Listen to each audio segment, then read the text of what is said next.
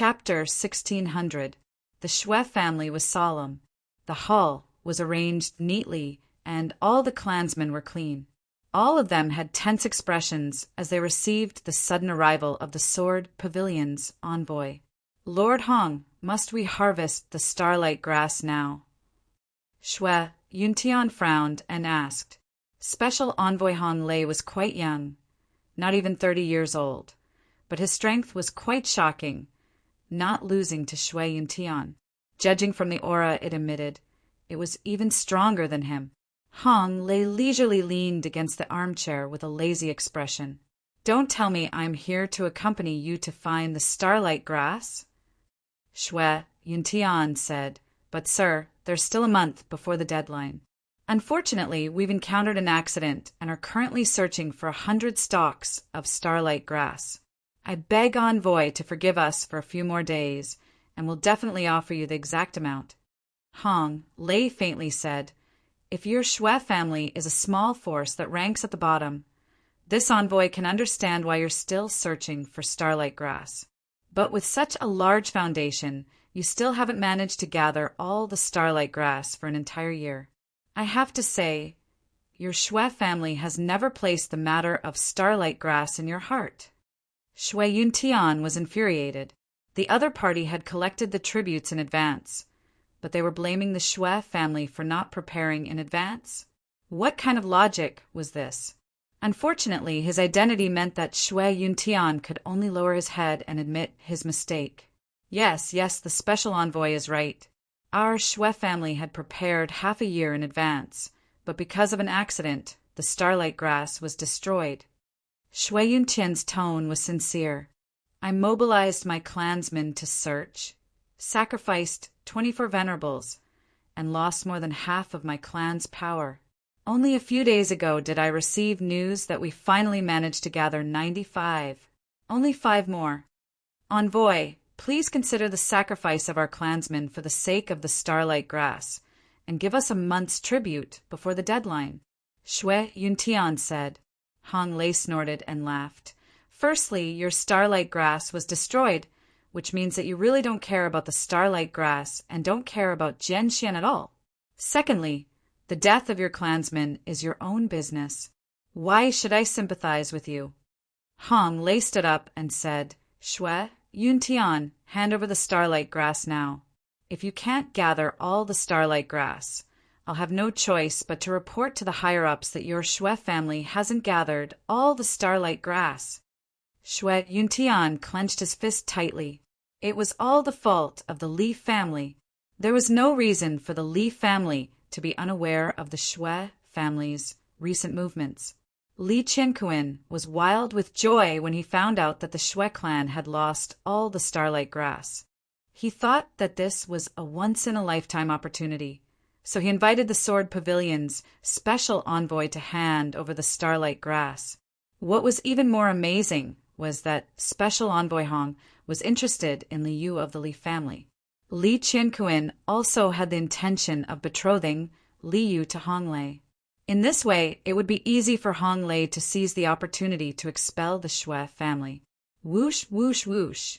At that moment, Elder Qing Yi and the others, who had been on the road for 3 days and 3 nights, returned under Su Yu's orders. "Patriarch, we're back." Elder Greenleaf glanced at Hong Lei and bowed respectfully. Then he handed all the starlight grass he had gathered to the clan chief. There were a total of 85 stalks of starlight grass stained with the blood and lives of the Shwe family. Shwe Yuntian took it, his palms heavy. He walked to Hong Lei and said, "Envoy, I'm only short of 5 stalks. Please forgive me for half a month, just half a month. I'll personally go out and look for the starlight grass. How about it?" He secretly stuffed an interspatial ring that contained the Shwe family's belongings. He bribe? "Shwe Yuntian, what kind of person do you take me for?" Hong Lei pushed Shwe Yuntian away. The starlight grass fell to the ground, emitting a lonely glow. Shwe Yuntian's heart was covered in blood. Those were the fruits of his clansmen's blood. Humph! Shwe Yuntian, I give you a month to leave Twin Star Island. Otherwise, Don't blame Jian Xian for being merciless and using ruthless methods. Hong Lei said coldly, then swaggered off. The remaining Shui family members were filled with grief and indignation. This is too much. Elder Greenleaf's chest was pounding. It was not even a month, yet he was forcing them to leave.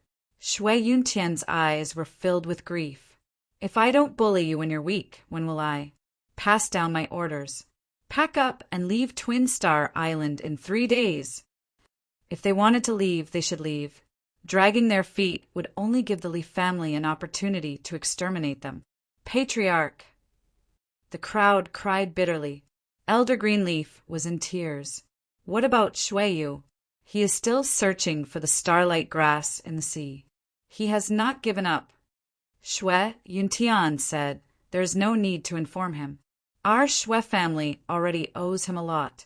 Let's not implicate him further. Unexpectedly, none of the clansmen raised any objections. Shui Mei laughed bitterly. That's fine. The Shui family is a sinking ship.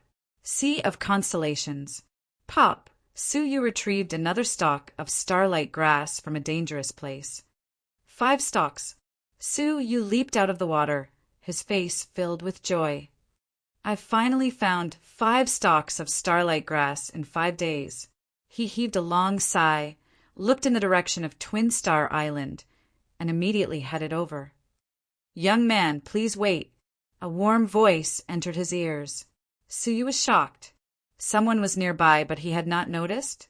Turning his head to look, he saw a middle-aged man riding a red wine gourd. Smiling at Suyu. Suyu was on guard. Senior, is there anything I can help you with? The middle-aged man leaped off the wine gourd, stepping on the water surface. I've been observing you for a few days and realized that the divine path you cultivate is quite interesting. Finding the starlight grass is very easy. In just 10 days, you found 5 stalks. Such a great talent. Have you ever thought of coming to Sword Pavilion to develop yourself? A few days of observation? Suyu was secretly shocked. This person's cultivation level was extremely high. Suyu had not noticed anyone spying on him in the dark for many days. But Suyu was even more surprised by his identity. Sword Pavilion? Suyu stared at him. You are Envoy Tianjinyuan Jianxian. The middle-aged man smiled, without the arrogance of someone from Sword Pavilion. Suyu was surprised. Envoy Tianjinyuan? You're the envoy who came to Twin Star Island to collect the starlight grass? Tianjinyuan nodded. How did you know? A doubtful expression appeared on Suyu's face. From what I know, the real envoy Tianjinyuan has already arrived at Twin Star Island. Who are you? Tianjinyuan laughed. Envoy Tianjinyuan has always been a pair. One executes and the other inspects. Are you satisfied? He took out a stone tablet formed from sword energy. The words Tianjinyuan were carved on it. This was the unique identification of Sword Pavilion. The other forces could not, and did not dare imitate it. So it's Senior Envoy. I am the young master of the Shui family of Twin Star Island. Shuiyu, Suyu said. Tianjinyuan was surprised. Oh, the young master of the Shui family of Twin Star Island? I don't remember your name. I think it's Shui Lei.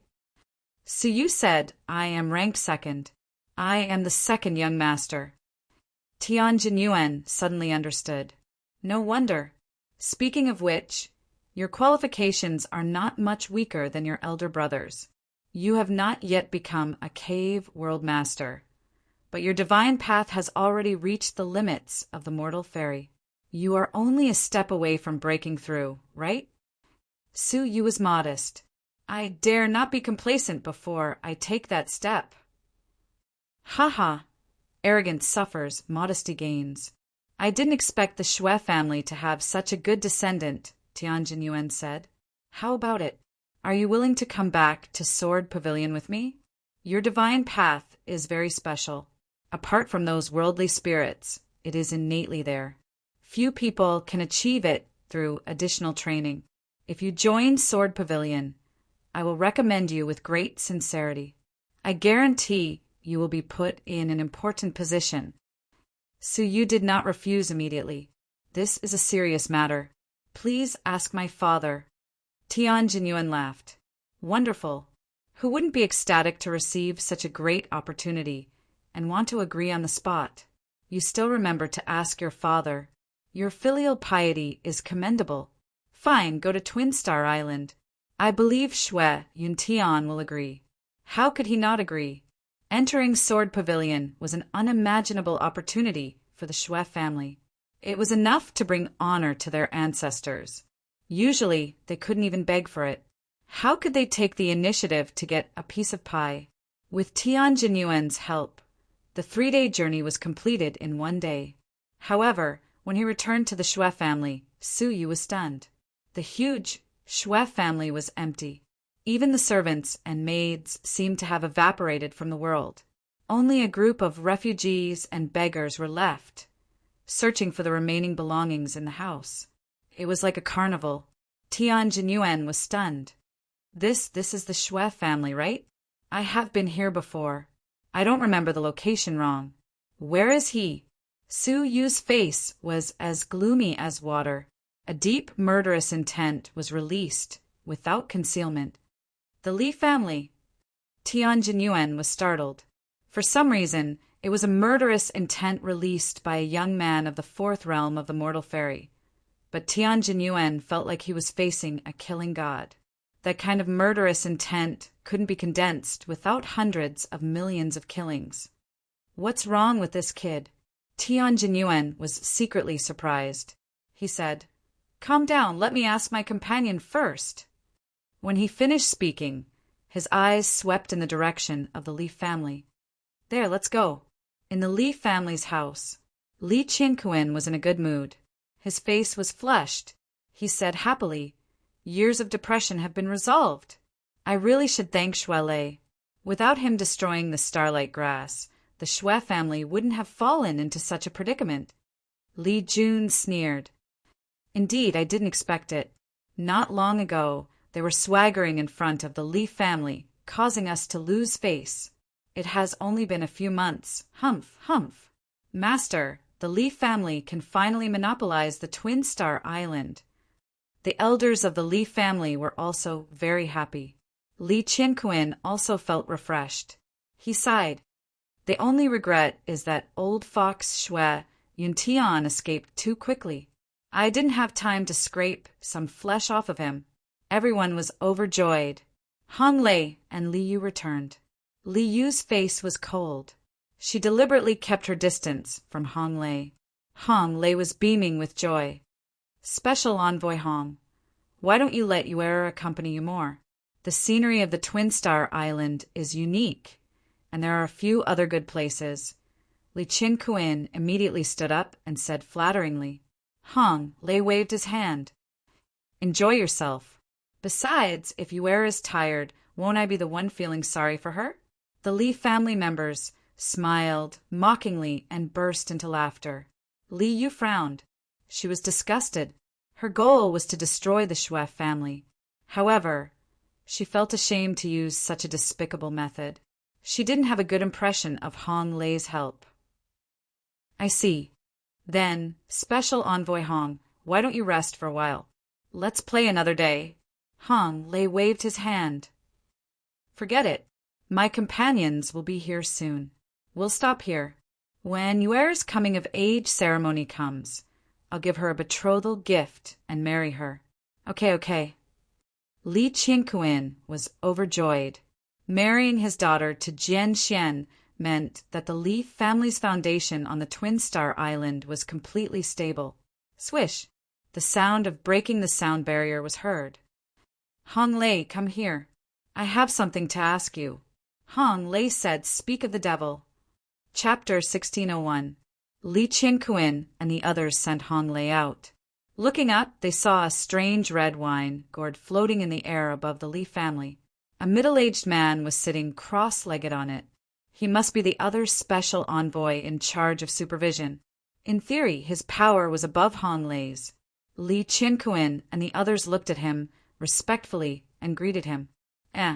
Why does the person beside the emissary look like Shueyu? A junior suddenly realized that there was another person standing beside the middle-aged man with his hands clasped behind his back. Looking closely, he looked very much like Shueyu. Shueyu was looking down from above, coldly staring at the Xue family. Hearing this, the initially cold Liu immediately raised her head and looked over. Her pretty face was filled with surprise. He actually came back? Moreover, he was accompanying another special envoy. Hong Lei did not know Shueyu. He only thought that he was a junior that Tian Jinyuan knew, so he did not pay much attention to him. He greeted Tian Jinyuan, special envoy Tian. Tian Jinyuan asked, Hong Lei, what happened on this island? Why was the Xue family empty overnight? It's impossible for a force ranked 8th to be attacked by a vicious enemy and have to flee overnight, right? Hong Lei said casually, nothing much. I persuaded them to leave Twin Star Island. Su Yu's eyes shone with a cold light, and he turned his gaze toward Hong Lei. Tian Jinyuan was stunned. Persuade him to quit? What's your reason for dismissing him? Hong Lei said, I can't gather enough starlight grass. Hearing this, Tian Jinyuan frowned. The deadline for handing over the starlight grass is a month later. You actually persuaded them to give up in advance? Hong Lei didn't take it seriously and curled his lips. It's just a small Xue family. It's not a big deal to ask them to leave in advance. Impudent, Tian Jinyuan was enraged. What do you think the other forces that trust Jian Xian will think? If they could be expelled at will before the deadline, who would dare to stay in the Sword Pavilion Sea region? Jian Xian's bottom line is to collect the starlight grass on time, neither ahead of schedule nor behind schedule. Factions that delay the payment of starlight grass will be expelled. The envoy who collected the starlight grass in advance, do you know what kind of crime it is? Banish the sect.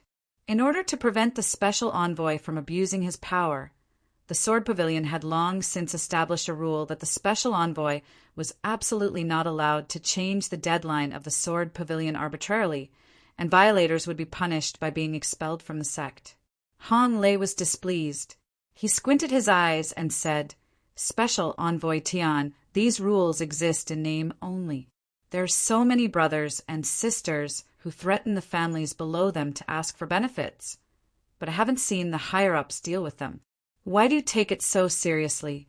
With a solemn expression, Tian Jinyuan took out his communication jade pendant and entered the message solemnly. What are you doing? Hong Lei panicked and shouted. Tian Jinyuan said, What do you think? Tian, are you purposely going against me? Hong Lei was furious. I'm calling you special envoy out of respect for your master. If you really piss me off, do you believe that I won't make you leave the sword loft immediately? Tian Jinyuan said you. Even if your master is the peak master of the first sword peak, he shouldn't be able to interfere with the appointment and dismissal of the entire sect, right? Hong Lei smirked. Of course, the first peak can't do it. But what about the sword pylons, young master? With a swoosh, Hong Lei took out a sword-shaped jade pendant with a unique snake-shaped mark on it. Tian Jinyuan was taken aback when he saw the jade token. He asked, The young master's personal jade token? This item rarely leaves the young master's side. How did it end up in your hands? Of course it's to carry out some special missions on behalf of the young master. Hong Lei kept the jade token proudly. How about it? Do you think that I can persuade the young master to expel a special envoy like you from the faction? Tian Jinyuan glared at him, but his finger remained on the jade tablet, unable to continue entering. How could he be careless when this matter concerned his future? Tian Jinyuan's gaze changed for a long time. Then he turned to Su Yu and said, I'm sorry that I couldn't help you. His idea of persuading Su Yu to join the sword loft was extinguished. It was good enough that Xue Yu did not hate the sword loft. Why would he be willing to join the sword loft? Su Yu said, It's all right as long as I know who it is. Coldly glaring at Hong Lei, Su Yu memorized his face. Who is he? Hong Lei felt Suyu's gaze and shot him an unfriendly look. Tian Jinyuan thought for a moment, then said, "Nobody. I met a friend by chance." He turned to give Suyu a look, telling him to leave quickly. But how could Li Qingquan, who was below, let Suyu go? He said, "Special Envoy Hong, he is the second young master of the Xue family. Xue Yu." Hong Lei sneered. "No wonder you look at me like that. Even your father is afraid of me. Who do you think you are, a mere young master?" Scram! Li Qingquan's expression changed. He flew to Hong Lei's side and said, "Special Envoy Hong, you can't. This person's talents are shocking. If we leave him be, he will be a threat in the future. Why don't we take the opportunity to—" He made a gesture of slitting his throat. Hong Lei thought for a moment, then shook his head. "It's best not to touch him unless it's necessary.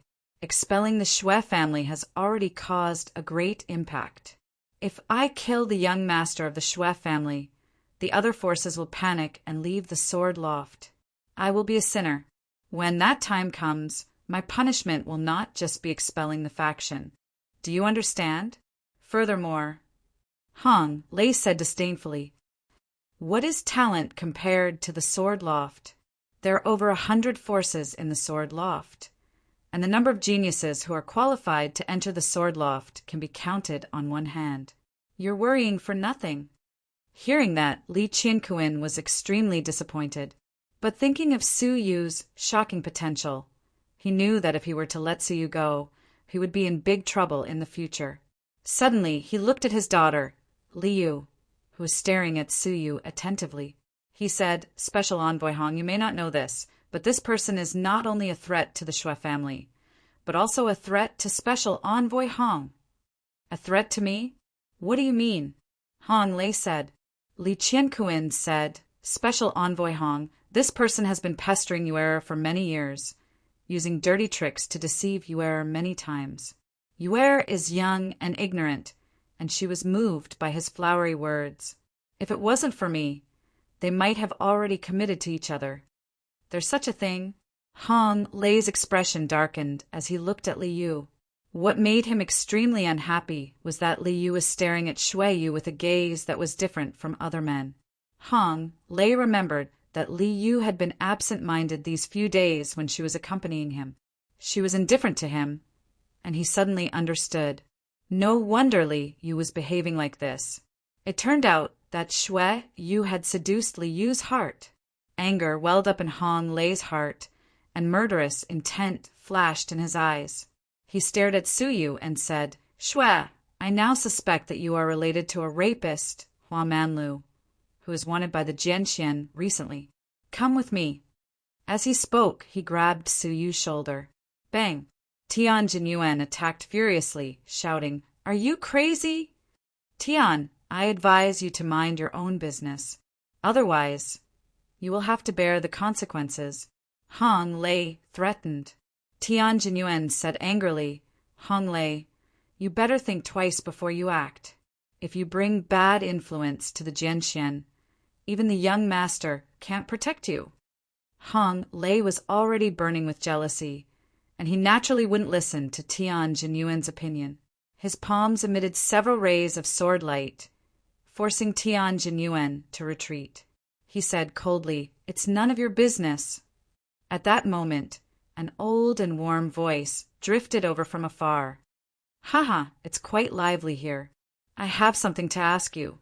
A white-haired old woman rode a black tortoise, riding on a cloud. Everyone was startled, for they didn't know who she was. However, the domineering aura of the Star River Overlord that she exuded made them shudder. As arrogant as Hong Lei was, he also stopped attacking and looked at the black tortoise old woman. "Who is the owner of this place?" The old woman looked around at the crowd and asked. Li Qingquan hurriedly stepped forward and said, "I wonder which senior has come to the Twin Star Island. I am Li Qingquan." The old woman ignored Tian Jinyuan and Hong Lei, walked towards Li Qingquan and said, "You are the owner of this place, right? Well, I have something to ask someone. If you can answer, you will be rewarded." Hearing that there would be a reward, Li Qianquan was overjoyed. To be able to get to know an existence at the level of a Star River overlord was already something that he couldn't ask for. If he could get a reward, it would be a pleasant surprise. He couldn't help but think that once the Xue family left, the Li family's luck would take a turn for the better. Please ask, Senior. If I know, I will tell you everything I know. The old woman nodded. Good. I came to the Twin Star Island to visit a force called the Xue family. However, when I went to the Xue family just now, I found that the place was empty. I asked a few ordinary people, but none of them told me anything. Since you are the owner of this place, you should know the reason, right? As she spoke, Li Qianquan's expression gradually stiffened. In the end, he was as still as a wooden pole. This super expert at the level of a Star River overlord is here to visit the Xue family? The old woman looked at him in surprise. You don't know either? Li Qianquan came to his senses. His face gradually paled as he cupped his fists and said, May I ask what Senior and the Xue family are? The old woman stared at him indifferently. It's fine. I came to the Xue family to invite a master to join the Stellar Pavilion's Appraiser Association. Is there something you can't tell me? Li Qianquan heaved a sigh of relief when he heard the words "it's fine." His expression softened. However, when he heard the latter part of the sentence, he felt as if a mountain had suddenly appeared in his heart, crushing him to the point that he couldn't breathe. Stellar Pavilion? How could they not know about this mysterious force that was famous in the Sea of Constellations? Moreover, this person had come here specifically to invite a member of the Xue family to join the Stellar Pavilion. Moreover, he was appointed as the most important appraiser. It was rumored that every appraiser was a big shot whose name could shake a region. Their status was so high that it could be compared to the family master of a certain island in the Sword Pavilion. And the Xue family had such a person. Cold sweat trickled down from Li Qianquan's forehead. The old woman frowned slightly. You don't know anything. I will ask someone else. She looked around and fixed her eyes on Hong Lei. Then she said, You tell me. Hong Lei's face darkened slightly. He lowered his head, subconsciously speechless. What about you? The old woman raised her eyebrows and stared at Tian Jinyuan. Tian Jinyuan looked at Hong Lei and sighed. He didn't know what to say. What's wrong with all of you? The old woman was slightly angry. Then she fixed her eyes on Su Yu, who was standing beside Tian Jinyuan. You tell me. Su Yu looked at her and said, The Xue family has been banished from the Twin Star Island. You are too late. The old woman got his answer and flicked a small bag at Su Yu. There were 10,000 Taichu coins in it. 10,000 Taichu coins at once? Everyone was shocked. Who was this person? Why was he so generous? What's the reason? The old woman frowned deeply. She had delayed her journey for a while. She didn't expect the Xue family to have already left. Su Yu said calmly, They didn't have 100 starlight grass, so they were banished. The old woman was surprised. Starlight grass? As far as I know, there is still a month before the deadline. Why are they banishing them now? After thinking for a while, the old woman sighed. I will ask Jian Ruxiong later. The Sword Pavilion is getting more and more unruly. Hearing this, everyone was shocked. Who was Jian Ruxiong? He was the founder of the Sword Pavilion, and also the current master of the Sword Pavilion. The old woman in front of them called Jian Ruxiong by his name. Tian Jinyuan said solemnly, Elder, please pay attention to your words. The name of the Sword Pavilion Master is not to be spoken casually. Chapter 1602. What? Everyone sucked in a breath of cold air. The master of the Sword Pavilion still had to respectfully address him as Lord. What kind of identity did this person have to be so respected? The old woman cast a grateful look at Su Yu, then sighed and said, This will be troublesome. If we want to find that great master, we will have to spend a great deal of effort to find the Xue family's location. Sighing, she prepared to leave. I don't think that master will agree to join the Starry Tower, Suyu said calmly. The old woman was surprised, and as she turned around to look at Suyu, she asked, "Why do you say that?" "It's because I don't agree," Suyu said. The old woman turned around and looked at Suyu in surprise. She then asked, "You are," Suyu said calmly. "I am the master you are looking for, the second young master of the Xue family, Xueyu." "You're the Xue family's second young master?" The old woman was surprised. After thinking for a moment, the old woman said, "Then do you know why I invited you?" Suyu did not say a word, pulling out beauty under the moonlight. Looking at the moonlight sword, the old woman's face lit up with joy. "Haha, not bad, not bad. You are indeed the person I am looking for." She held Suyu's wrist and said, "Master Xue, on behalf of the Star Pavilion, I would like to invite you to join the Star Pavilion and become the Star Pavilion's appraiser. If you agree, follow me back to the Star Pavilion now." Suyu laughed bitterly. "Do you think that I still have the mood to join any faction now?" The old woman laughed in surprise and said, "It's this old lady who didn't think it through." She turned to look at Hong Lei, then at Li Qingkuan, and then at the surroundings. She said, "Master Xue, the Twin Star Island is just a small place. You'll only be living here if you stay. When I find a place for the Xue family to stay, I'll invite them to the Scattered Star Island of the Star Pavilion. What do you think?" Suyu was expressionless. The old woman pondered for a moment, then said, "Master Xue, you don't need to worry. Since I invited the Xue family to stay on the Disordered Star Island, I will surely make arrangements for them. How about this? I will ask the king of the Disordered Star Island to leave, and from now on, the Disordered Star Island will be managed by the Xue family. What do you think?" Chaotic Star Island was the fourth island in the Sword Pavilion Sea because it was filled with extremely prosperous black market transactions. Now, he had actually handed the island to the Xue family to manage. Most importantly, they were supported by the mysterious and terrifying Star Pavilion.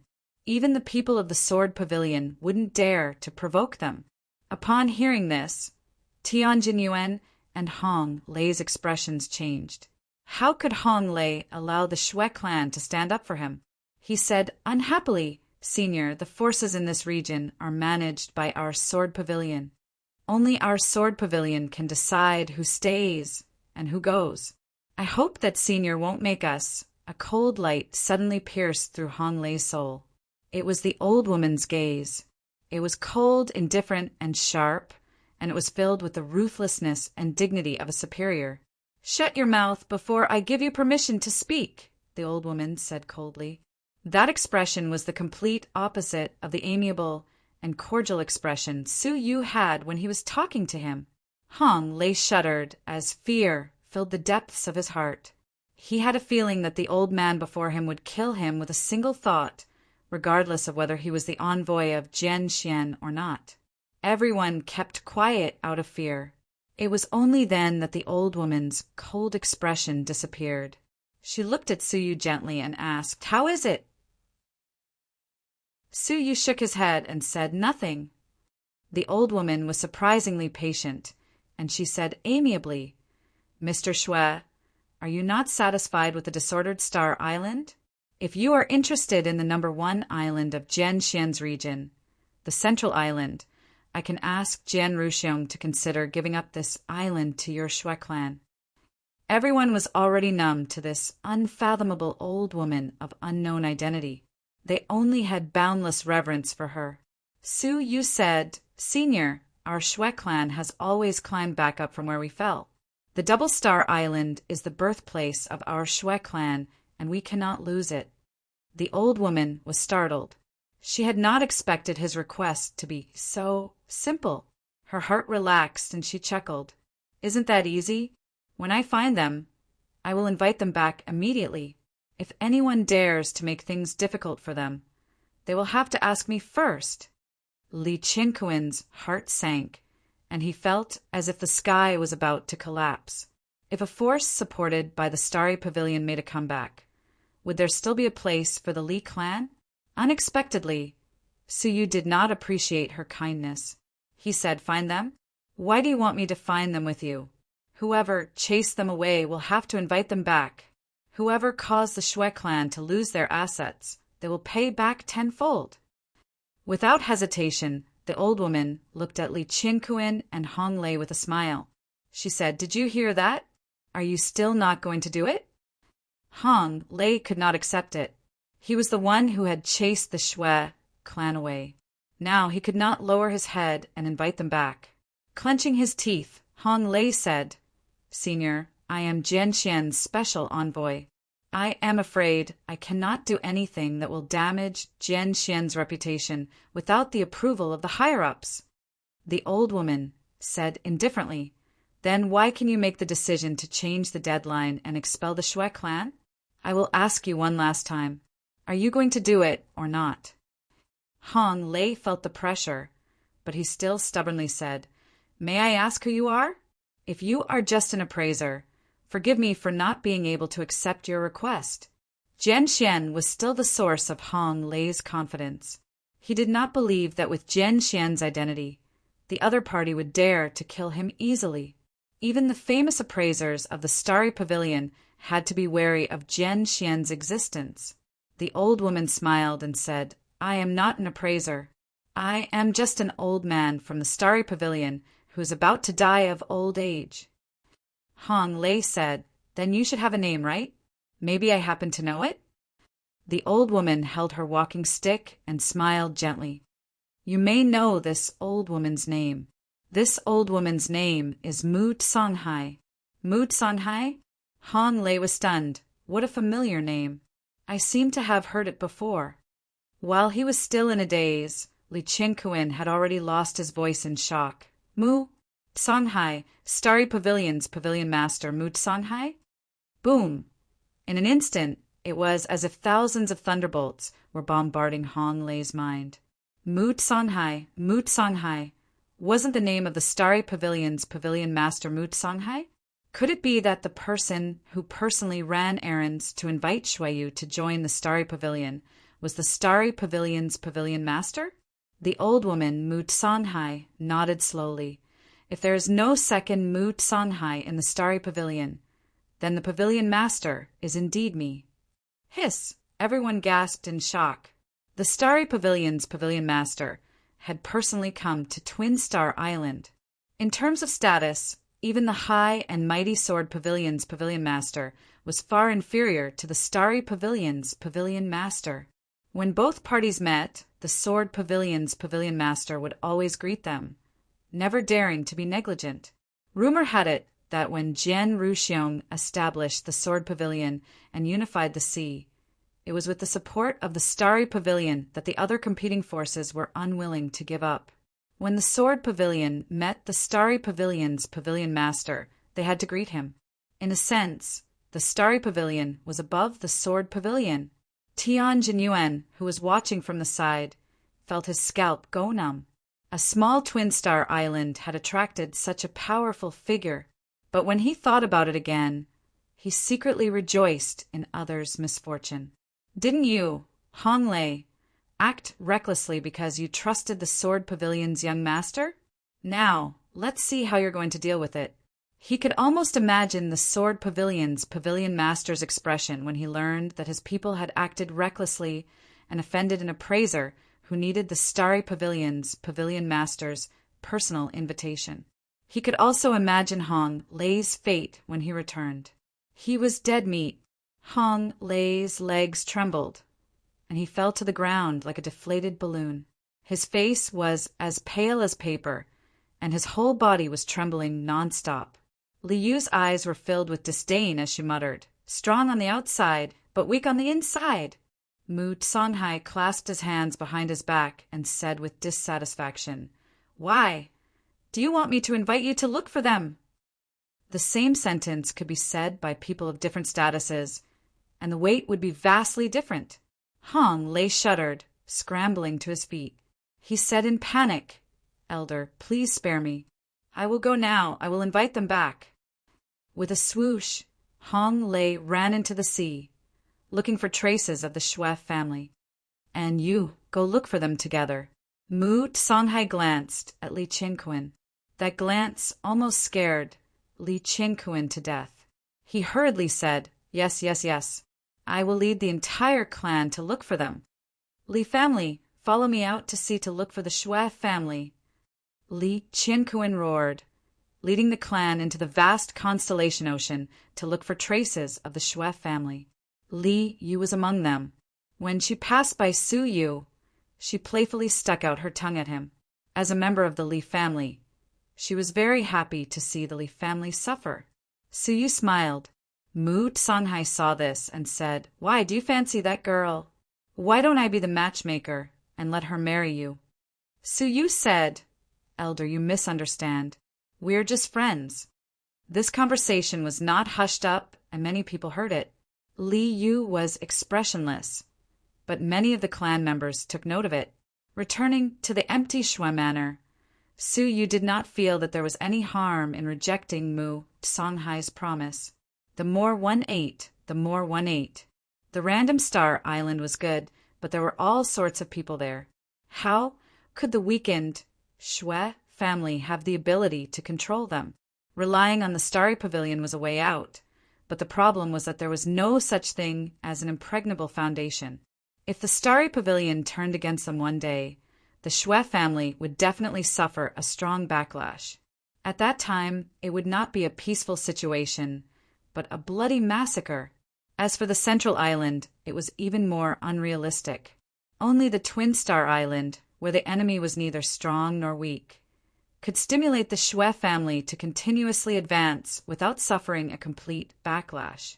If they wanted to occupy a larger territory, they would have to wait for many years, when the Xue family's power had increased exponentially. In another part of the Xue family, Mu Songhai stood in front of a dilapidated lotus pond, and a gray shadow appeared beside her. "Cabinet Master, is this person really worth it for you to fall out with Jian Ruxiong?"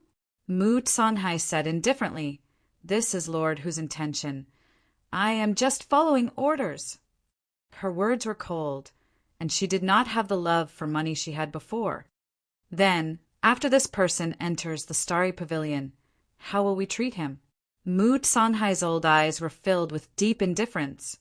"It's very simple. Test him first. If he passes, treat him as an appraiser." "What if he does not pass?" the gray shadow asked. Mu Songhai's face was cold. "Then I think he and the Xue family are not far from death." The gray shadow nodded. If he did not pass and could not enter the starry pavilion, even if they did not make a move, there would be people who would kill him at all costs. Chapter 1603. The Sea of Constellations was vast and boundless. The Xue family had disappeared overnight. How could it be easy to find them? The Li family had used the power of the entire family to search for the Xue family for 7 days and 7 nights, but to no avail. In desperation, they had spent 30% of the treasury's wealth to mobilize all living creatures on the Double Star Island to search for the Xue family. Finally, they had a clue about the Xue family. Several living creatures had seen the Xue family heading in the direction of the Southeast Sea. The southeast was where the Morong Island was. Li Qianquan had a sudden realization. "I should have known that they would seek refuge with the Morong family." Not only were Morong Fong and Xue Yuntian old friends, but they had also recently signed a marriage contract and become allies.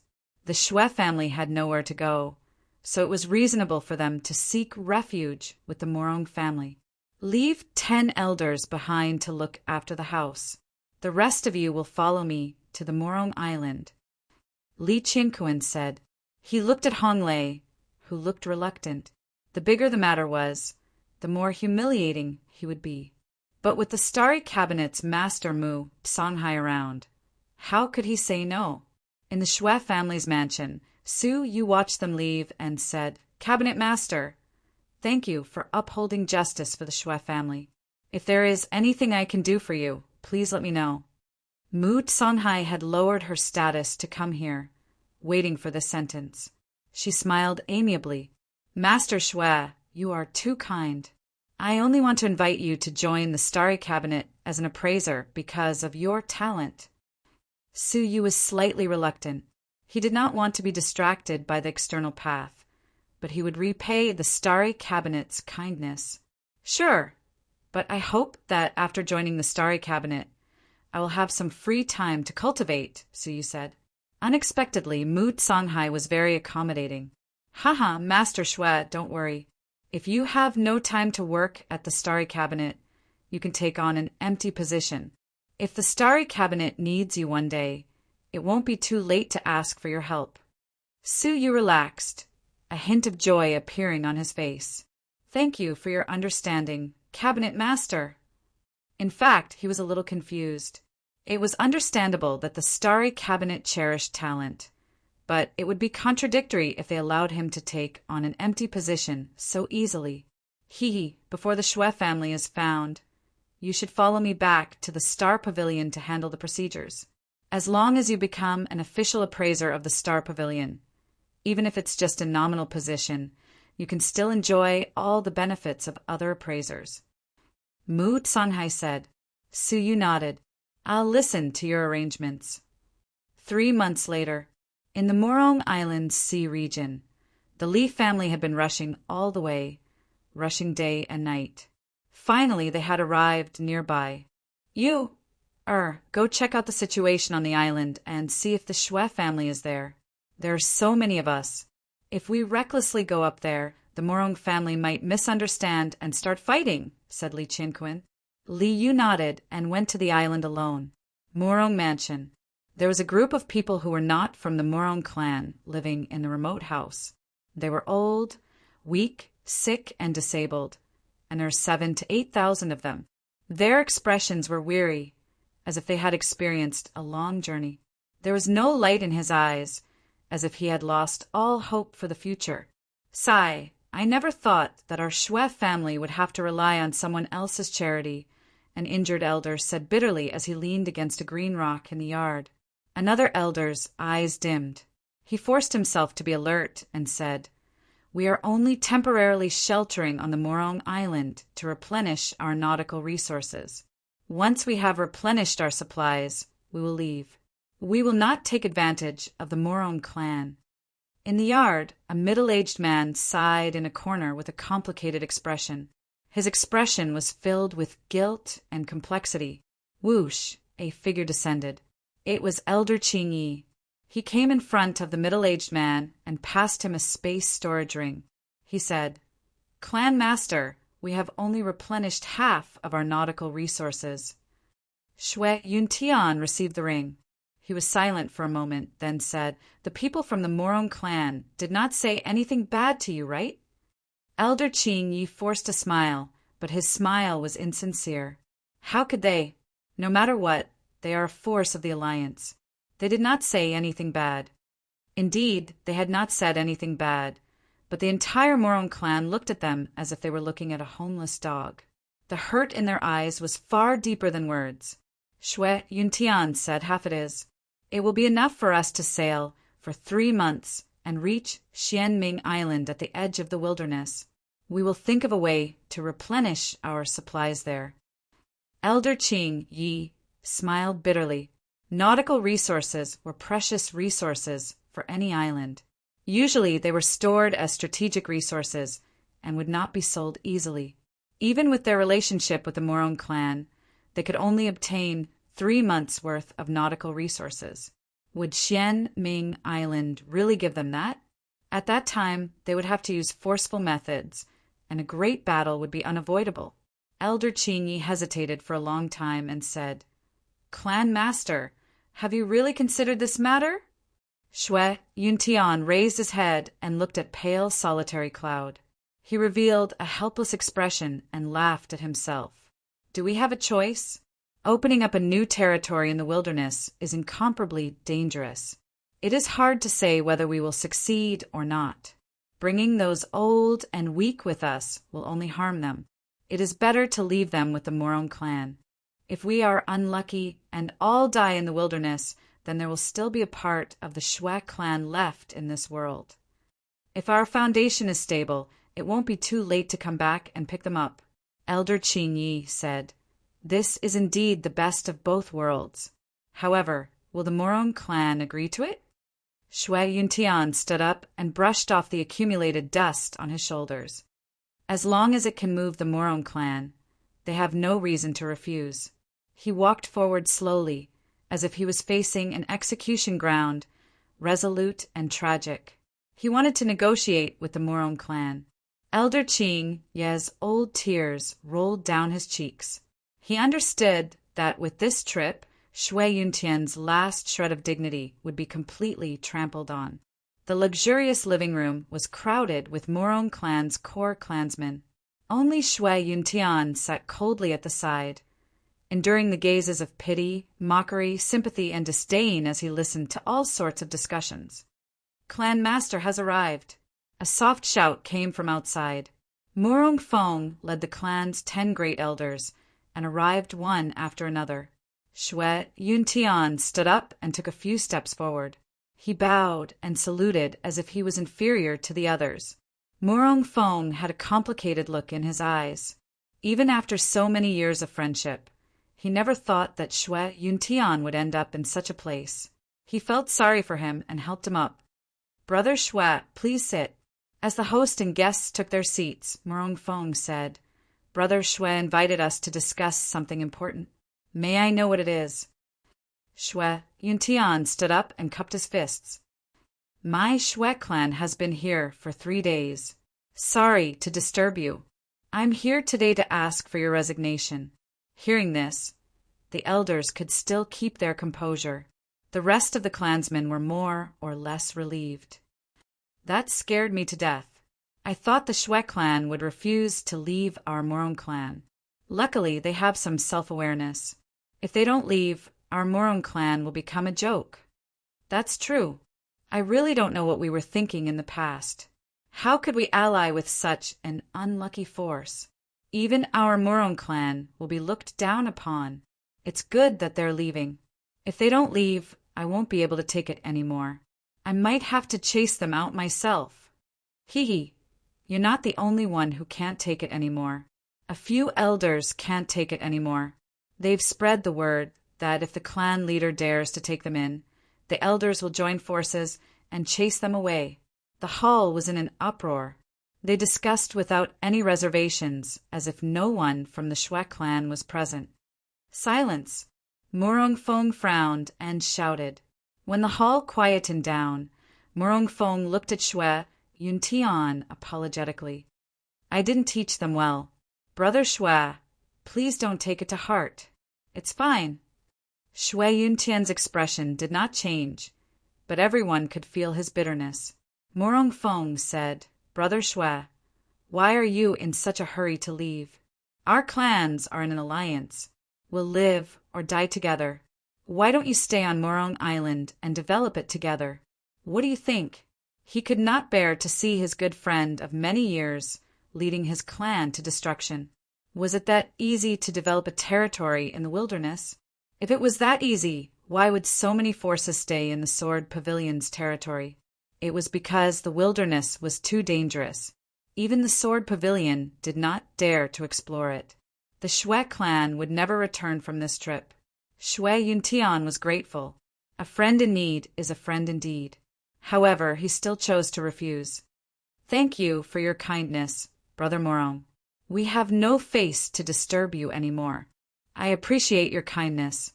As the clan leader, he understood that the clan leader cared about the entire clan, not his personal feelings. The 10 venerable ones' tensed faces relaxed slightly. They thought to themselves that Shui Yuntian was tactful. Morong Fong sighed.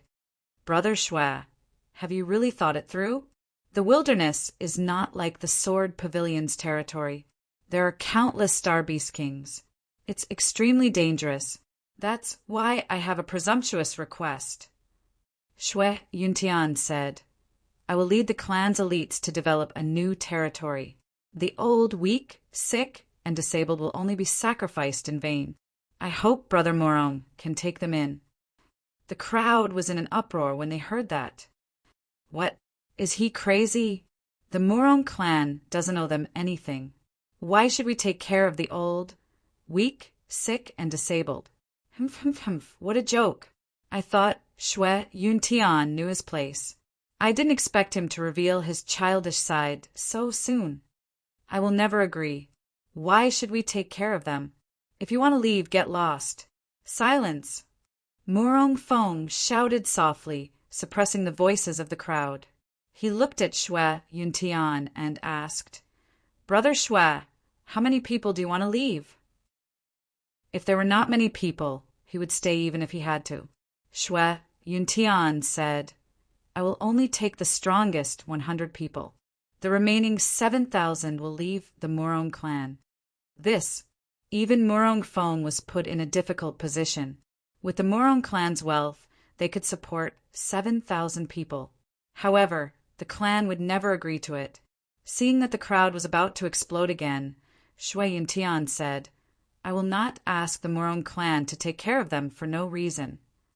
As he spoke, he took out 100 mysterious foreign race divine arts and said, These are 100 translated foreign race divine arts. I believe everyone from the Murong clan knows their value. Chapter 1604.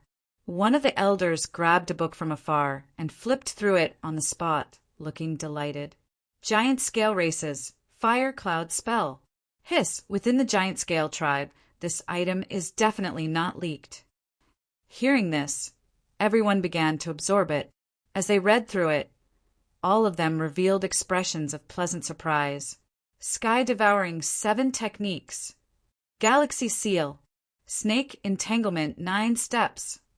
The disdainful scene was instantly replaced by surprise. Murong Feng also flipped through a few books, looking shocked. He never knew that the Shui family had hidden so many advanced alien race divine spells. If the Shui family could train all of them, their overall power would increase by leaps and bounds.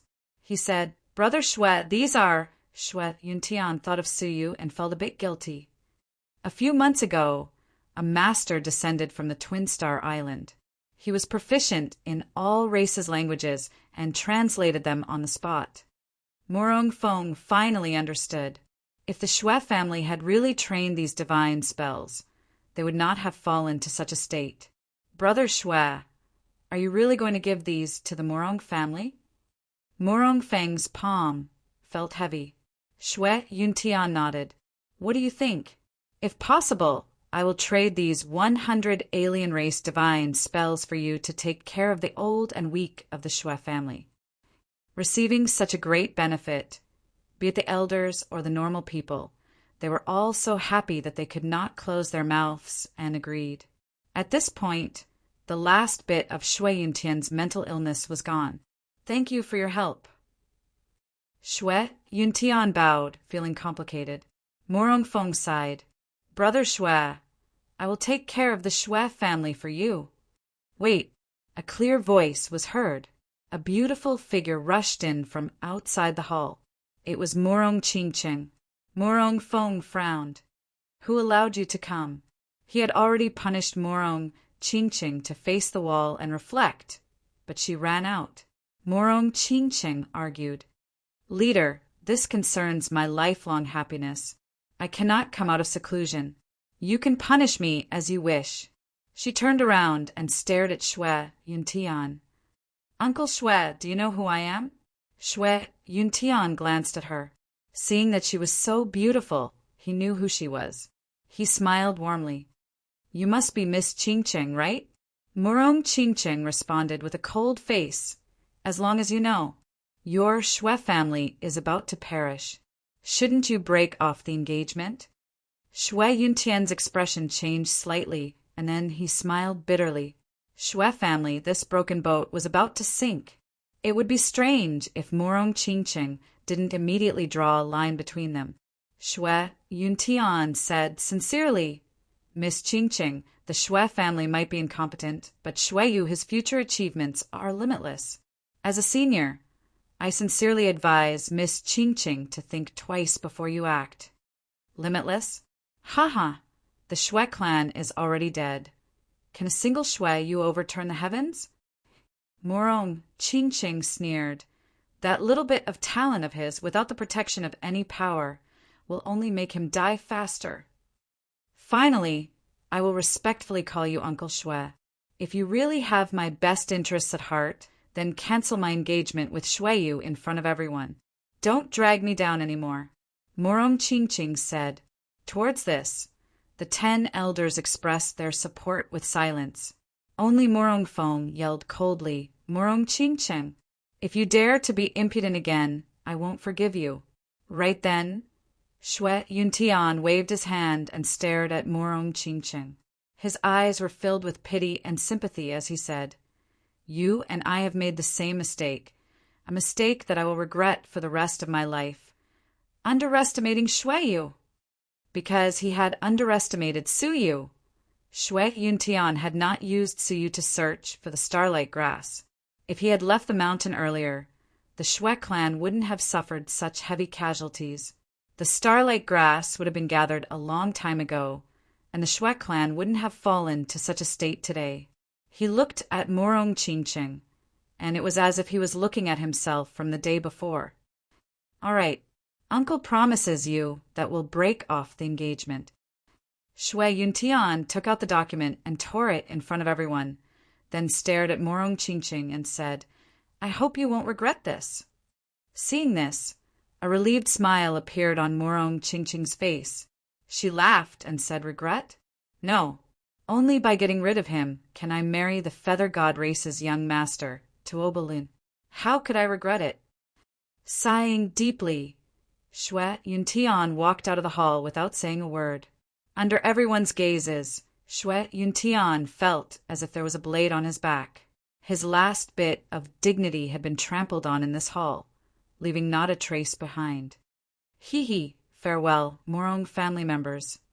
With his back facing everyone, Shui Yuntian smiled. This smile might be the farewell for eternity. However, Shui Yuntian suddenly stopped and gazed into the distance with his brows tightly creased. Morong Feng's expression also changed slightly. He suddenly flashed out of the hall and stood at the entrance, looking out shoulder to shoulder with Shui Yuntian. He said with a solemn voice, Enemy attack! Elders, prepare for battle. Ordinary clansmen, hide in the facilities. His majestic voice resounded throughout the entire Morong family. The inside of the mansion immediately became a mess. In the distance, a mass of dark clouds rolled over like a great army pressing down on the border. Within the black clouds, a tyrannical aura spread out. In particular, there were 2 auras comparable to first-layer world venerables, causing Morong Feng's expression to turn grave. As the black clouds closed in, Shui Yuntian and Morong Feng were startled to see the people before them. Twin Star Island Li family? The 2 said simultaneously.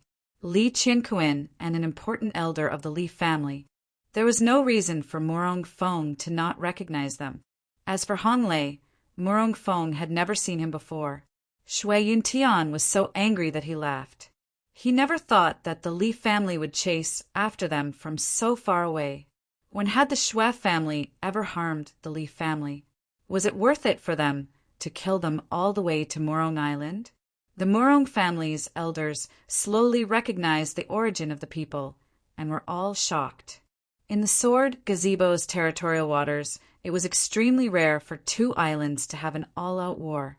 The Li family's large-scale invasion was truly unexpected. However, they quickly regained their senses and stared at Shui Yuntian. Without a doubt, the Li family was here for the Shui family.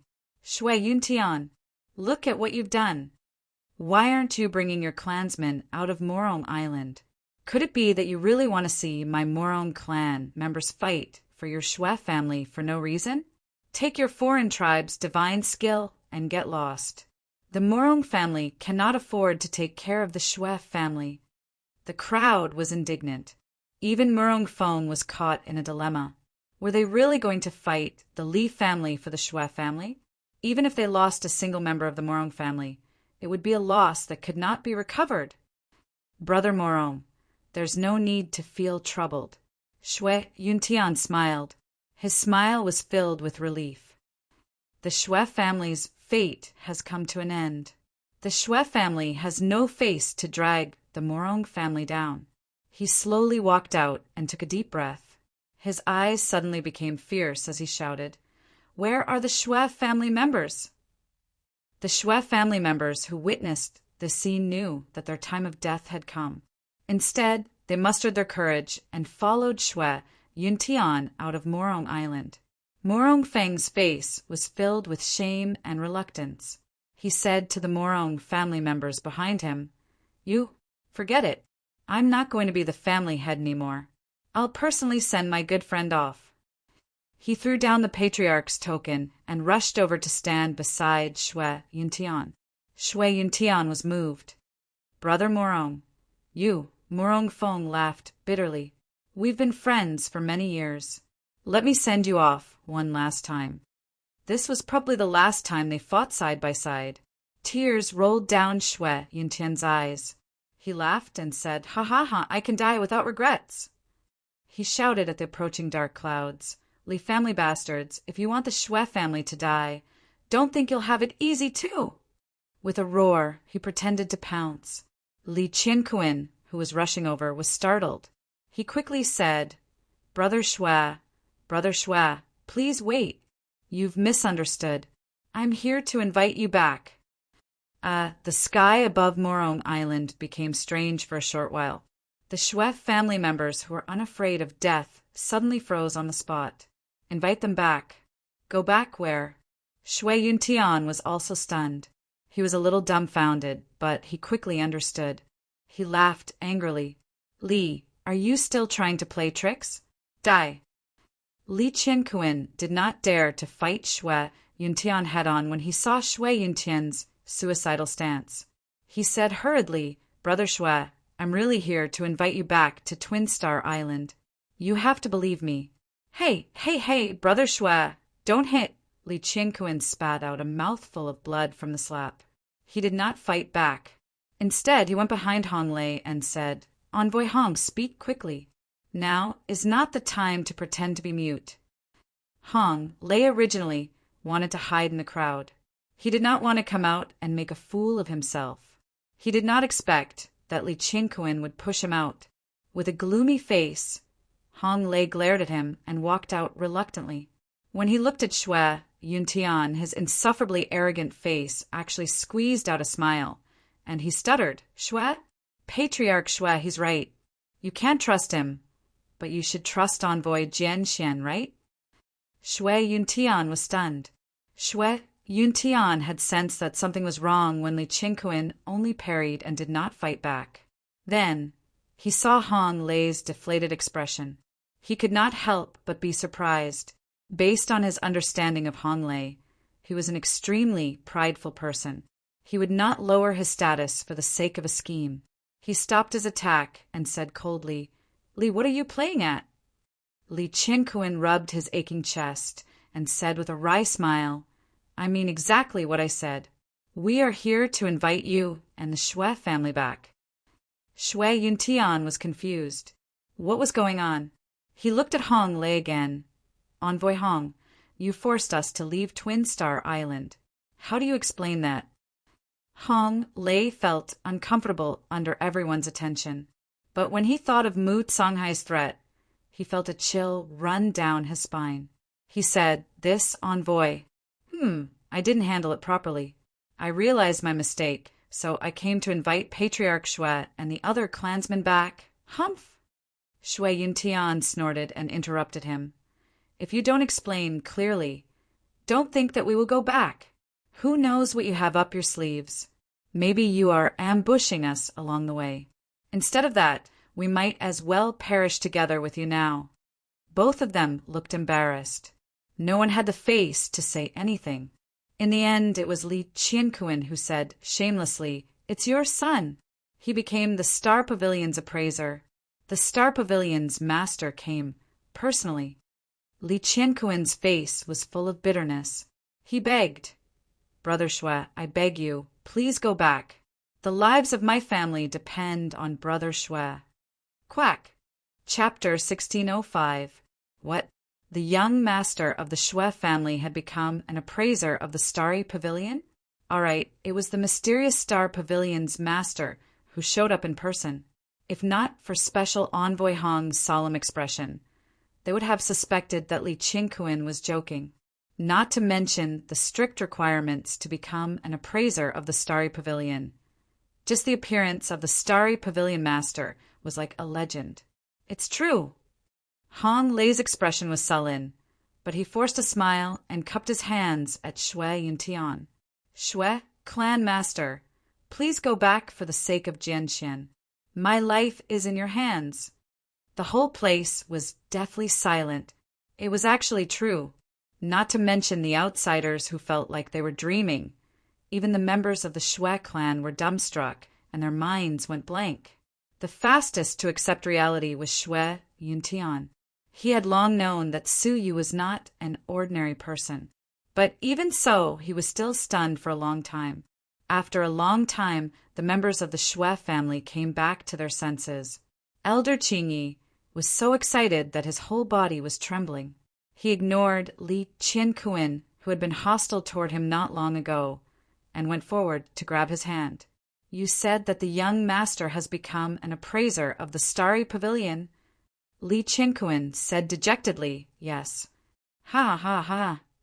Elder Qing Yi laughed wildly, his laughter echoing throughout Morong Island. The rest of the people could not help but howl with excitement.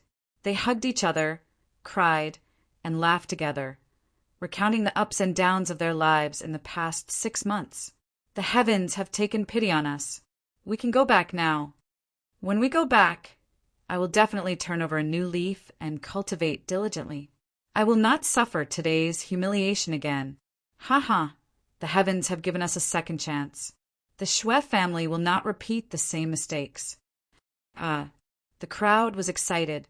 Elder Qingyi was still laughing loudly. Look, how happy is Elder Qingyi. Wait, why is he twitching all over?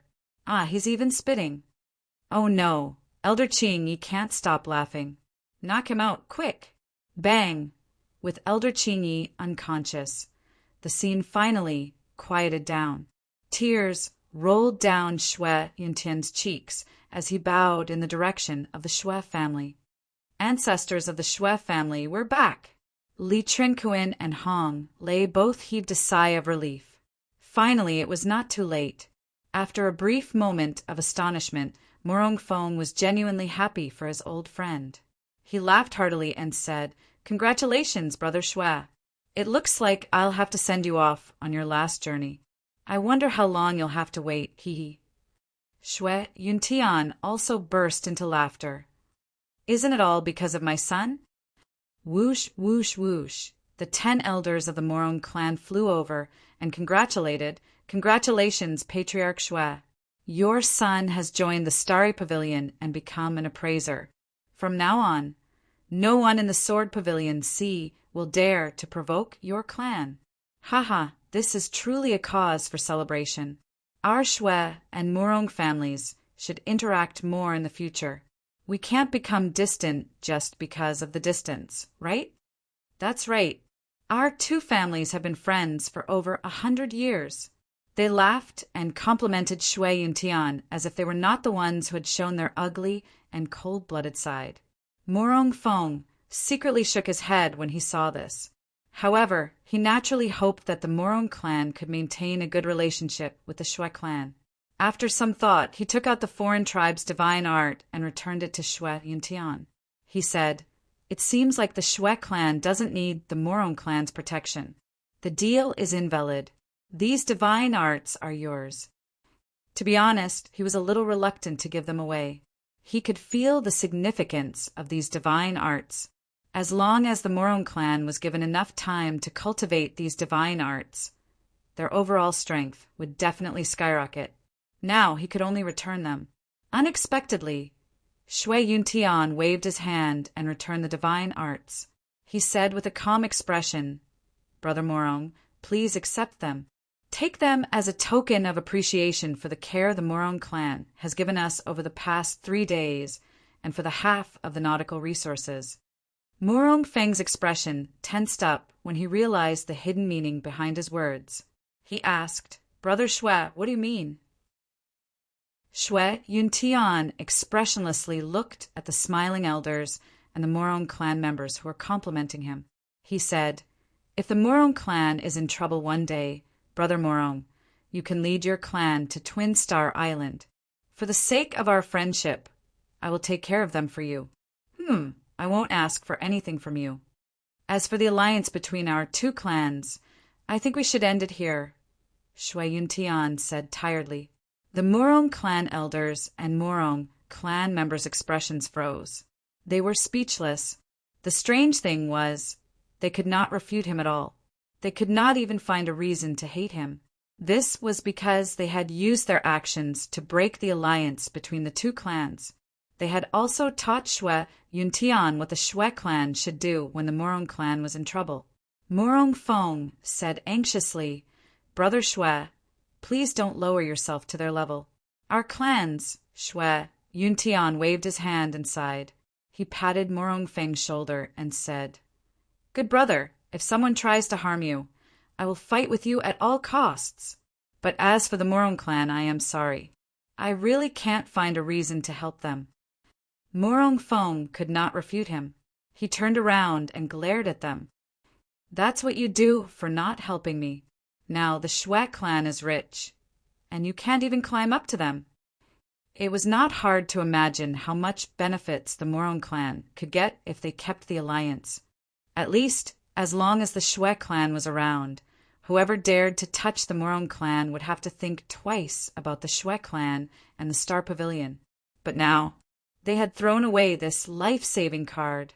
Right now, he wished he could beat all these short-sighted people to death. Shui Yuntian held his fists together and said, "Brother Murong, farewell!" Murong Feng had mixed feelings as he watched them leave with a bitter smile. "Uncle Shui, wait." Murong Qingqing carefully walked out of the crowd. She looked shy, which was the complete opposite of her aggressive attitude from before. Shui Yuntian stopped and said, "Miss Qingqing, what's the matter?" Murong Qingqing asked politely, "Uncle Shui, may I ask if the appraiser of the Star Pavilion is the young master Shui Lei?" She subconsciously thought that Shui Lei was much more talented than Shui Yu. If there was anyone who could be chosen by the Star Pavilion, it would be Shui Lei, right? Shui Yuntian did not change his expression as he said lightly, "What are you trying to say?" A trace of shyness flashed across her face as she said, "Uncle Shui, you might not know this, but Shui Lei is also my friend." Shui Yuntian's lips curled up into an almost imperceptible sneer as he said lightly, "Oh, is that so? But Shui Lei has a family. There is no future between you two. That won't happen." Murong Qingqing's face turned even redder as she said shyly, "I am willing to be Shui Lei's concubine." Concubine was the lowest existence in the Sword Pavilion Ocean. It could be said that no normal girl would be willing to be a concubine. The Star Pavilion's appraiser, who was personally invited by the leader of the pavilion, would have a bright future ahead of him. He would probably be much more powerful than any young master. Even if she were to be his concubine, it would still be better than the young master's wife. This was something that Murong Qingqing had thought about very clearly. "Is that so?" Shui Yuntian said lightly. "Unfortunately, Shui Lei has already betrayed the Shui family. I can't help you." Murong Qingqing froze, betrayed? Then, who is the young master they were talking about? She pointed at Hong Lei and Li Qingquan. Shui Yuntian said, "I only have 2 sons. Which one do you think would have joined the Star Pavilion?" Hearing him, not only Murong Qingqing, even Murong Feng was shocked. "You mean the one who was really invited by the Star Pavilion is Shui Yu?" Shui Yuntian chuckled, his face filled with pride. "Impossible! How could it be him?" Murong Qingqing screamed. Shui Yuntian put away his smile, looked at her, shook his head, and turned to leave. "Uncle Shui, I was confused. Can we re-sign the marriage contract?" Murong Qingqing hurried to stop him. Murong Fong and the other masters' eyes brightened as well. If the marriage contract was still there, the relationship between the two families would be maintained. Unfortunately, Shui Yuntian did not even turn his head. Miss Qingqing, before you force my uncle to break the contract, I told you that Shui Yu is different from the rest of the Shui family. He has a bright future ahead of him. If you insist on breaking the contract, you will regret it. Now it is too late to regret. Miss Qingqing, do you think you can still match up to Shui Yu? Ah, you are on your own. Watching the Shui family leave, Murong Qingqing's eyes lost focus as she sat down on the ground. A Star Pavilion's appraiser's fiancé had been rejected by her. Now, she wanted to renew the marriage contract, but she could no longer match up to him. She had always wanted to marry a glorious young genius with a bright future, but in the end, she had missed it and gained nothing. I don't accept this. I, Murong Qingqing, have the talent and the looks. I don't believe that Shui Yu would reject me. Murong Qingqing stood up and gritted her teeth. I want to beg Shui Yu face to face. Murong Fong slowly closed his eyes. When he opened them again, they were covered with a cold intent. What a disgrace! Get down on your knees. A beam of sharp killing intent shook Murong Qingqing to the point that her legs went soft and she knelt down on the spot.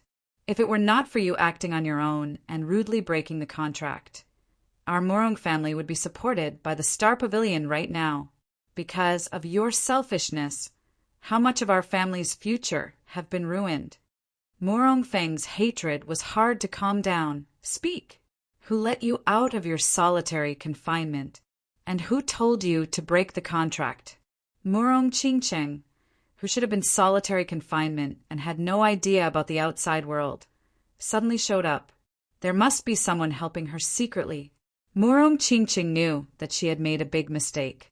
Her face was pale, and she did not dare to breathe loudly. Murong Fong was furious.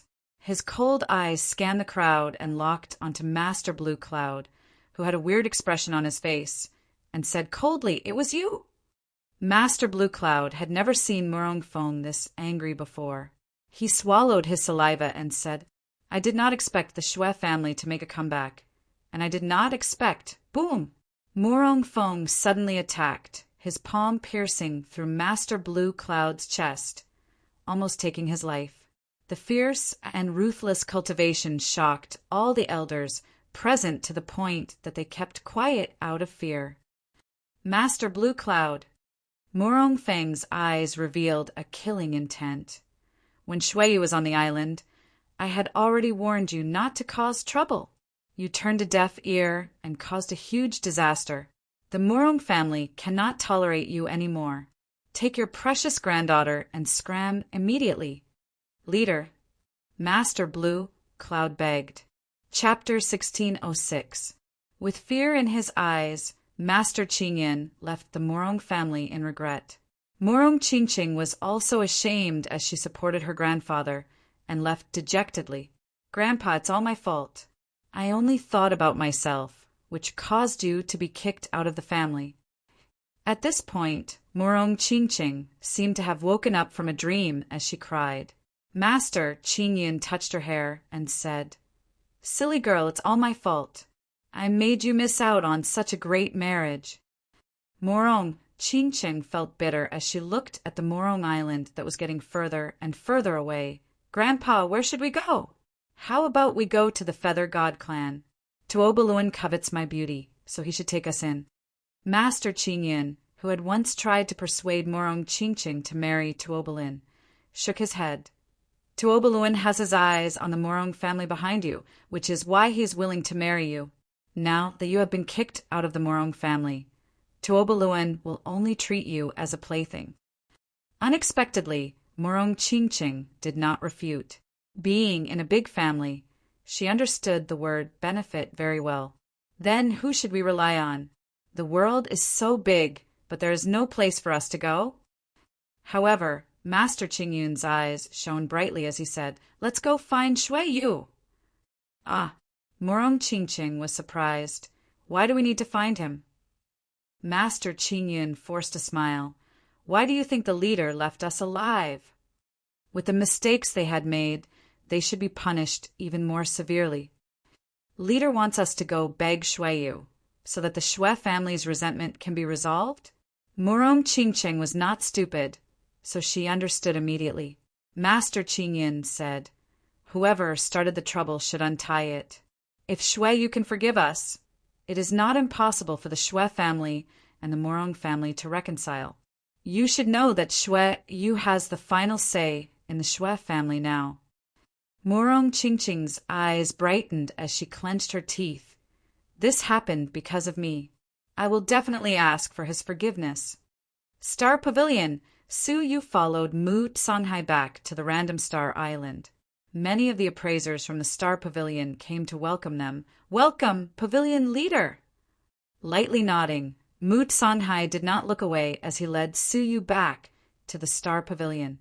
The managers and appraisers of the pavilion were all summoned to attend the meeting. "This old one has been gone for several days. Was there an urgent matter?" Mu Songhai asked. She looked towards a middle-aged woman who was dressed appropriately in palace attire. Her expression was respectful. Her name was Yen Changhong, and she was the deputy pavilion master promoted by Mu Songhai. Vice Pavilion Master Yen Changhong bowed and said, "Pavilion Master, there is nothing urgent in the pavilion. However, there is a piece of news that I need to inform Pavilion Master." "Speak," Mu Songhai said.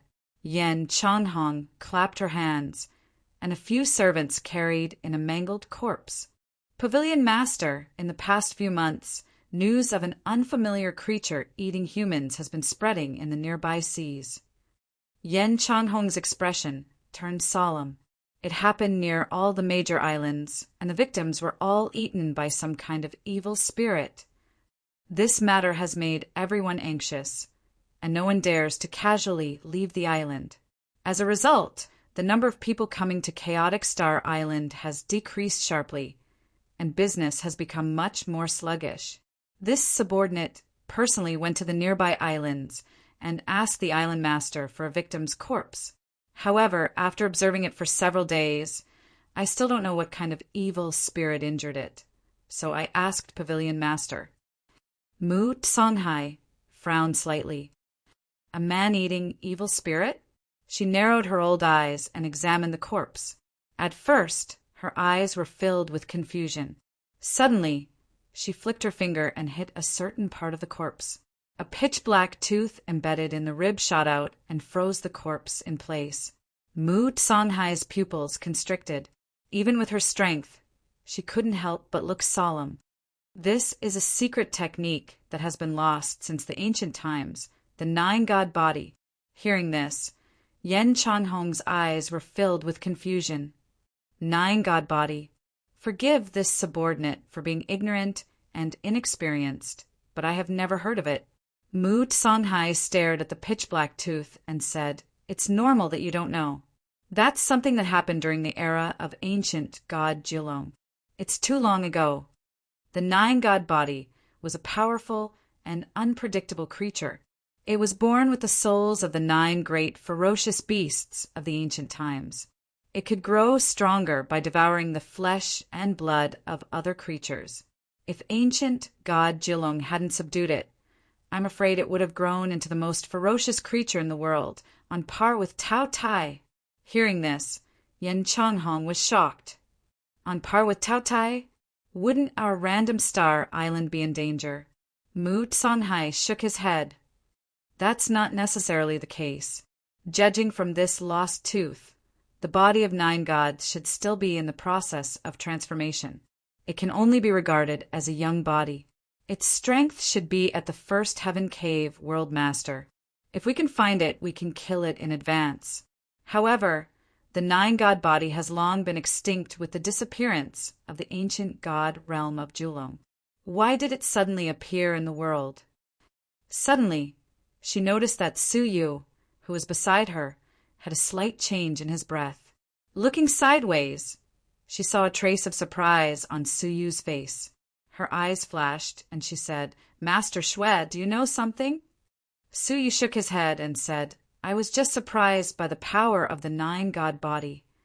In fact, he was shocked that the so-called nine-god body came from the god realm of the Nine Dragons Valley. Could it be that other creatures besides him had also escaped from the Tao Tai's cage that day? He couldn't help but recall that he had witnessed some creatures stepping out of the door of the cage with his own eyes. He didn't know if the nine-god body was among them. Moreover, speaking of the nine-god body, so you remembered a person who was born with the nine-spirit body.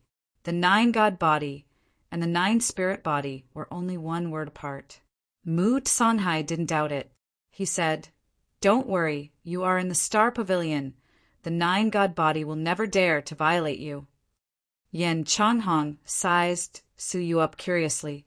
She had been wondering since the beginning. The pavilion master left the Star Pavilion without saying a word.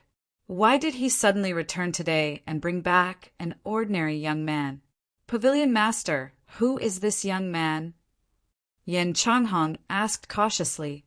The rest of the people had already noticed Su Yu and were asking questions. A smile appeared on Mu Songhai's face. He said, "Haha, I forgot to introduce him to all of you. From today on, this young man is the treasure appraiser of the Star Pavilion, Master Shui." What?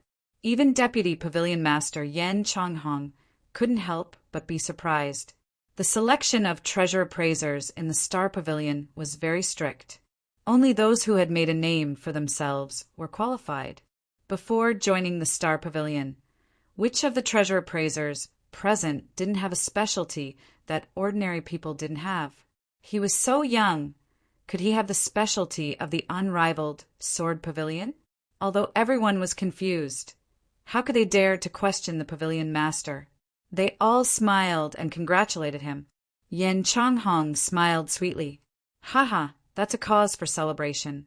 To be honest, I'm tired of looking at the group of old men in the treasure appraisal room. It's a coincidence that a handsome young man has come." Her teasing words made everyone laugh, even though they were all fake smiles to flatter her and Mu Songhai. Mu Songhai chuckled. "Changhong, you are responsible for accompanying Master Shui on a tour of the Star Pavilion's treasure appraisal room. Then you can apply for an appraiser's identity card." She stood up and gave Su Yu a kind smile. "I still have some matters to attend to. If you have any requests, you can ask Changhong directly." "Senior, please go ahead," Su Yu said. When Mu Songhai walked past Yen Changhong, he paused slightly. Yen Changhong seemed to have gotten a hint and nodded her snow-white chin. When everyone left, Yen Changhong smiled at Su Yu. "Master Shui, please come with me." The treasure appraisal room of the Star Pavilion was the most important core area. The 3 inner and 3 inner floors were all heavily guarded. There were as many as 9 level 1 Cavern World seniors in the open and in the dark. In addition, the treasure appraisers were all big shots who had been famous for a long time. Their strength was not weak. If anyone broke into this place, it would be no different from courting death. After layers of identity verification, Su Yu was finally able to see the true face of the treasure appraisal room. It was a huge cavern world that was artificially created into 13 continents, each of which was guarded by a master-level figure. On the continents, there were countless treasure appraisers' assistants, busily assisting the appraisers to identify the treasure sent in. It was worth mentioning that each industry had its own specialization. Each continent's treasure appraiser was responsible for different projects. For example, some were responsible for the appraisal of divine weapons, some are responsible for the appraisal of divine elixirs, and some are responsible for the appraisal of secret manuals. "Master Shui, what are you good at?" Yen Changhong asked tentatively. Su Yu looked behind him as he pondered. His intuition told him that someone was examining everything in front of him through some kind of artifact. In a secret room of the Star Pavilion, Mu Songhai was staring at a simple and unadorned bronze mirror. The person reflected in the mirror was Su Yu. A gray figure stood beside her and said, "We'll know whether this brat has true ability or not after a test. If he doesn't have the qualifications to be an appraiser, I'm afraid we can't accept him even if Lord who gives the order. Mu Songhai nodded coldly. He'd better pray that he has some specialties that the Star Pavilion will value. Otherwise, he and the Xue family will be finished. The higher they were praised, the harder they fell. Li Qingkuan, Hong Lei, the Morong family, which one of them was not trampled by the Xue family. Once the Xue family was no good, they would step on them 100 times more until they were crushed. In the cavern world, Suyu pondered for a while and said, "Yes, divine weapons." His answer was not surprising. He had attracted the attention of the Star Pavilion because he had found the beauty under the moonlight among the defective goods. Yen Changhong's eyes flashed and she said, "What a coincidence! There are 3 treasure appraisers responsible for the appraisal of divine weapons." As a major category, there are 3 treasure appraisers responsible for the appraisal of divine weapons. One of them is the craftsman known as the Limitless Craftsman, Dongfang Mo. The other is the #1 collector of divine weapons, Jin Buhuan. The last one is even more peculiar. He was trained as an artifact spirit and knows all the divine weapons in the world as well as his own body, Yen Changhong slowly introduced, constantly observing Su Yu's expression. Unfortunately, Su Yu's face was calm, and his eyes were unruffled. Yen Changhong was disappointed. She could not judge Su Yu's mood at the moment, so she tried to say, "Master Xue, the divine weapon appraisers are all famous figures. When you visit them later, there may be some difficulties. Master Xue, you must be mentally prepared." Difficulties? Is it a test? Su Yu was well aware of it. He still said calmly, "All right, I also want to meet the treasure appraisers and see what is so special about the Star Pavilion's treasure appraisers." Such a confident expression caused Yen Changhong to be slightly startled. Did this kid understand what she was implying? He was going to have an open competition with 3 famous treasure appraisers. How could he be so confident? Chapter 1607. He flew to the continent, accompanied by the 3 appraisers. The 3 of them looked at each other, exchanging glances silently. Su Yu had chosen the continent for the divine weapon appraisal because he was an expert in appraising divine weapons. To the 3 appraisers in charge of the divine weapons, Su Yu was undoubtedly a new competitor. How could they accept this calmly? After traveling for a while, Jin Buhuan said with a smile, "How is it, Master Xue? Are you satisfied with our work? Why don't you give us some pointers?" Dongfang Mo and the artifact spirit turned their heads, their eyes filled with contempt and sarcasm. What right did a young man in his 30s have to be on equal footing with them? If it were anyone else, they wouldn't be able to get out of this embarrassing situation. Who had the right to give pointers to the 3 famous appraisers? Yen Changhong shook her head secretly. The reactions of the 3 appraisers were more intense than she had expected. It seemed that Su Yu would be in trouble. However, to everyone's surprise, not only was Su Yu not fearful, but he did not even have the slightest bit of modesty. He said, "Not bad." Not just the 3 appraisers, but even Yen Changhong was obviously stunned. Dongfang Mo laughed angrily. "Then I hope Master Xue can give us some pointers, so that the 3 of us can learn a thing or 2 and see what it means to say that there is always someone better out there." Su Yu shrugged his shoulders nonchalantly. "Sure." After thinking for a while, Su Yu pointed at the edge of the continent, which was piled up into thousands of mountains of defective divine weapons.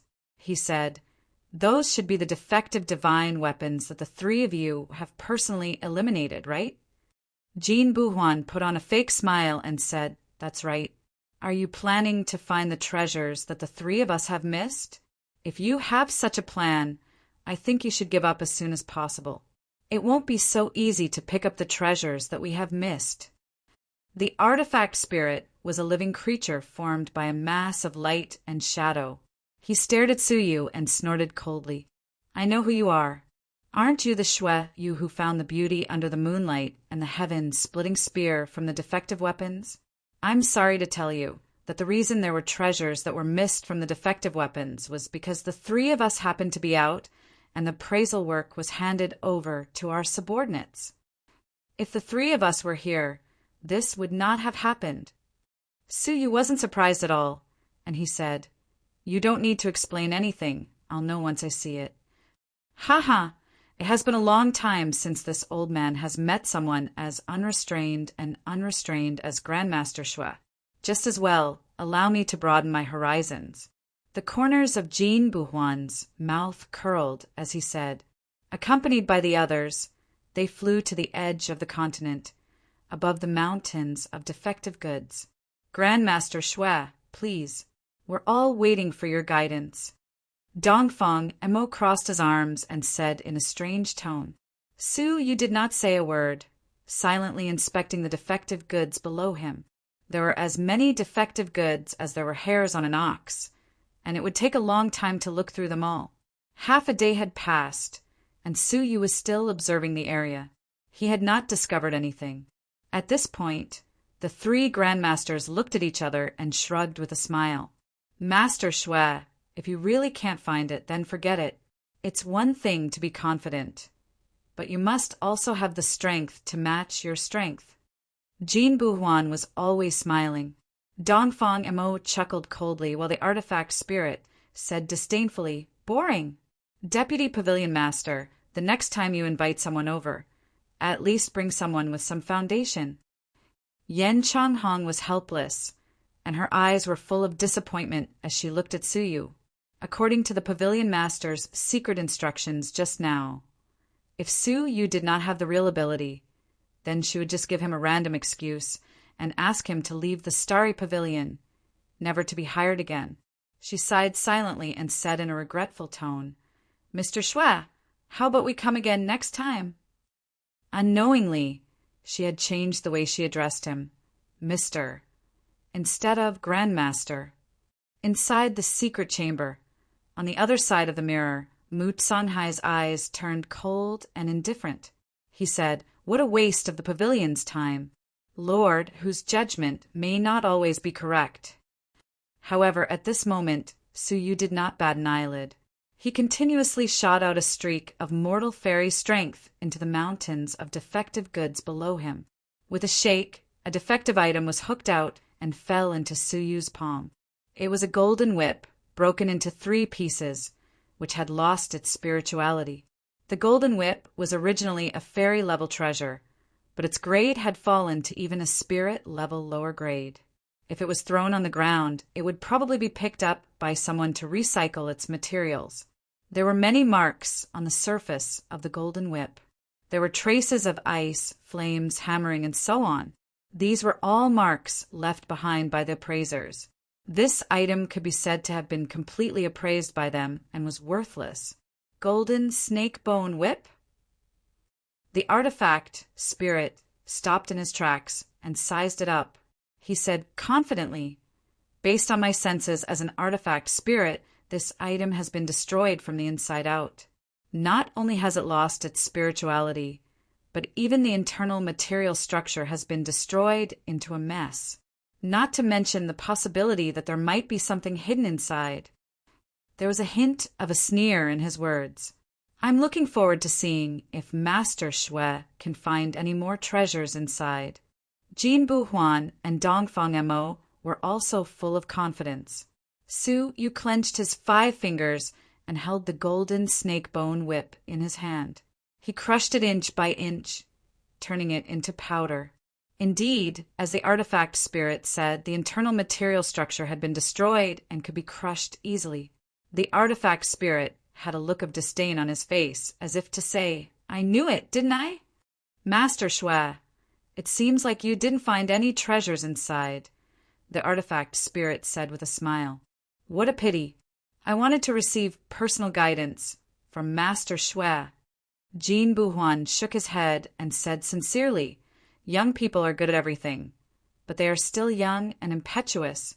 Don't be so arrogant next time. Otherwise, you'll be the one losing your dignity." Dongfang Emo scolded coldly, "Ignorant! What a waste of my time." The 3 appraisers turned around. leaving Suyu with an unforgettable experience. Yen Changhong sighed silently and thought to herself, "To think that I thought for a moment that he would find some treasures inside the golden snake bone whip. It seems like I was overthinking it." She was about to speak when she saw that Suyu's expression was calm. He was still crushing the remaining golden snake bone whip into dust. She noticed that Suyu did not throw the dust away. Instead, he gathered it together. Then, Suyu opened his mouth and blew out a gust of air, dispersing the impurities in the dust and leaving behind a golden powder.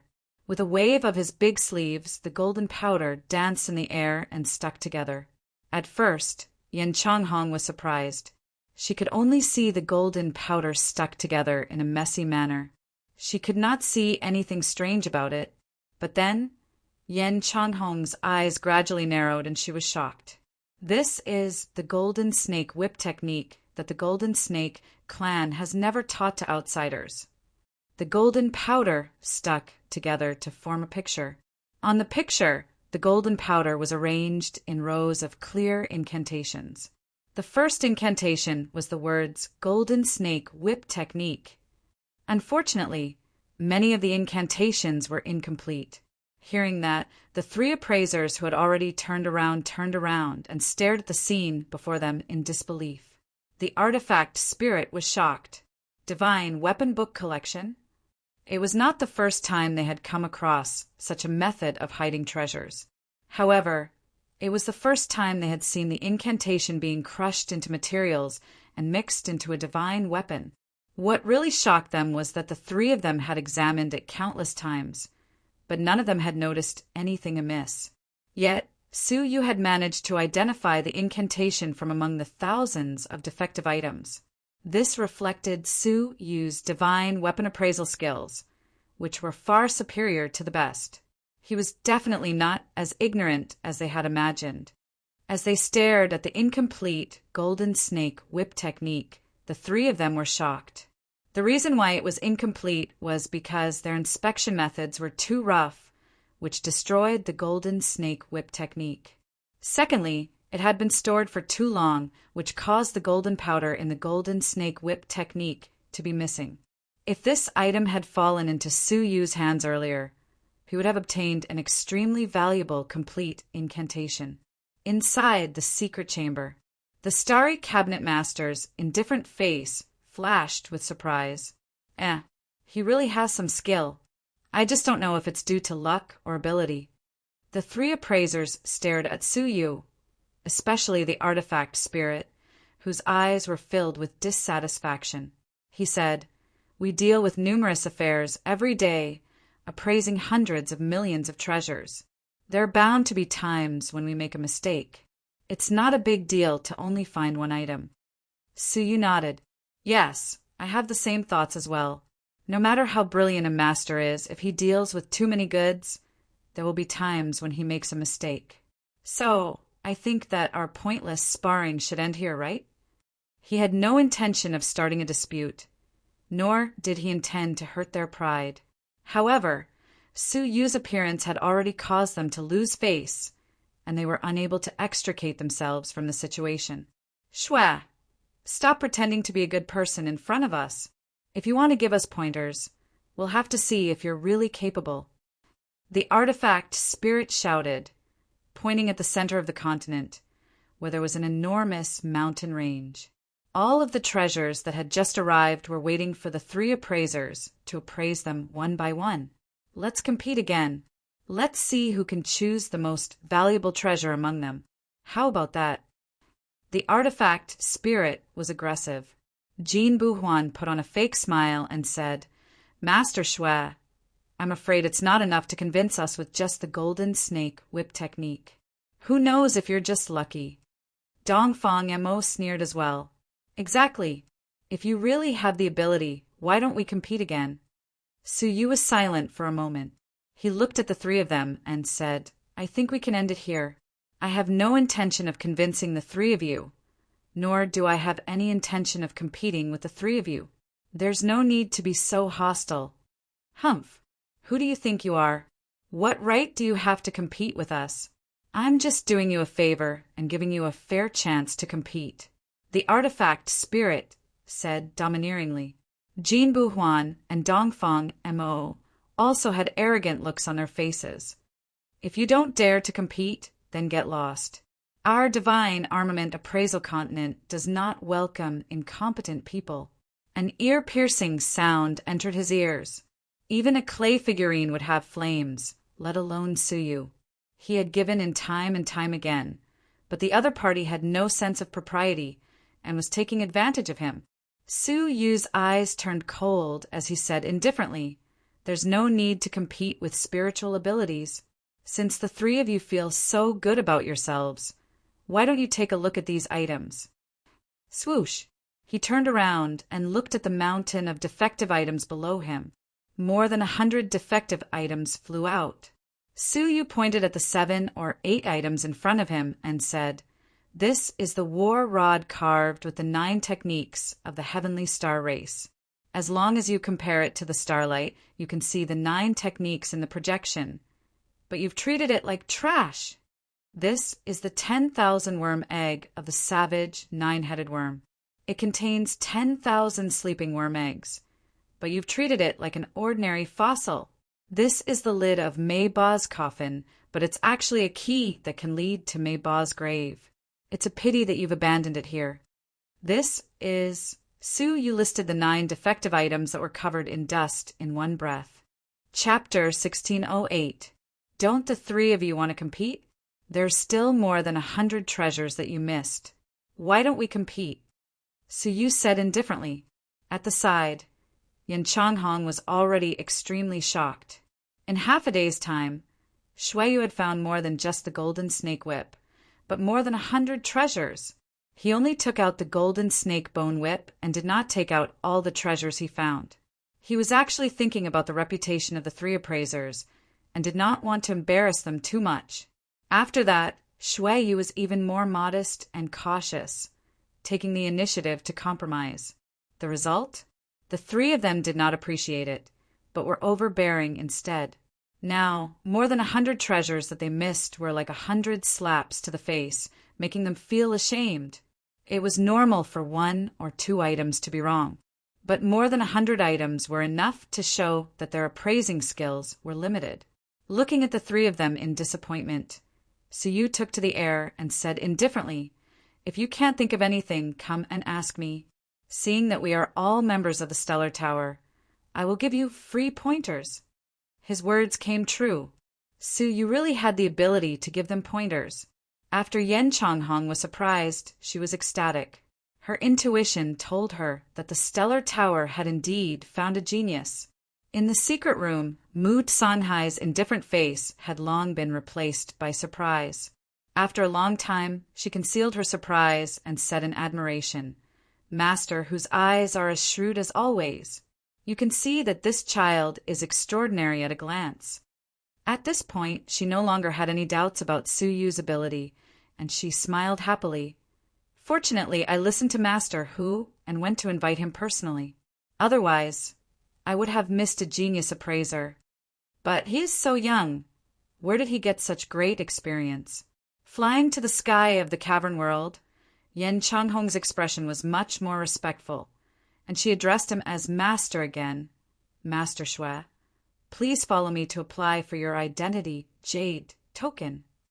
Suyu asked in return, "Oh, don't I need to visit the rest of the continents?" Yan Changhong was stunned and said, "The appraisal of the rest of the continents is not closely related to divine weapons. Master Shui's ability may not be of much use." "Ability?" Suyu looked at her. "Oh, I forgot to say, appraising divine weapons is not my area of expertise." What? Such a superior appraisal level was not his area of expertise? Even Mu Sanhai, who was peeping at this place, cried out in shock. Yan Changhong realized that she had lost her composure. She quickly hid her surprise and said, "Master Shui, what did you just say?" Suyu smiled with his hands clasped behind his back. He had the aura of an emperor who was guiding the world. "What I mean is that I have a certain level of appraisal skills for elixirs, secret manuals, materials, and so on. Appraising divine weapons is the most mediocre of all. What I'm best at is the foreign language. Hearing that Suyu was proficient in all kinds of appraisal, Yen Changhong felt as if the world had been turned upside down. It was not that there were no all-rounders like Suyu. There were a few in the headquarters of the Star Pavilion, but none of them were so young. After learning that Suyu was proficient in the alien language, Yen Changhong was shocked. Master Shui, if I did not hear wrongly, are you saying that you are proficient in the alien language? Yes. Suyu replied affirmatively. Yen Changhong was excited. There were countless living beings in the great beginning realm, and there were tens of thousands of races. Each race had a language that had been passed down since the creation of the world, and it belonged only to their race. Due to the secrecy of certain inheritances, more than half of the races had never passed down their race's language to outsiders. Even if the divine techniques of their races were passed down, it would be useless to outsiders who did not understand their language. Hence, the great beginning realm had given birth to some strong martial artists who made a living from this. They were obsessed with secretly learning the languages of various races, and then translated their inheritances to obtain shocking benefits. However, secretly learning a race's language required risking one's life. A strong martial artist who could secretly learn 10 languages was definitely an outstanding talent in his field. Such people were rare. Hence, when Yen Changhong learned that Suyu was proficient in the alien language, her excitement was imaginable. At least, there was no such talent in the Star Pavilion branch. Master Shui, may I ask how many alien languages you are proficient in? Yen Changhong asked. Suyu thought for a moment. All these years, he was proficient in all the languages that Yun Yazi had taught him. He was proficient in all the languages of the races, regardless of whether they were passed down to outsiders or not. There should be more than 10,000 languages. 100, Suyu said. 100. Yen Changhong gasped and took out a book in surprise. The names of 10,000 races were recorded on it, and she said, "Which languages of the races are you proficient in?" Suyu flipped through a few pages and casually ticked off 100 names. After reading, Yen Changhong was pleasantly surprised. Oh my God! There are actually 3 races that do not impart languages to outsiders. How did you do it? I learned it secretly, Suyu said ambiguously. Whoosh! A strong aura penetrated the cavern world and descended. Master Shui, are you really proficient in these alien languages? Mu Songhai stopped prying and appeared personally, his face full of joy.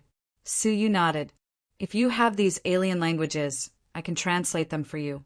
Someone, bring the alien languages collected in the pavilion and let Master Shui have a look. Mu Songhai was too excited and was eager to verify. The verification result was without suspense. Mu Songhai held a book that had accurately translated the alien languages and was overjoyed. Haha, Lord who has really pointed out a great talent for me. Lord who? Who? Suyu was deep in thought.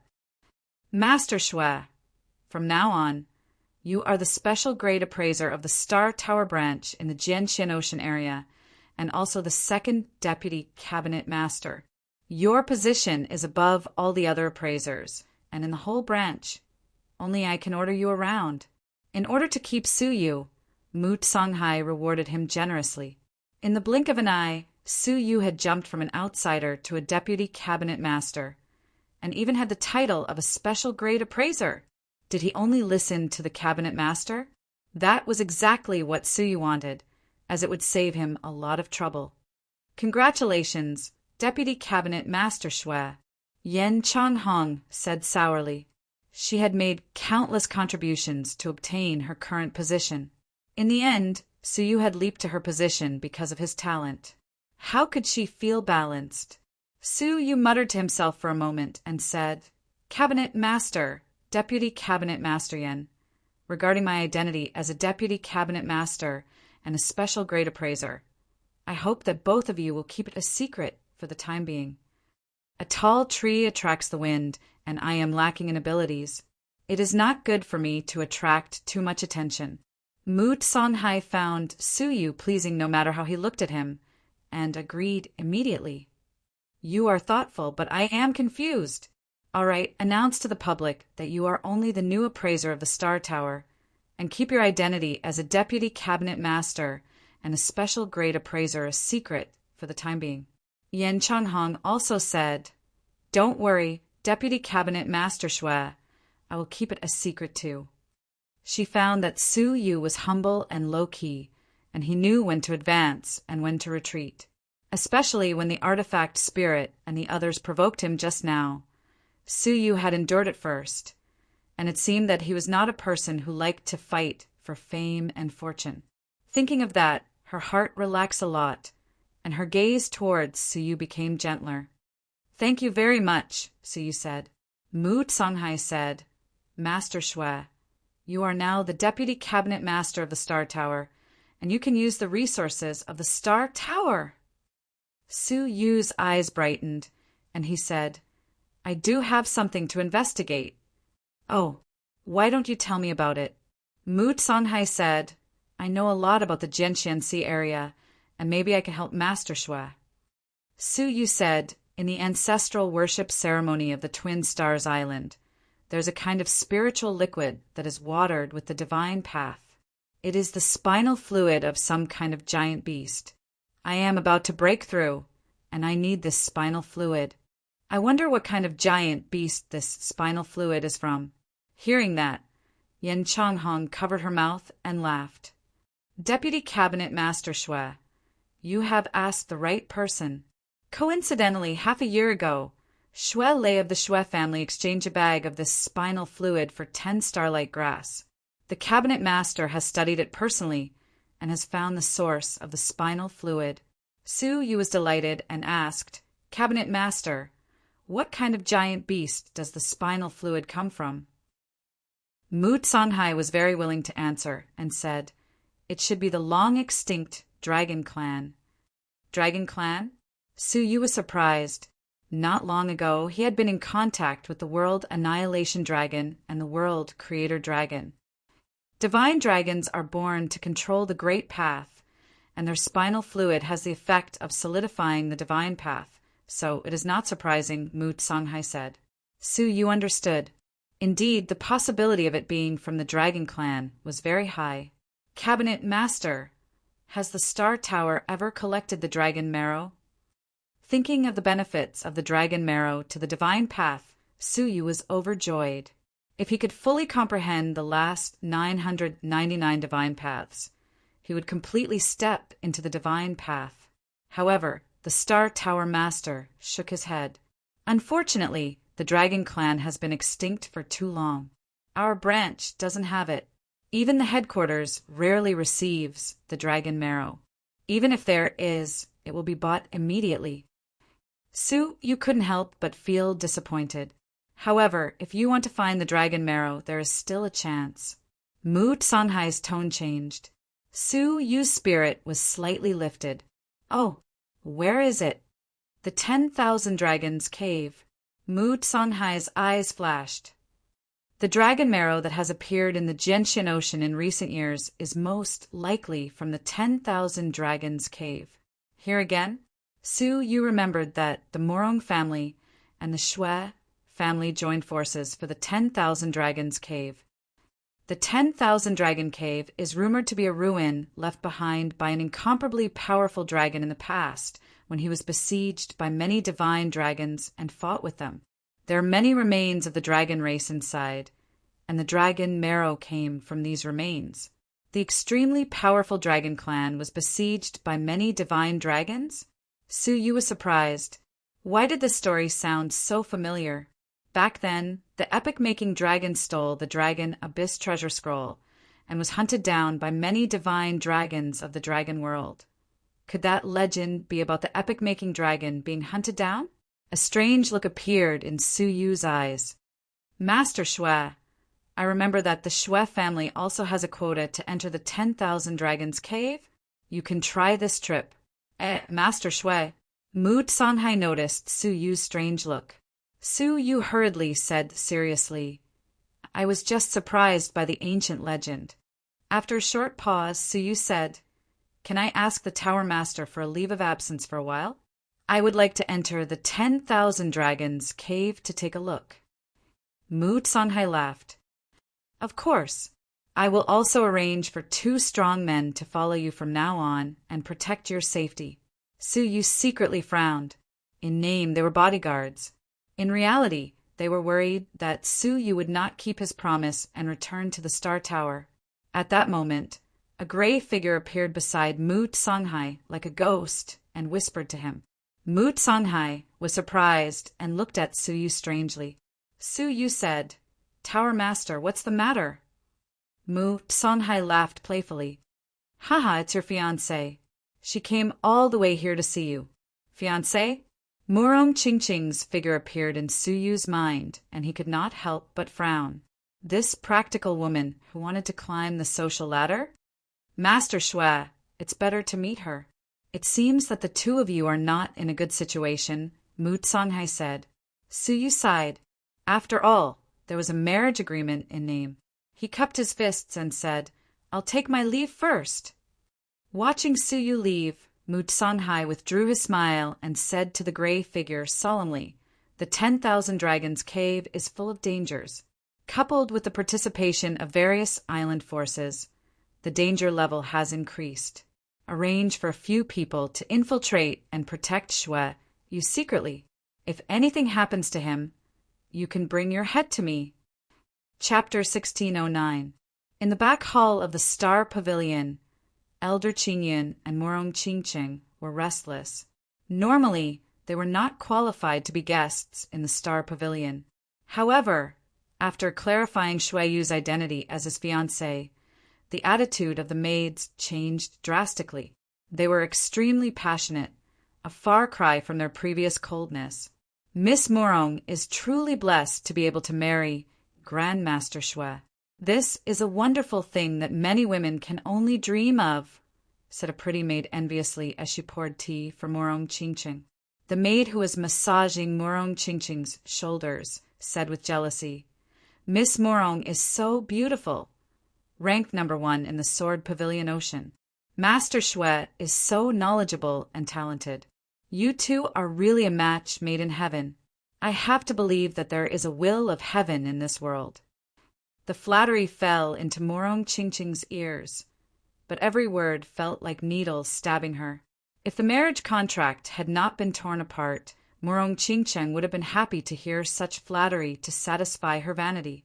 But now, the more flattery, the deeper the sarcasm. Tick!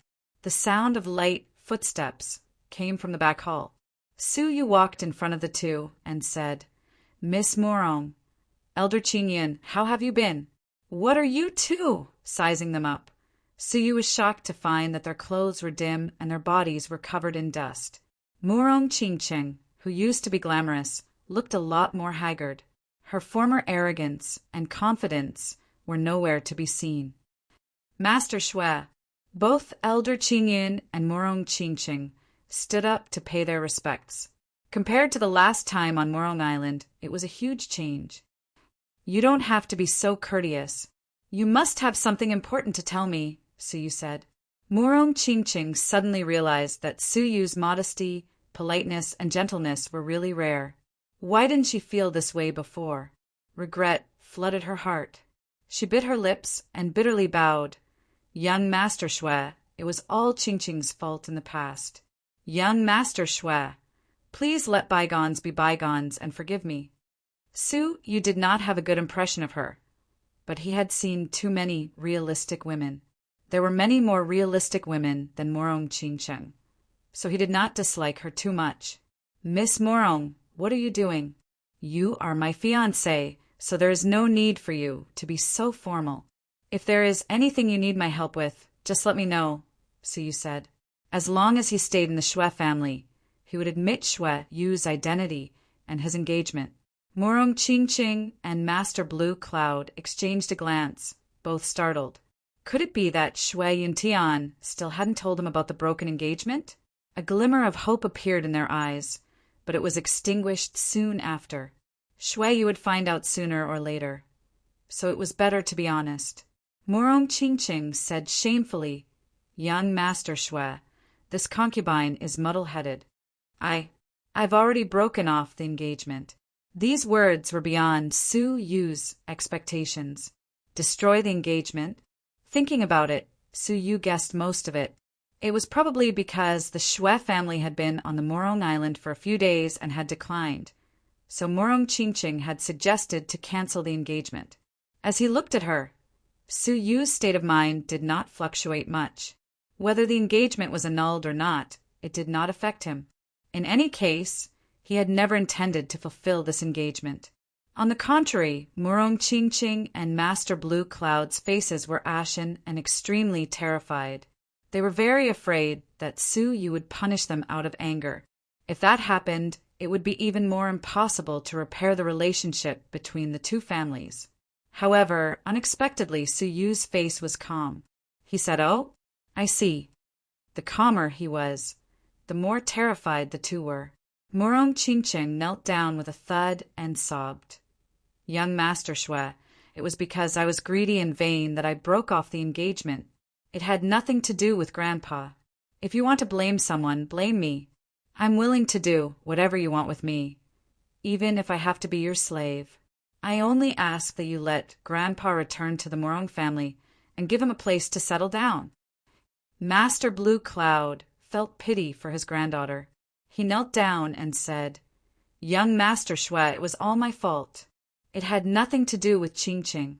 If you want to blame someone, blame me." Seeing that the two were sincerely repentant, Su Yu paused for a moment. He waved his palm and a mass of mortal fairy strength appeared, helping them up. "Tell me the cause and effect first," Su Yu said.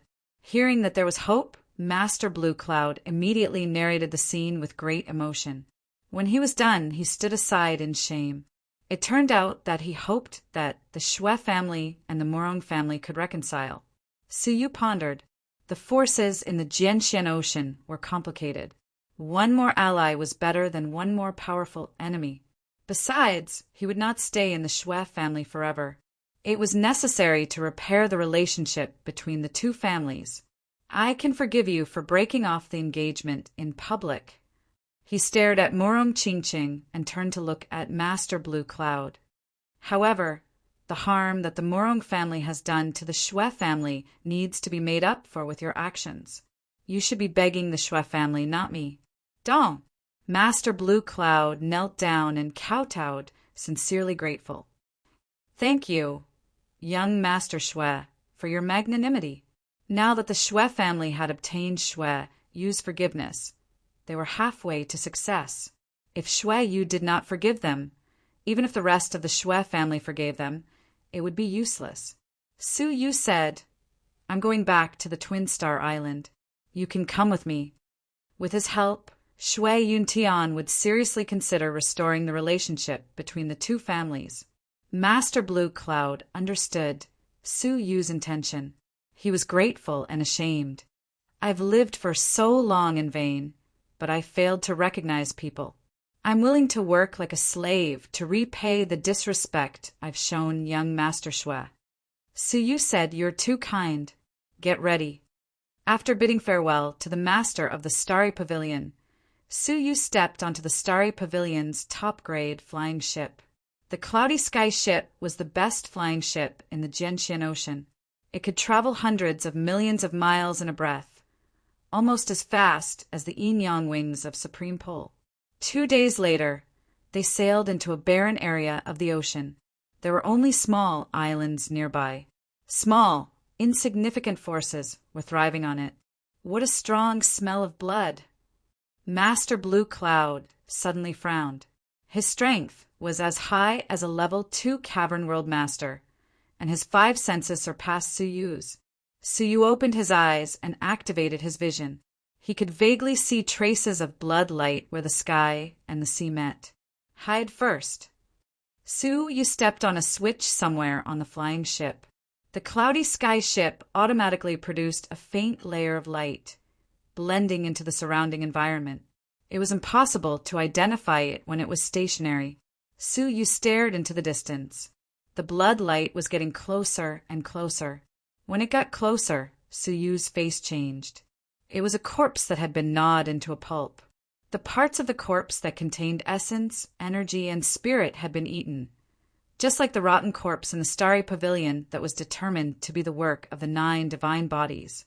However, the number of corpses in front of him was horrifying. About tens of thousands of corpses had drifted here from the islands in front of them along with the current. These were the ones that had fallen into the sea. As for the ones on the islands, there were countless who had been killed by the 9 divine bodies. Master Blue Cloud frowned deeply. What kind of ferocious spirit is this? Don't speak, Suyu said with a stern look. Almost as soon as he finished speaking, a fierce gust of wind blew near the cloudy sky ship. Surrounded by the shadows of 9 huge, ferocious beasts, a skinny human creature with a mouth full of blood appeared 3,000 feet away from the cloudy sky ship in an instant. He looked around with cold eyes and snorted coldly. Ran away. I clearly sensed that a good food was nearby. Among the 9 shadows of the beasts, one had a pair of wings. As soon as it spread its huge wings, it instantly flew thousands of miles away and landed on the island in the distance. The remaining ferocious and peerless aura made Morong Chingching's beautiful face turn pale and her cherry lips opened wide. If Suyu hadn't covered her mouth, she would have screamed out loud. Even Master Blue Cloud was not much better. His whole body trembled involuntarily and his face turned pale. He said, "What is that?" Silence was the only answer.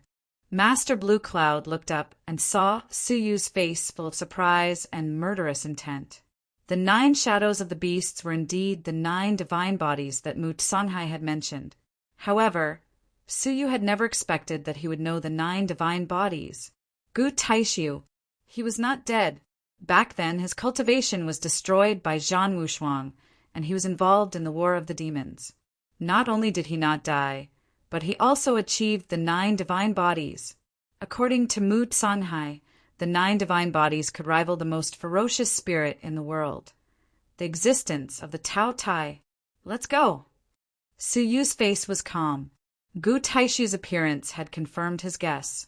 Apart from him, there were other creatures that had escaped from the Tao Tai's cage. Gu Taishu, you are not fated to die yet. Do you need me to kill you again? Suyu said coldly. His appearance made Suyu feel even more urgent. If he had been at his peak, he would have been able to kill Gu Taishu. But now, unless he became a deity and unsealed the time, space, soul, life, and death rules, as well as the storage devices, he would not be a match for Gu Taishu. I have to go to the cave of 10,000 dragons, Suyu said to himself. Double Star Island. After half a year of emptiness, the Xue family's mansion had become a residence for refugees. During this period, it had been destroyed and was in a state of desolation. Fortunately, Li Qiankuin had ordered the whole family to help the Xue family repair the mansion in advance. When Xue Yuntian and the others returned, the Xue family's mansion had almost been restored, and the lost property had been compensated. When Suyu returned, the mansion had not only been completely restored, but had also been expanded on its original foundation. It was said that a lot of the Li family's territory had been occupied. His return naturally caused a sensation on the whole island. A peerless prodigy had appeared on Twin Star Island. Not only was he extremely talented in martial arts, but he was also talented in heretic arts. He had caught the eye of a behemoth like the Star Pavilion and was taken in as an appraiser of the Star Pavilion. Such a person had never been born in the history of the Double Star Island. One could imagine how popular Xue was now. Xue Yuntian even led the whole family to the port to welcome him personally. The two of them looked at each other from afar. Xue Yuntian no longer had any ill feelings. He said, "Welcome back." Suyu nodded and returned to the Xue family's mansion under the gazes of countless living creatures. In the sky above the Li family's mansion, many members of the Li family were watching the grand, welcoming scene. Li Qiankuin had a complicated expression, his expression full of worry. In the few months since his return, The Li family had been pressured into sacrificing a large number of treasures to help the Xue family repair their mansion and ceded many territories. But Li Qianquan knew that this was just the beginning. With Xue Yu's current status and identity, the Double Star Island was no longer the same as before, where two forces fought for supremacy. The Xue family's rise was unstoppable, and the Li family was obviously a stumbling block. It was foreseeable that in the near future, the Li family would either submit to the Xue family or be expelled from the Double Star Island by the Xue family. There was no other choice. Li Qianquan stared at Xue Yu's back for a long time before clenching his fists. Xue Yu, don't blame me. Your existence is a form of destruction to the Li family. In the past few months, he had been deep in thought. The Xue family's rise was all thanks to Xue Yu. If Xue Yu died, could the Xue family continue to rise? If the Li family wanted to survive, Xue Yu had to die. Chapter 1610. Inside the Xue Manor, 6 elders and a handful of core family members were gathered together. Xue Yuntian glanced at Elder Qingyun and Murong Qingqing, frowning. Yua, why did they come back with you? Without waiting for Suyu to speak, Murong Qingqing knelt down and begged pitifully, Uncle Xue, I know I was wrong. Please forgive me for being young and ignorant. Xue Yuntian said coldly, now that things have come to this, you still want to renew your engagement with Yua? I'm sorry, but I cannot agree. No, Uncle, you misunderstood. I came here today only to ask for Uncle's forgiveness. I am too ashamed to ask for Brother Xue Yu's help. Even though Murong Qingqing was mentally prepared, she still felt dejected after hearing such an answer. Xue Yuntian said, Then you should be begging you, not me. He looked at Suyu, implying that he was looking at Suyu. Suyu smiled lightly. Who doesn't make mistakes? I have accepted Miss Murong's apology. Get up. Since he was understanding, Xue Yuntian had no reason to continue blaming her. You are as kind-hearted. Miss Murong, please take care of yourself. He then looked at Elder Qingyun. Why are you kneeling in front of the Xue Manor? The Xue Manor cannot afford to have such a big shot like you kneel. In those 3 days, the one who made the Xue family look the worst was Elder Qingyun. He secretly urged the Murong clan's supreme elder to make things difficult for the Xue family. During the last negotiation, it could be said that he lost all of his face and was too ashamed to face anyone. Now that he had personally come to apologize, how could Xue Yuntian swallow this insult? Elder Qingyun was already mentally prepared. He kowtowed again. I know I have hurt the Xue family, but I am not here today to ask for forgiveness. Then what are you here for? Xue Yuntian said coldly, wanting nothing more than to chase him away. Elder Qingyun took a deep breath and made a decision. I am willing to be a slave of the Xue family for 100 years. Suyu was surprised. He had not expected Elder Qingyun to be so bold. The clansmen were also surprised. A dignified Second Heaven Cavern World Venerable, whose strength was comparable to the lonely mountain Venerable Elder, was willing to be his slave for 100 years. Murong Qingqing's jade-like body trembled, and her eyes became watery. She wanted to stop him, but her rationality told her that this might be the only way for her grandfather to earn the Xue family's forgiveness. Xue Yuntian, whose face was filled with rage, revealed shock in his eyes. Being a slave for 100 years was easier said than done. Without thinking about it, it was impossible to make such a decision. The resentment in his heart weakened by more than half, but he still couldn't back down. He said, Elder Qingyun, you can go back. I've already said that the Xue and Murong families are no longer related. Since I've already said it, there's no reason to change it. Back then he had already said it, so how could he take back? Suyu tried to smooth things over, staring at Elder Qingyun with displeasure. You heard everything? Sending a clan elder like you isn't enough to make our 2 clans reconcile. No matter what, You should at least invite your Morong clan leader to come in person to show your sincerity, right? How could Elder Qingyan not understand that Suyu was giving Shui Yuntian a way out of this embarrassing situation? In his heart, he was wild with joy and even more grateful to Suyu. He said, "Shui family leader, it was my lack of consideration. I'll send a message to the family right now and ask the family leader to come in person with the important members of the family." Without giving Shui Yuntian a chance to stop him, he shattered the communication jade. "Stop!" Shui Yuntian pretended to stop him, but it was too late. He said angrily, "Elder Qingyan, how do you expect me to explain this to the Shui family? And you? How could you come up with such an idea?" It seemed like he was reprimanding them, but everyone could hear that he didn't mean it. When the people of the family learned that the Morong clan leader had personally come to repair their relationship, they felt honored. Their previous resentment lessened greatly, and they didn't object too much. In any case, the Shui family would soar in the future, and the Morong family could bask in their glory if they wanted to. With this thought in mind, the restoration of their relationship was just around the corner. After the family meeting ended, Elder Qingyun and Morong Qingqing settled down in the family. Shui Yuntian asked Suyu to stay behind and said, "You've really put me in a difficult position." Suyu voiced his thoughts. Shui Yuntian was silent for a moment, then sighed. "Sigh, how could I not know?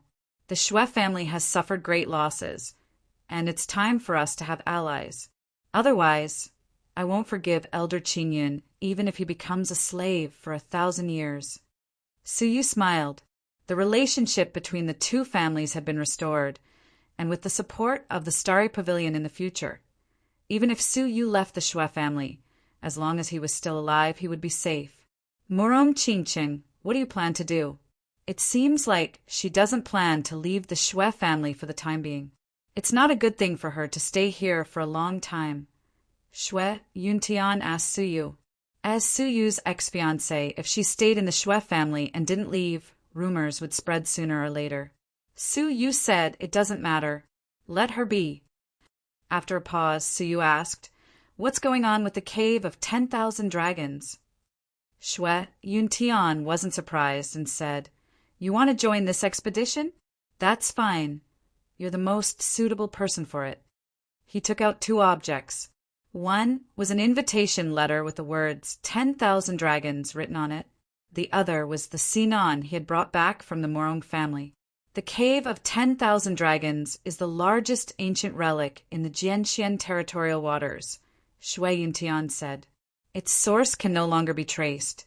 Since its discovery, it has been under the control of the Jianxian territorial waters. It opens once every 5 years, and every island has 10 slots.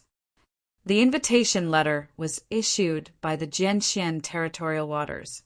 Suyu said, "Is the Jianxian territorial waters so kind as to allow the island influences to enter instead of searching for it themselves?" Shui Yuntian shook his head and laughed coldly. How could they be so kind? The Cave of 10,000 Dragons is too vast, and even if the Jianxian territorial waters were given 100 million years, it would still be impossible for the Jianxian territorial waters to stay here for 100 million years. Therefore, the Jianxian territorial waters issues 10 invitations to the major influences every year, allowing them to enter and search for natural resources. 80% of the resources found must be handed over to the Jianxian territorial waters, and the remaining 20% is distributed among the island influences. You couldn't help but laugh. 80%, the Jianxian territorial waters really doesn't care about the island influences. Shui Yuntian sighed. So what? If the island influences had the power to resist the Jianxian territorial waters, we wouldn't be forced to hand over the starlight grass every year. When you enter the Cave of 10,000 Dragons this time, if you can, please take care of the people who are going with you, Shui Yuntian said. So you said me? Aren't you going? I want to go, but it won't be that easy, Shui Yuntian said. In order to prevent those who are too strong from hiding their resources, The Jianxian territorial waters has clear requirements for the island influences. Those who are invited must not be stronger than level 3 Cavern World Senior. Touching his chin, Suyu said, "What about the Jianxian territorial waters?" Them. Haha. Every year the master of the Jianxian territorial waters, Jian Ruxiong, enters it personally. What do you think? Shui Yuntian said disdainfully. Su Yu smacked his lips. How fair! The island influences below only allowed those who were not strong enough to participate. But even the master of the Jianxian territorial waters, an overlord-level existence, was involved. The island influences could not hope to fight for some precious items. No matter what, I will do my best to help them, Suyu said. Shui Yuntian cupped his fists in thanks and said, Take this, it might be useful. He handed the sinon he had brought back from the Murong family to Suyu and said, When Murong Fong and I were still ordinary people, we entered the cave of 10,000 dragons and found this in a secret space. Because it looked ordinary, the Jianxian territorial waters did not take it away. But that space was extremely secretive, and it was used to hide this thing. It must be very important. But the two of us have been studying it for many years and have not been able to discover its secrets, Shui Yuntian said. Now that you're going to the cave of 10,000 dragons, it will be better if this thing can be useful. There was one more thing he did not say. The reason he gave it to Su Yu was because of Su Yu's ability to appraise treasures. Maybe this thing would be more useful in his hands. Su Yu sized it up and said, This thing should be used to point the way. Since it was found in the cave of 10,000 dragons, it might only be useful in the cave of 10,000 dragons. Shui Yuntian said, Anyway, I will leave this thing to you. There were still 2 months before the opening of the cave of 10,000 dragons. After Su Yu returned, he chose to go into seclusion. In addition to studying the divine path, Su Yu also studied the legacy of the demonic sword boundless swordsmanship. After almost a year of training, Su Yu had a new understanding of the sword will. He pulled out the beauty under the moon. The sword energy circled around him and formed an arc around him, like a demonic moon in the night. Then he slammed his left palm on the ground, and the long sword in his hand stabbed repeatedly. The stabbing caused bursts of sparks to burn in the air, like falling meteors. It was very mesmerizing. Su Yu's eyes shone with understanding. Demonic moon revolving style, dark night meteor thrust. If the demonic moon revolving style was just the tip of the iceberg, then the dark night meteor thrust was the beginner level. However, it was only a slight understanding, and he needed time to consolidate it. Closing his eyes, Su Yu held the long sword in his hand and entered a deeper level of understanding. Time flew by, and a month had passed. Murong Qingqing stayed in the Shui family for a whole month. As expected, there were many rumors about the Twin Star Island. Some said that Shui Yu had reconsidered marrying Murong Qingqing and stayed for a month to test her. Some said that the Murong family had sent her to serve Shui Yu, and that she was Shui Yu's plaything. When Murong Qingqing heard all these, she only pursed her lips into a smile and did not deny it. Such an attitude made people even more suspicious. On this day, Murong Qingqing was leisurely planting flowers in Su Yu's yard, humming a lively tune. Swoosh! All of a sudden, a sharp arrow pierced through the sky and came straight at her. Murong Qingqing's expression changed abruptly, and she yelled, "Who is it?" At the same time, she pulled out her sword to block it. However, the sharp arrow contained the divine power of a level 3 Cavern World Venerable. Not only did she fail to block it, but her arm was scratched by the sharp arrow. The sharp arrow pierced into the secret room where Su Yu was. "Young Master Shui, be careful!" Murong Qingqing yelled anxiously. Ding! With a crisp sound of metal colliding, a starlight flashed and disappeared. Then, the door of the secret room opened, and Su Yu walked out. He held the beauty under the moon in one hand, and his whole body flickered with residual starlight, making him look dreamy and illusory. The other hand held a black iron arrow. A fine silk cloth was tied to the arrow. When it was unfolded, there was a line of beautiful small words on it. Do not enter the cave of 10,000 dragons, or you will bear the consequences. Morong Chingching came over to have a look and said angrily, Humph! Who is so bold as to threaten you not to enter the cave of 10,000 dragons? She was very surprised. With Su Yu's current status, who dared to be so unscrupulous? Su Yu looked thoughtful, shook his head and sighed softly. It's not a threat, but a reminder that someone in the cave of 10,000 dragons wants to harm me. Who? Morong Chingching was curious. Chapter 16:11. Do you believe it? Morong Chingching glanced at the elegant handwriting and guessed that it was written by a woman. She frowned slightly. It was widely rumored in the Twin Star Island that she was Xue Yu's woman. If a rival in love popped up, it would have a negative impact on her. Whether you believe it or not, we should indeed make some preparations, Su Yu said expressionlessly. That meant he believed it. Who was that woman? Morong Chingching asked. A month later, the Xue family picked out 10 outstanding people. Among them, 5 were the younger generation and 5 were the middle-aged generation.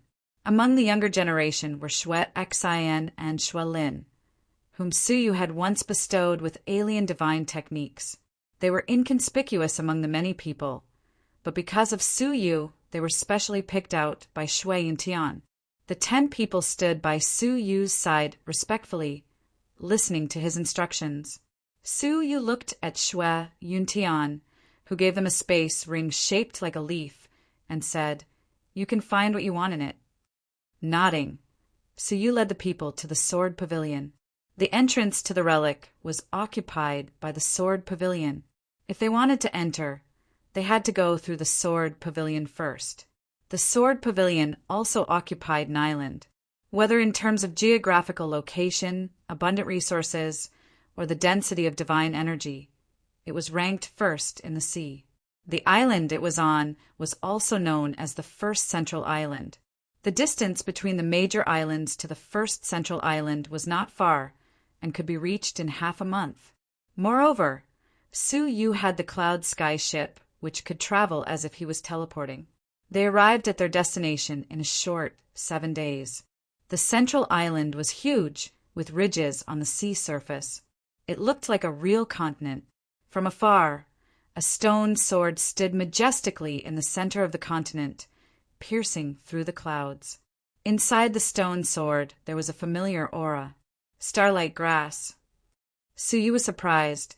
Morong Chingching, who was accompanying them, nodded and said, The stone sword was excavated by the master of the sword pavilion in the cave of 10,000 dragons. It is tens of thousands of feet tall and contains mysterious sword techniques. But every year it needs to be smeared with the juice of the starlight grass. Otherwise, the sword techniques in the stone sword cannot be activated. It is because of this stone sword that the sword pavilion has developed so quickly. Even an ordinary disciple of the sword pavilion can be considered an outstanding talent among the younger generation in our island. Her tone was full of respect. What would a stone sword excavated in the cave of 10,000 dragons be? Su Yu stared at the stone sword for a long time. Let's get on the island. If we stay here for too long, we might be discovered by the sword pavilion's patrolling warriors. Morong Chingching was very careful. The 2 words sword pavilion were like a curse that scared her. A day later, they finally arrived at Central Island and arrived at the stone sword according to the map. This was also the entrance to the relic. Looking at the stone sword up close, Su Yu felt a sense of familiarity. Other than the starlight grass, there was also a sense of familiarity. It's the aura of a dragon, he murmured softly. In the past, he had cultivated the mystical abilities of the dragon tribe and had also comprehended the Dragon Abyss treasure scroll. Therefore, he was far more sensitive to the aura of the dragon tribe than others. Dong dong! Out of the blue, Su Yu's words seemed to have triggered a response from the stone sword. Traces of a heartbeat burst forth from within, joyful and excited. Su Yu was stunned. There was an artifact spirit in the stone sword. After a brief moment of shock, Su Yu immediately averted his gaze, and the stone sword's heartbeat gradually subsided. After all, this was Jian Xian's territory. Before he recovered his strength, he did not want to cause any trouble. But what he didn't know was that trouble had already come. In the depths of Jian Xian Palace, a short-haired middle-aged man in a green robe suddenly opened his cold eyes. 2 swords shot out from his eyes, igniting the surrounding divine energy. The artifact, spirit of the stone sword has appeared? Who has the ability to trigger a response from the artifact spirit? The middle-aged man was shocked. He transformed into a sword light and rushed out of the secret chamber, arriving above the stone sword. His sharp eyes were filled with excitement. The stone sword was excavated from the deepest part of the cave of 10,000 dragons. A celestial venerable dragon at the level of an emperor was nailed to death by the sword. If I can awaken the artifact spirit and refine it, who among the overlords would be a match for me? Even the high and mighty Purple Dream Divine Warrior would have the power to kill me. His eyes were filled with insanity. After listening for a while, there was no heartbeat from the artifact spirit. He immediately scanned the area below and muttered to himself, "The artifact spirit can only sense within 1,000 feet." His sharp eyes quickly swept across, but he could not sense who was most likely to sense it. "Men!" he shouted. Swish, swish, swish. The sound of armor clashing could be heard from the horizon. Tens of thousands of silver-armored people came in front of him and bowed respectfully. "Greetings, Sword Pavilion Master. Arrest everyone within 1,000 feet of the stone sword." Jian Ruxiong shouted. The silver-armored leader looked at the densely packed crowd below and said, "Most of them are from the island forces below. If we arrest them all, would it be? The more island forces they are, the more we have to arrest them. Do not let any of them go." Jian Ruxiong said, if they were from the Sword Pavilion, it was unlikely that they would trigger a response from the artifact spirit. Every year, the people of the Sword Pavilion would swear their loyalty to the Sword Pavilion in front of the stone sword. If they could sense it, they would have sensed it long ago. "Yes," the leader said. Jian Ruxiong paused. A cold light flashed in his eyes as he added, "If they resist, break their limbs, and cripple their cultivation. Do you understand?" "Yes." The leader released a murderous aura and led 10,000 armored soldiers to descend from the sky. With the stone sword as the center, they surrounded all living beings within 1,000 miles. "All of you, surrender. If you dare to resist, kill without mercy," the armored leader shouted. They were all candidates sent by the various clans to participate in the ruins exploration. Why would they be wary of being arrested? Subconsciously, a few of them wanted to break out. In the end, they were quickly suppressed. Their limbs were cruelly chopped off, and their cultivation was crippled. The shrill screams awakened the people who were surrounded. "If anyone resists, you will suffer the same fate." The armored leader glanced at them coldly, as if he was looking at a group of caged animals. With such a bloody scene, they all obediently surrendered and were all arrested by the silver-armored soldiers. After that, the leader said to the others, "There is nothing else for you to do. Do what you were supposed to do." Jian Ruxiong's cold light flashed. He disappeared into the stone sword and went back to interrogate the 1,000 people. "Mr. Shui, what happened?" "Everyone within 1,000 feet of the stone sword was arrested. This has never happened before." Murong Qingqing's small face was pale. Su Yu shook his head, and his face was filled with coldness. After he had triggered a response from the artifact spirit, he knew something was wrong and led his people away from the stone sword. Almost as soon as he left, the silver-armored soldiers descended from the sky. They were almost caught as well. "Miss Murong, has the Sword Pavilion always treated the island forces like this?" Su Yu asked. Murong Qingqing looked around and said angrily, "Of course! I can tell from the starlight grass that even if you owe me one, even if you have contributed to the sword pavilion, you will be expelled without mercy. The Shui family had just experienced this cruelty. They had moved their entire family, lost their homes, and died. Perhaps, in the eyes of the sword pavilion, a force like the Shui family was less than a fly and could be replaced at any time. Power is king. The more chaotic the area, the more it is like this, Suyu said. Slowly, the people from the various island forces arrived one after another. Around the stone sword, a large number of family members gathered again. The Li family of the Twin Star Island, the Morong family of the Morong Island, and the Feather God clan of the Star Island. Tuobaluan was talking to two well-dressed young men of the same generation. Tuobaluan, I heard you have practiced the Ice Feather Divine incantation? Not bad. Your strength has improved a lot. The one who spoke was a girl with big eyes and 3 strange flowers on her head.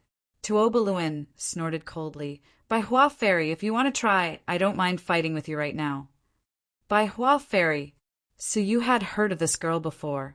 She was the daughter of the 100 Flower clan, ranked 3rd among the island forces. Her cultivation had reached the peak of level 3, only 1 step away from the gate of level 2. Hee, you are still as arrogant as ever. Always with a cold face, you are not likable, Bai Hua Fairy said with a smile. Tuobaluan said unhappily, I said if you want to fight, you can try now. Bai Hua Fairy squinted her eyes and smiled. Sure, don't think you are the only one who has improved. Seeing that the two of them were about to kill each other on the spot, the young man who had been smiling gently all this while said, Hee, little sister 100 Flowers, brother Tuoba, now is not the time to waste your divine power. We are not enemies. The real enemy is over there. He glanced at the direction of the sword pavilion. The two of them understood and withdrew their divine power, stared at each other, but did not fight. The biggest enemy of the Cave of 10,000 Dragons was not the competition between the island forces, but the sword pavilion. The sword pavilion had mobilized its entire army, from the disciples of the mortal fairies to the masters of the sword pavilion to the masters of the sword pavilion. They were all powerful, and their cultivation was not restricted. Plus, the island forces were their subordinates, so they were unscrupulous in their actions. In the past, the island forces that entered the ruins would lose more than 30% of their members. Some of them died in the dangers of the ruins, but most of them died under the hands of the people of the Sword Pavilion. In order to get more resources, the people of the Sword Pavilion would choose to attack the island forces. Of course, a small number of them died in the fights between the island forces. The two of them stopped arguing. Tuobaluan snorted coldly and turned his head away. Unfortunately, as he turned his head, he saw the Shui family in the corner of the crowd. What was even more unfortunate was that Shuiyu, who was surrounded by a myriad of stars, was so conspicuous that he could not be any more conspicuous. It's him. Tuobaluan had nowhere to vent his anger, so when he saw Suyu, he immediately found a target to vent his anger on. He parted the crowd and walked quickly up to Suyu. Shui, how dare you come? Suyu heard him, looked up, and said calmly, Is the Cave of 10,000 Dragons managed by the Feather God clan? How could Tuobaluan dare to respond to such harsh words? He bellowed angrily, Stop talking nonsense. Since the Feather God clan has no right to decide, why did you threaten me not to enter? Is it because the Feather God clan has grown up and wants to replace the Sword Pavilion and command the island forces? His questions were getting more and more vicious. The elders of the Feather God clan, who accompanied him, hurriedly gave him a look. This was the territory of the Sword Pavilion. If the Sword Pavilion heard such rebellious words, as overbearing as they were, who knew what they would do? Tuobaluan said coldly, You have a sharp tongue.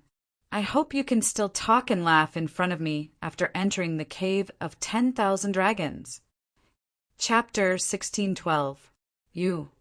Tuobaluan's eyes were cold, flickering dangerously, I think, in order for you to live longer in the cave of 10,000 dragons, you need to understand the difference in status before you enter. Boom! A strong divine power gathered in his palm, reflecting his ferocious face. Tuoba Luin, if you want to fight, ask our Xue family first. Another level, 3 cavern world masters, Aura, rushed over. It was an elder of the Xue family, Xue Changji. As a candidate for the next family master, he was very powerful. The elders of the Feather God clan naturally did not want to show weakness and rushed over. The experts of both sides quickly confronted each other, as if they would start a fight at any moment. This scene was beyond Tuoba Luin's expectations. Xue Yu was so popular, he did not want to see a fight between the two clans. Hee, Brother Tuoba, why are you so angry? We are both island forces. We should help each other. It was the gentle young man again, speaking to ease the tension of both sides. Tuoba Luin snorted. Lu Tianji, you meddle in other people's business. He retracted his divine power and complained unhappily. Lu Tianji only chuckled, not minding his bad attitude. You are the #1 family on the island, the pride of the Lu family, Lu Tianji? Xue Changji said in surprise. Lu Tianji clicked on it. Su Yu's eyes flashed. Lu Tianji's reputation was even above Bai Hua Fairy and Tuobalu. This person was gifted, born to be proficient in divination, probing the secrets of heaven and capturing fate. Using this talent, he turned misfortunes into blessings, and his cultivation progressed at a tremendous pace. It was said that he reached level 3 Cavern World Master 5 years ago. Now that 5 years had passed, he was still a level 3 Cavern World Master, but no one believed that his strength had stagnated. It was more likely that he was suppressing his cultivation, waiting for this cave of 10,000 dragons.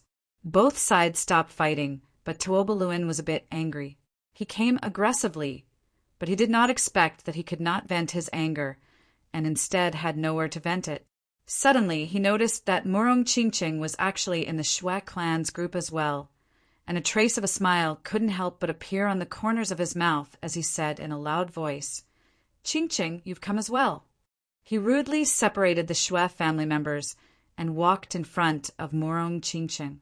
He revealed a handsome smile and intentionally sighed loudly, Qingqing, you were forced by your family to become Xue Yu's fiancé. You've suffered a lot. Many people could not help but frown inwardly when they heard this. The #1 beauty of the Sword Pavilion Ocean, Murong Qingqing, was forced to marry a nobody. It's really a flower stuck in cow dung. Tuoba Luin couldn't help but laugh when he heard the discussion. He gave Su Yu a playful look, then said to Murong Qingqing, Qingqing, come with me.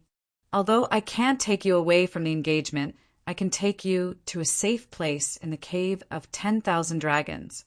As he spoke, he pretended to hold Murong Qingqing's soft white hand.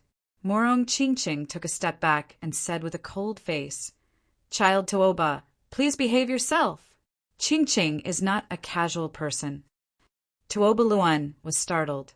He looked at her confusedly and said, Qingqing, are you being controlled by his despicable means? Murong Qingqing said seriously and disgustedly, Child Tuoba, I understand your feelings for me, but please do not slander Child Xue. My engagement with him was of my own accord. I was not forced. Murong Qingqing said honestly, I, Murong Qingqing, have only ever loved Child Xue. Child Tuoba, please do not pester me for no reason, and do not use any indecent means.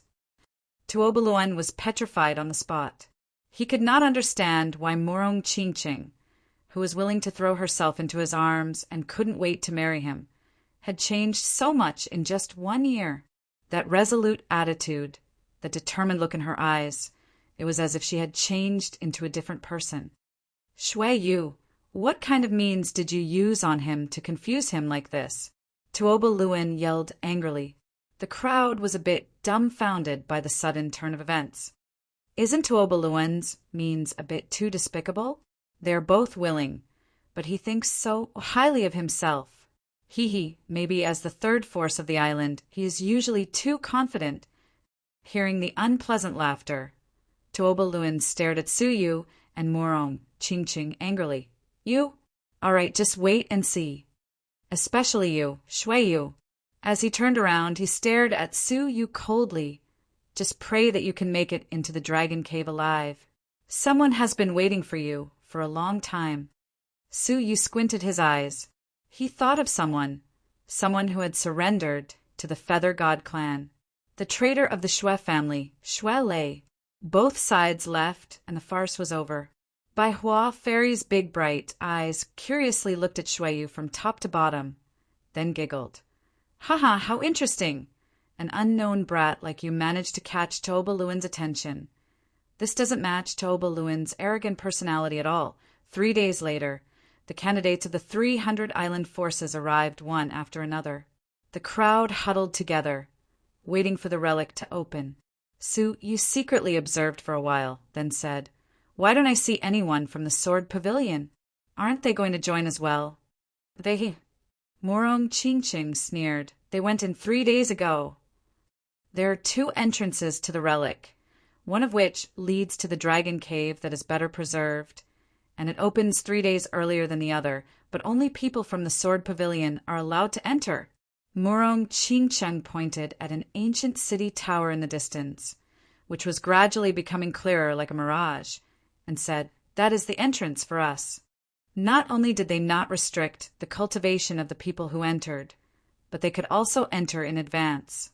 The Sword Pavilion really didn't plan to give the island forces many benefits. They only wanted them to be laborers once, to help them clean up the useless areas that were a pity to abandon and tasteless. The 10,000 Dragon Cave is open. You can go in now. On the stone sword, light and shadow seemed to distort, and an old man with black and white hair appeared. He stared at the crowd below indifferently, as if he was staring at a herd of livestock, and said, It is inconvenient to follow the rules. Everyone, put the resources you have collected into the special space storage of the Sword Pavilion. If you hide anything, you will end up like the thousands of corpses buried here. He glared at the crowd below, and 2 solid beams of light fell down, blasting a huge deep pit in the ground. Layers of corpses piled on top of each other, and it was a ghastly sight. Morong Ching's heart palpitated as she said, These are the people who have tried to deceive the Sword Pavilion and steal resources for many years. Without exception, once they are found, they will be executed immediately. Among these corpses, there are many young masters and young masters of the island forces. The old man with black and white hair said coldly, Now, the 10,000 Dragon Cave is officially open. He tapped his right foot on the stone sword, and a wave of powerful sword energy shot out from the stone sword, shooting toward the mirage. A ripple of water rippled, and the mirage suddenly became clear. The island forces people who had long been eager for a fight entered through the city gate. Let's go in as well. Suyu took out a gorgeous beast carriage from the leaf-shaped space ring. The beast carriage was surrounded by powerful seals, not only for stealth, defense, but also for attack. The 4 divine beasts that were pulling the carriage were the famous Heavenly Horn Rhinoceros. With a roar, the Heavenly Horn Rhinoceros pulled the people of the Shui family, charging straight into the ruins. This is too much. The Shui family thinks they can afford an imperial beast carriage, so they are unscrupulous. Good. Don't let me run into them in the ruins. Humph. Isn't the Shui family afraid of incurring public anger? How dare they do this? Brothers, let's go. Among the huge crowd, a few strange gazes locked onto the beast carriage. Entering the city gate tower, the scene inside suddenly changed. It was a desolate seabed, sunken into the depths of the sea. Countless underwater creatures fled in fright. Look, starlight grass. Shui Lin discovered that the vicinity of the city gate tower was filled with starlight grass, no less than 30. Half a year ago, the Shui family was on the brink of extinction for the sake of starlight grass. but here it grew freely like weeds. He was eager to jump out of the carriage, but was stopped by Suyu, who said, "Useless." Xue Lin shrunk his neck. How am I useless?" Suyu said impatiently, "Are you satisfied with a few stalks of starlight grass for an adventure once every 5 years?" But the starlight grass is very important. It concerns the Xue family's foothold," Xue Lin said reluctantly. Suyu shook his head and sighed. "Since there is starlight grass here, are we afraid that there won't be more in the depths?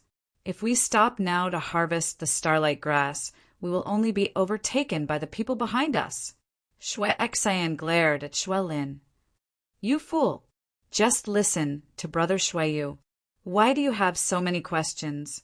When did he ever harm you?" "Never." Xue Lin laughed. "But where are we going?" Suyu touched the compass, which was hidden in his sleeve. The compass was pointing in the direction of the south. He did not understand this place, so he might as well try to walk in the direction pointed by the compass. Along the way, they found more and more spiritual treasures. 1 or 2 stalks of starlight grass could be found everywhere. There were even hundreds of stalks growing in large patches. But Suyu was unmoved, continuing to drive forward. The participants at the back gradually couldn't resist the temptation and gradually stopped searching. Hence, the number of people chasing behind Suyu was decreasing. However, there were 2 groups of people following the beast carriage, like shadows. They were completely uninterested in anything that happened along the way and continued to chase after the beast carriage. Half a day later, the beast carriage finally got tired and stopped to rest. Suyu and the people of the Xue family all walked out of the beast carriage and scattered around to rest. Suyu said, "Split up and explore the surroundings. Return to the beast carriage in an hour." The crowd dispersed.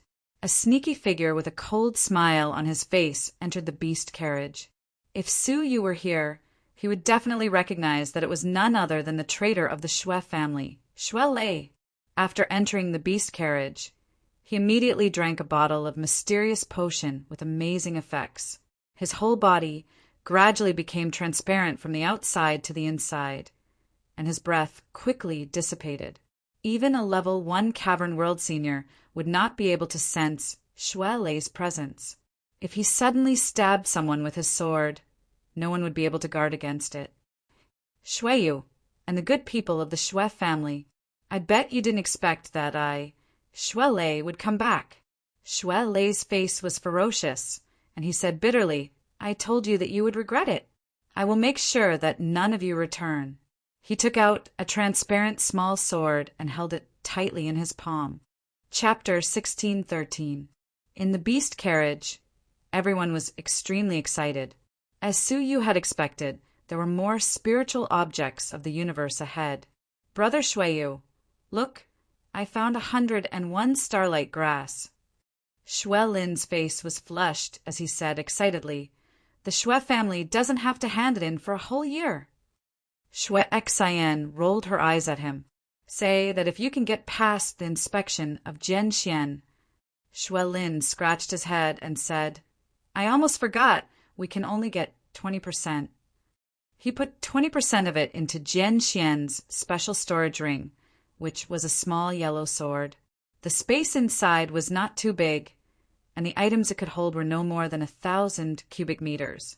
Jian Xian had deliberately restricted them from collecting too many resources. Jian Xian was extremely guarded against the island forces. Xue Xian also took out about 100 starlight grass and reluctantly put them into her sword-shaped storage ring. The rest of them also had a good harvest. There were more than 300 starlight grass alone. According to the 20% ratio, there were more than 60. Next year's starlight grass mission will be much easier. Xue Zhangji stroked his beard, his face glowing. The rest of the people smiled happily. It's a relief. This year, Xue Lei destroyed the starlight grass, which was a devastating blow to our Xue family. Now we can finally relax.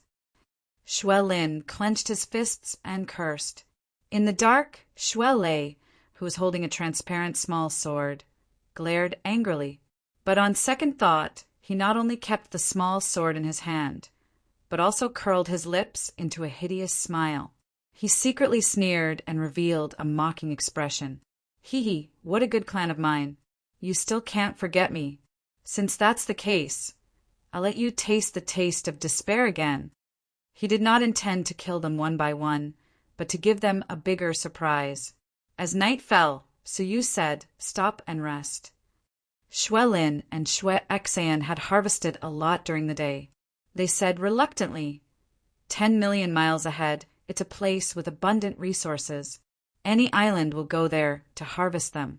We finally got ahead of them, so why should we stop? Wouldn't it be better to rush there in one go?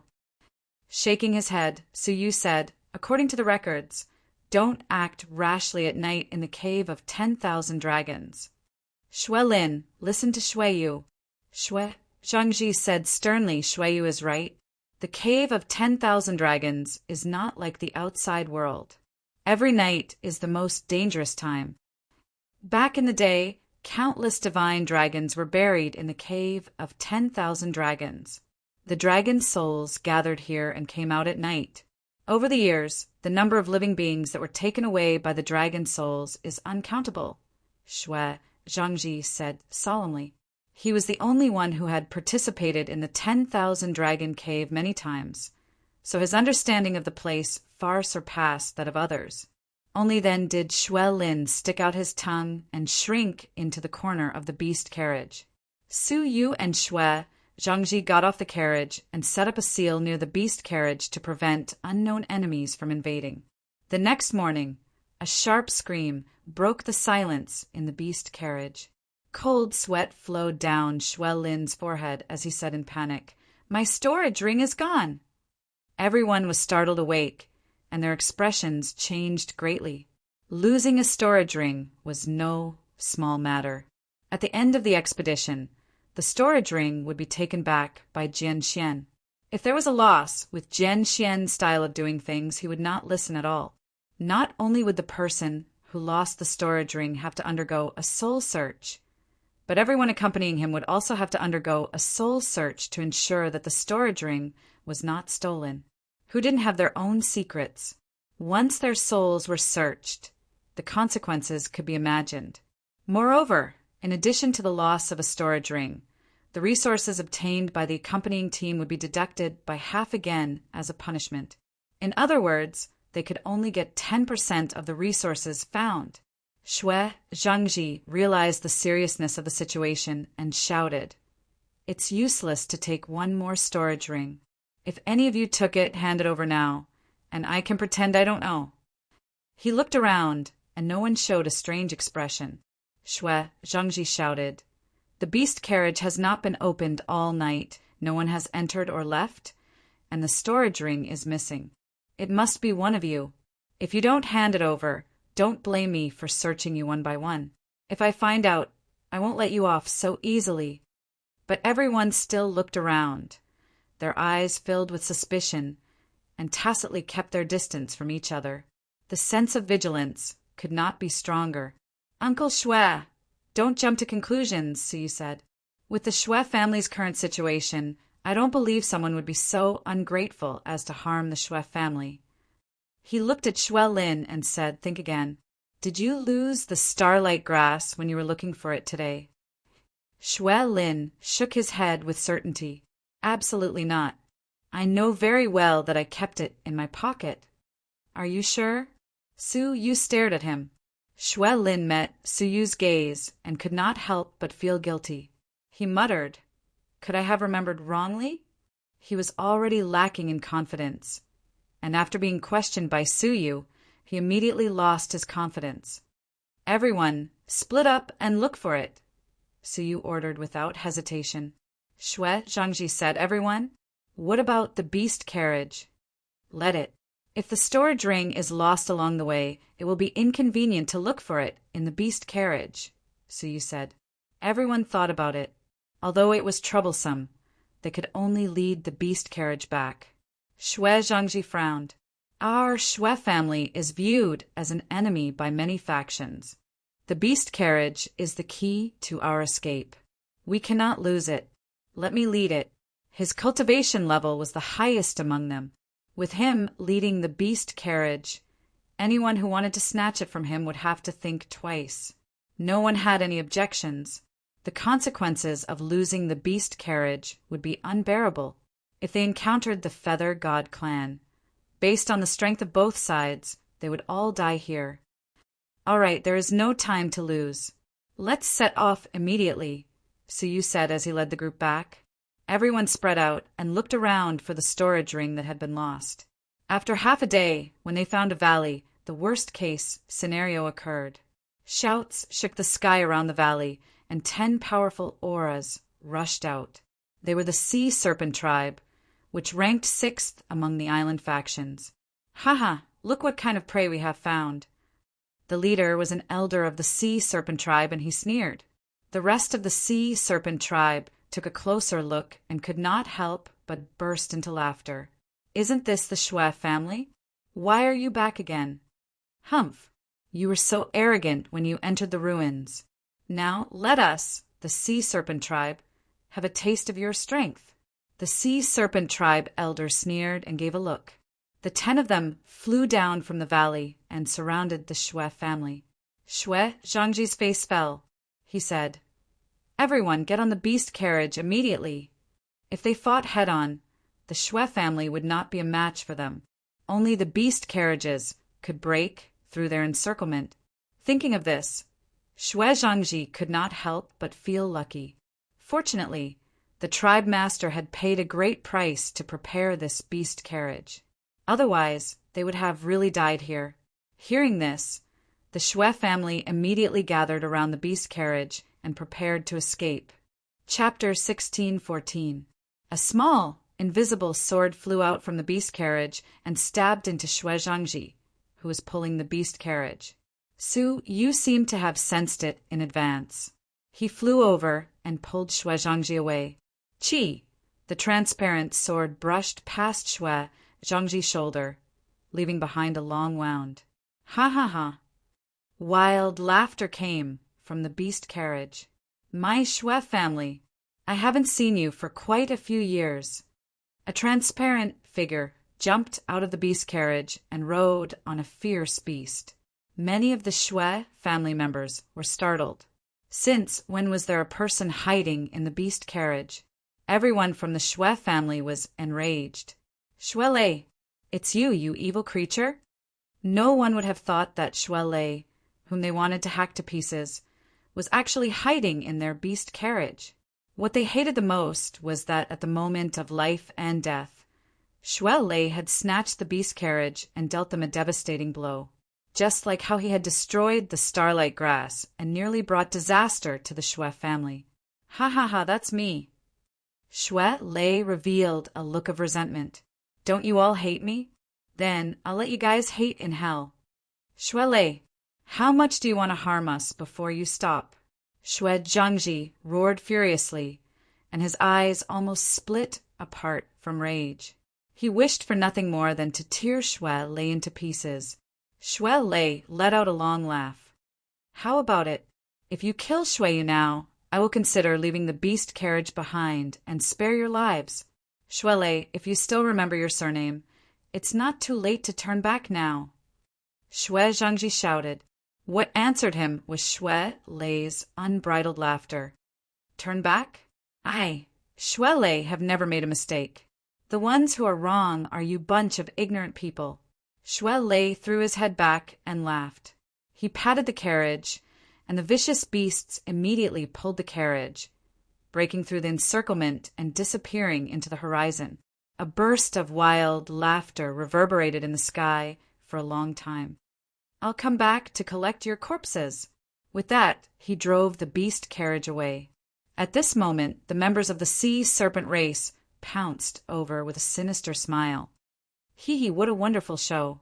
At the most important moment, your own people hurt you the most. Ha ha ha, even the heavens want you dead. However, what stunned Venerable Sea Serpent was that the plain-clothed young man who led them took out a leaf-shaped interspatial storage item unhurriedly. Then he took out a huge beast carriage. In terms of size and grade, it was even higher than the previous beast carriages. Another emperor-level beast carriage? Venerable Sea Serpent was stunned.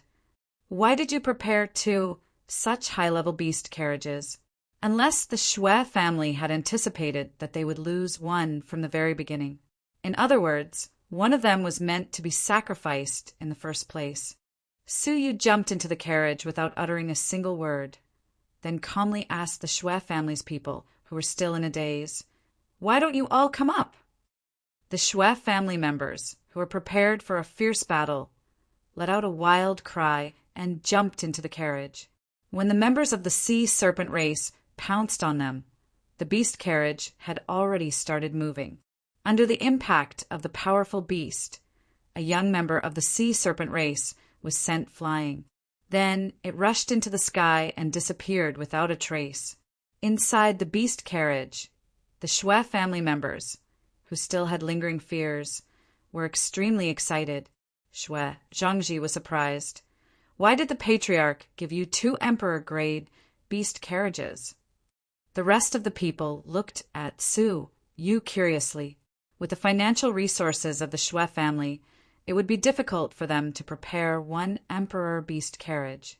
Why would they prepare two at all costs? Su Yu smiled and said, "To be exact, I asked the patriarch to prepare them. It was to get rid of some unnecessary troubles."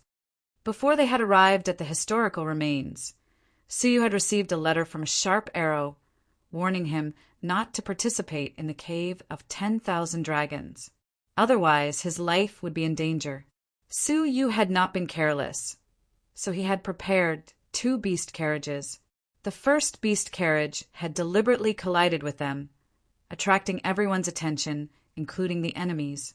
His original intention was to use the first beast carriage to lure the enemy away. But now, it seemed that his unintentional action had not only lured the enemy away, but also attracted a tumor that had been hiding for a long time. Su Yu's eyes were cold, and he said coldly, "Let's go and give Shui Lei a surprise." The two beast carriages could sense each other, so it would not be difficult for them to catch up with him. Shui Zhangji's murderous intent surged when he heard that. He clenched his teeth and said, "Don't attack, all of you. I want to cut him into pieces with my own hands." Shui Lei had snatched the beast carriage and rushed into the desolate wilderness in high spirits. He stopped slowly, silently calculating the time, and said, "With the gap in strength between the two clans, the few good-for-nothings from the Shui family should not be able to last more than 6 hours. When the time comes, I will go back and collect their corpses, humph." Tuobaluan had promised that if he could bring back Su Yu's head, he would be treated like a member of the divine Feather Clan. For Shui Lei, that was a treatment that could only be chanced upon. Swoosh! Swoosh! Suddenly, Shui Lei's ears moved, and he stared at the dense wilderness around him. He yelled, "Who is it? Come out!" The vegetation in the wilderness swayed, but no one answered him. What answered him was a dense barrage of black arrows. Each arrow was bound with a blood-red talisman. Upon seeing the talisman, Shui Lei's soul left his body and he gasped. The mysterious heavenly blood talisman. The so-called mysterious heavenly blood talisman was one of the most advanced talismans in the Gentian Ocean, and its power was immense. Each talisman contained the full force of a level 2 Cavern World Senior. The 30 arrows were all bound with the mysterious heavenly blood talisman, which was equivalent to the full force attack of 30 level 2 Cavern World Seniors. Shui Lei was only a level 4 Cavern World Senior. One mysterious heavenly blood talisman was enough to blast him into pieces, let alone 30. Suddenly, he realized that the target of these arrows could not be a mere level 4 Cavern World Senior like him, but the Shui family, judging by the massive amount of mysterious heavenly blood talismans prepared at all costs. They were prepared to wipe out the Shui family in one fell swoop and destroy them all. Unfortunately, Shui Lei happened to snatch the beast carriage. Those mysterious killers had mistakenly thought that the people in the beast carriage were all from the Shui family, and had chosen to kill them. Realizing this, Xue Lei was scared out of his wits, and he said in horror, "Wait, you killed the wrong people." After a deafening explosion, the beast carriage, together with Xue Lei, was blasted into pieces. When the smoke and dust dissipated, several figures leaped out from the bushes. The leader was Li Jun, the second-ranked heaven ruler of the Li family. Behind him were the candidates for the Cave of 10,000 Dragons. Except for Li Yu, everyone else was present. Phew! Li Jun looked at the scene of devastation and let out a long sigh. "They are finally dead." An elder looked confused and said, "I think I heard that they killed the wrong people. Did I hear it wrong?" Li Jun laughed. "Humph! The Xue family probably did not expect that someone would pay such a high price to kill them, so they naturally thought they killed the wrong people. Unfortunately, they were the ones I wanted to kill. To be precise, it was Suyu. The rest were just killed along the way." The elder was still cautious and said, "It's better to confirm it. Xueyu is a great threat to the Li family. I can't be at ease if I don't confirm it." Li Jun waved his hand, and one of the clansmen immediately took out a testing instrument and dripped Xue Lei's remaining blood into it. Suddenly, the instrument made a crisp sound. Li Jun laughed. "See, the instrument has a reaction. It can't be wrong. This is the blood of the Xue family. Su Yu has been protecting them, so they must have died in there together." The elder heaved a sigh of relief and said, "All right, let's leave as soon as possible. We can't let the Starry Pavilion know about this." The group left quickly. Chapter 16:15. What was that big explosion just now? Xue Zhangji was shocked and confused. Su Yu glanced at the destroyed land and the remaining blood. After thinking for a moment, he sighed. "Heaven is full of reincarnation. If you don't believe me, look up and see who the heavens have forgiven." The Xue family members jumped out to look and were shocked. Judging from the fragments, it was Xue Lei who stole the beast carriage. How did it get destroyed? Murong Qingqing also came over and said in shock. Xue Zhangji suddenly understood and couldn't help but laugh. "Ha ha ha, this is retribution. Xue Lei caused the death of so many people of the Xue family, and now he has to bear the disaster for us. Ha ha ha, retribution." The people realized that it was the enemy of the Xue family who killed Xue Lei by mistake. Haha, good for him. He did all kinds of evil, and he died for us before he died. He did a good deed, he. Xue Lin sensed something and dug out a sword-shaped storage artifact from the ruins. "I found it." Xue Lin laughed happily as he found what he had lost. "So this is where I fell. How strange. I've never been here before." The Xue family members were speechless. Everyone knew that the sword-shaped storage artifact was stolen by Xue Lei. The reason was probably because Xue Lin had called him a bastard yesterday, and Xue Lei had taught him a lesson. "Why don't you say anything?" Xue Lin scratched his head, feeling guilty under the strange stares of the people. The people were still speechless. What else could they say in the face of such a silly person? Xue Zhangji stared at the ruins, pondered for a moment, and said to Suyu telepathically, "Xueyu, who do you think it was?" Such large-scale destruction had obviously been planned for a long time, and they were prepared to annihilate the entire Xue family, leaving not a single one alive. Shaking his head, Suyu said, "I don't know. It could be the Feather God clan, Honglei, or the Li family. But no matter who it was, we are already dead, which is the best thing for the Xue family." As he spoke, Suyu took out the beauty under the moon and threw the outer iron sword into the ruins. It looked like the remnant fragments from the big explosion. Xue Zhangji froze for a moment, then understood Su Yu's intention. His eyes lit up and he gave a thumbs up. "Ha, that's great. Let the outside world think that our Xue family was ambushed and all of us died tragically. That way we will be much safer." Su Yu smiled and said, "So, uncle, from now on, you will lead the clansmen to look for resources in the periphery." Shui, Zhangji said in surprise. Shuiyu, could it be that you? I want to enter the dragon cave. Everyone was shocked. Dragon cave? Murong Qingqing said with surprise. Mr. Shui, the dragon cave is surrounded by people from the Sword Pavilion. Once you run into them, it will be very dangerous. The area they had been active in for the past 2 days could only be considered the outskirts of the myriad dragon cave. The true dragon lair was only a very small area. There were many corpses of divine dragons there. It was the core area of the dragon lair. Most of the island forces chose to operate in the periphery. The outer perimeter was incomparably large and rich in resources.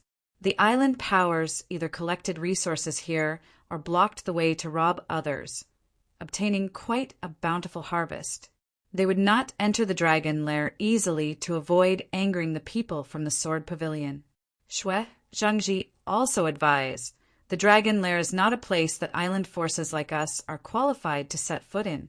Once you are discovered, even if you can escape the pursuit in the dragon lair, can you escape the sniper attacks from the Sword Pavilion outside? With the domineering style of the people from the Sword Pavilion, hunting down Shui was not just a joke. It was very likely that they would really do it. Why don't you stay in the periphery with us? With our current identity of total annihilation, it will be very safe. We can search for resources wherever we want. This year's harvest will definitely surpass that of previous years, Shui Zhangji said. His words were not unreasonable, but Suyu had a reason to go to the dragon lair. Whether he could achieve the divine path depended on how much dragon marrow he could bring back from this adventure. I have made up my mind, Suyu said. You guys leave this place as soon as possible. I will let you use the beast carriage. Shui Zhangji tried to persuade him again and again, but Suyu was determined. He could only give up and said, Shuiyu, you are now the hope of our Shui family. No matter what the situation is, I hope you will put your life first. I will, Suyu said. With that, Shui Zhangji led his people and left quickly. Only Murong Qingqing stayed behind. She looked at Suyu and said, I can't find the team of the Murong family and I can't contact them. I have nowhere to go. Suyu said without hesitation, no. If we are discovered, the Murong family will be implicated. Now that the Shui family had the support of the Starry Pavilion, Jian Xian might not dare to do anything to the Shui family. But in the Murong family, one word from Jian Xian was enough to determine the fate of the Murong family. Murong Qingqing bit her lip and said, Then take care. Nodding, Suyu leaped up and headed straight for the dragon lair. Several hours later, a beautiful figure holding an emerald green sword gracefully descended and stood in front of the iron sword that Suyu had thrown away. She squatted down and held the iron sword. Her crystal-like eyes were filled with regret. She said softly, I warned you, why did you still come? Sai, a worthy rival of mine, has left just like that. If Suyu were here, he would not be mistaken. It was none other than Li Yu from the Li family. She could not stop her people from plotting to kill Suyu, so the only thing she could do was to inform Suyu in advance. Unfortunately, Suyu did not listen to her advice. If I become the master of the Li family one day, I will definitely set up a monument for you on the Twin Star Island. Li Yu's usually calm face was filled with disappointment. She stabbed Suyu's iron sword into the ground, making it look like a tombstone. Then she looked at the dragon lair. Her eyes flashed and she flew over. The commotion attracted a lot of attention, and the nearby forces rushed over, including the Li family. What happened? Looking at the huge destruction, the people who rushed over were all vigilant. Li Jun pretended not to know and said with a terrified expression, Who did this? Suddenly he noticed the iron sword. His eyes turned and he said, I recognize that iron sword. It is the weapon of the Shui family's second young master, Shui Yu. Are you talking about the Shui family, the arrogant Shui family? Haha, if it was them, then they deserve to die. Who asked them to be so arrogant? Li Jun, who had quietly retreated from the crowd, smiled coldly and sighed in relief. Farewell, Shui. 5 days later, Shui, you arrived in front of a series of canyons. Looking down from above, one could clearly see that the series of canyons formed a huge claw mark. It was like some kind of giant creature had scratched the ground with its sharp claws, leaving a shocking mark. Waves of dense dragon power filled the area. I finally found an unexcavated dragon lair. Suyu let out a breath of turbid air. In the past 5 days, Suyu had found 7 or 8 traces of the dragon clan's battle. Unfortunately, they had all been excavated, and not even the remains of the divine dragons could be found. Unknowingly, he had found his way to the depths of the dragon lair, until he arrived at the strange Dragon Claw Canyon. The thick dragon energy was much stronger than what he had found before. His eyes flashed, and Suyu found a hidden spot ready to jump down. Unexpectedly, a black shadow jumped out from below. In the dragon lair, it was a black-clothed man again. Suyu could not think of anyone other than the people of Jianxian. Suyu was slightly shocked. Without thinking, he pulled out the beauty under the moon and stabbed it. Clang! Not only was the black shadow's reaction extremely fast, but his swordsmanship was also superb. Not only did he block the stab, but the powerful sword energy also attacked Suyu's brow. Suyu did not retreat. Instead, he moved forward and swept away the opponent's sword energy with the demonic moon revolving style. At the same time, the curved sword energy spread and slashed at the opponent's neck. The black shadow snorted, and the divine power of a level 3 Cavern World Master was released like waves, scattering the curved sword energy. Then, the black shadow stepped on the canyon and leaped up. He glared at Suyu, but he was in a hurry and had no time to pay attention to Suyu. Suyu instantly realized that something was wrong. He immediately stuck an invisible talisman on his body and disappeared. As long as he did not touch him, he would not be discovered. Chirp! Almost at this moment, a shrill screech rushed out from the depths of the canyon. Whoosh! There was a sudden change in the air above the cliff, and a strange black bird with faces all over its body rushed out. There were 2 young men standing on the back of the strange bird. Suyu even knew one of them, Hong Lei. Suyu was surprised. At this time, Hong Lei was half a step in front of the young man in the posture of a follower.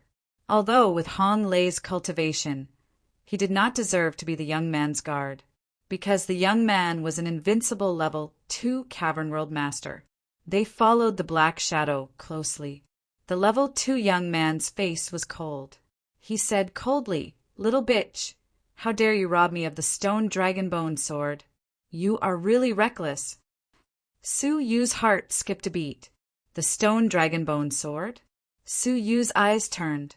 He did not intend to be nosy, especially when the opponent was the level 2 Cavern World Master. But just as Suyu was about to leave, he suddenly froze and took out the compass. At this moment, the needle of the compass rotated violently and then suddenly stopped. The fixed position was not somewhere else, but in the direction where the black shadow and the young man left. Suyu's expression was slightly serious. According to Shui Yuntian, the compass was found in a mysterious space in the cave of 10,000 dragons. In that space, there was only the compass. This thing was definitely not ordinary. After a moment of contemplation, Suyu turned and chased after the black shadow. After chasing for a short while, Suyu's brows sank. He stopped on the crown of a tree, ran his fingers through the leaves, and took out a translucent drop of divine blood.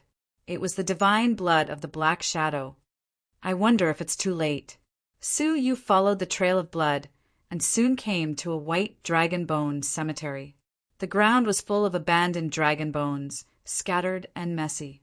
These were the dragon corpses that Jian Xian had excavated over the years. After taking out the dragon marrow, he abandoned them here. Over the years, the dragon bones were as numerous as the hair on a cow, forming an endless bone mountain.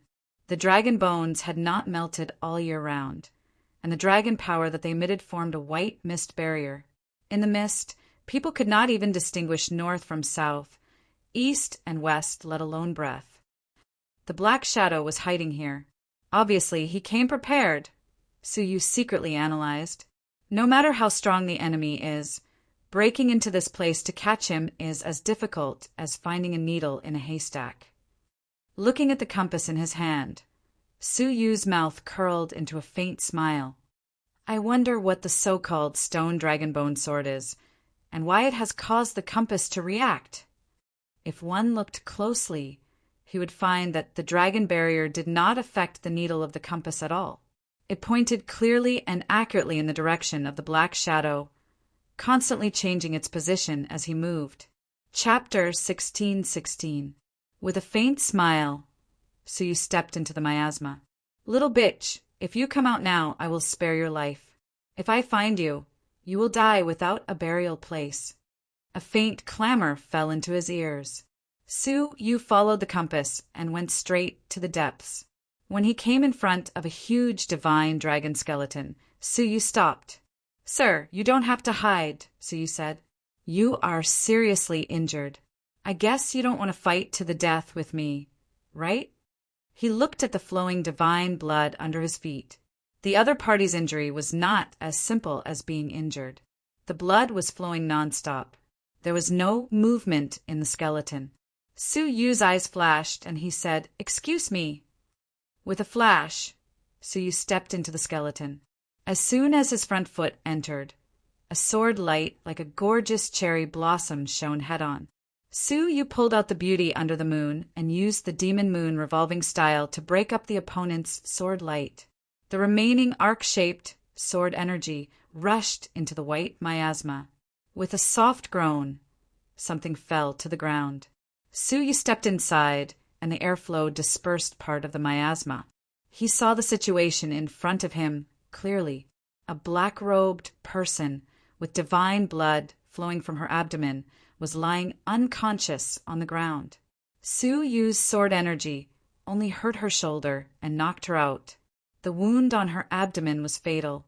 What a domineering swordsmanship! Suyu stared at the wound on her abdomen. He could see small, milky, white swords moving back and forth in the wound. Once the wound healed, the small swords would immediately cut it open again.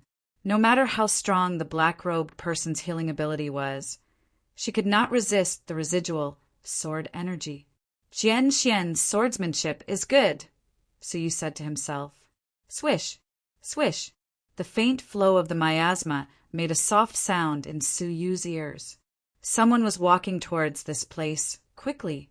Without hesitation, Suyu searched the black-robed person and immediately found a sword-shaped storage ring. It seemed that he was also a member of an island force.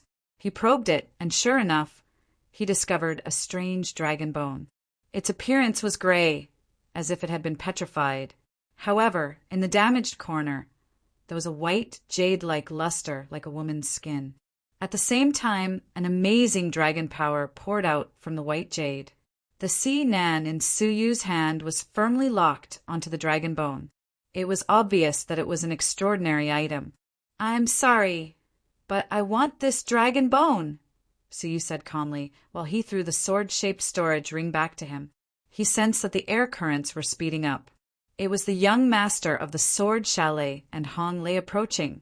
His heart turned cold, and Suyu immediately retreated along the path he had come from. Before he left, he glanced at the motionless, black-robed man.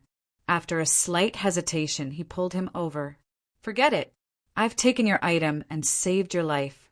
We don't owe each other anything. To prevent his divine blood from dripping and leaving traces, Suyu caught all the divine blood with the mortal fairy's strength. Then he retracted his aura and left silently, not causing any changes in the miasma. A moment later, two figures descended upon this place. Young Master Jianxian looked around with narrowed eyes. His eyes were extremely special. His eyeballs were pale white, but his pupils were sword-shaped. Hong Lei said, Young Master, the commotion just now came from here. It can't be wrong. Did she escape in advance? Young Master Jianxian glanced at the pool of divine blood on the ground and said coldly, "How could she escape after being hit by my destructive sword energy?"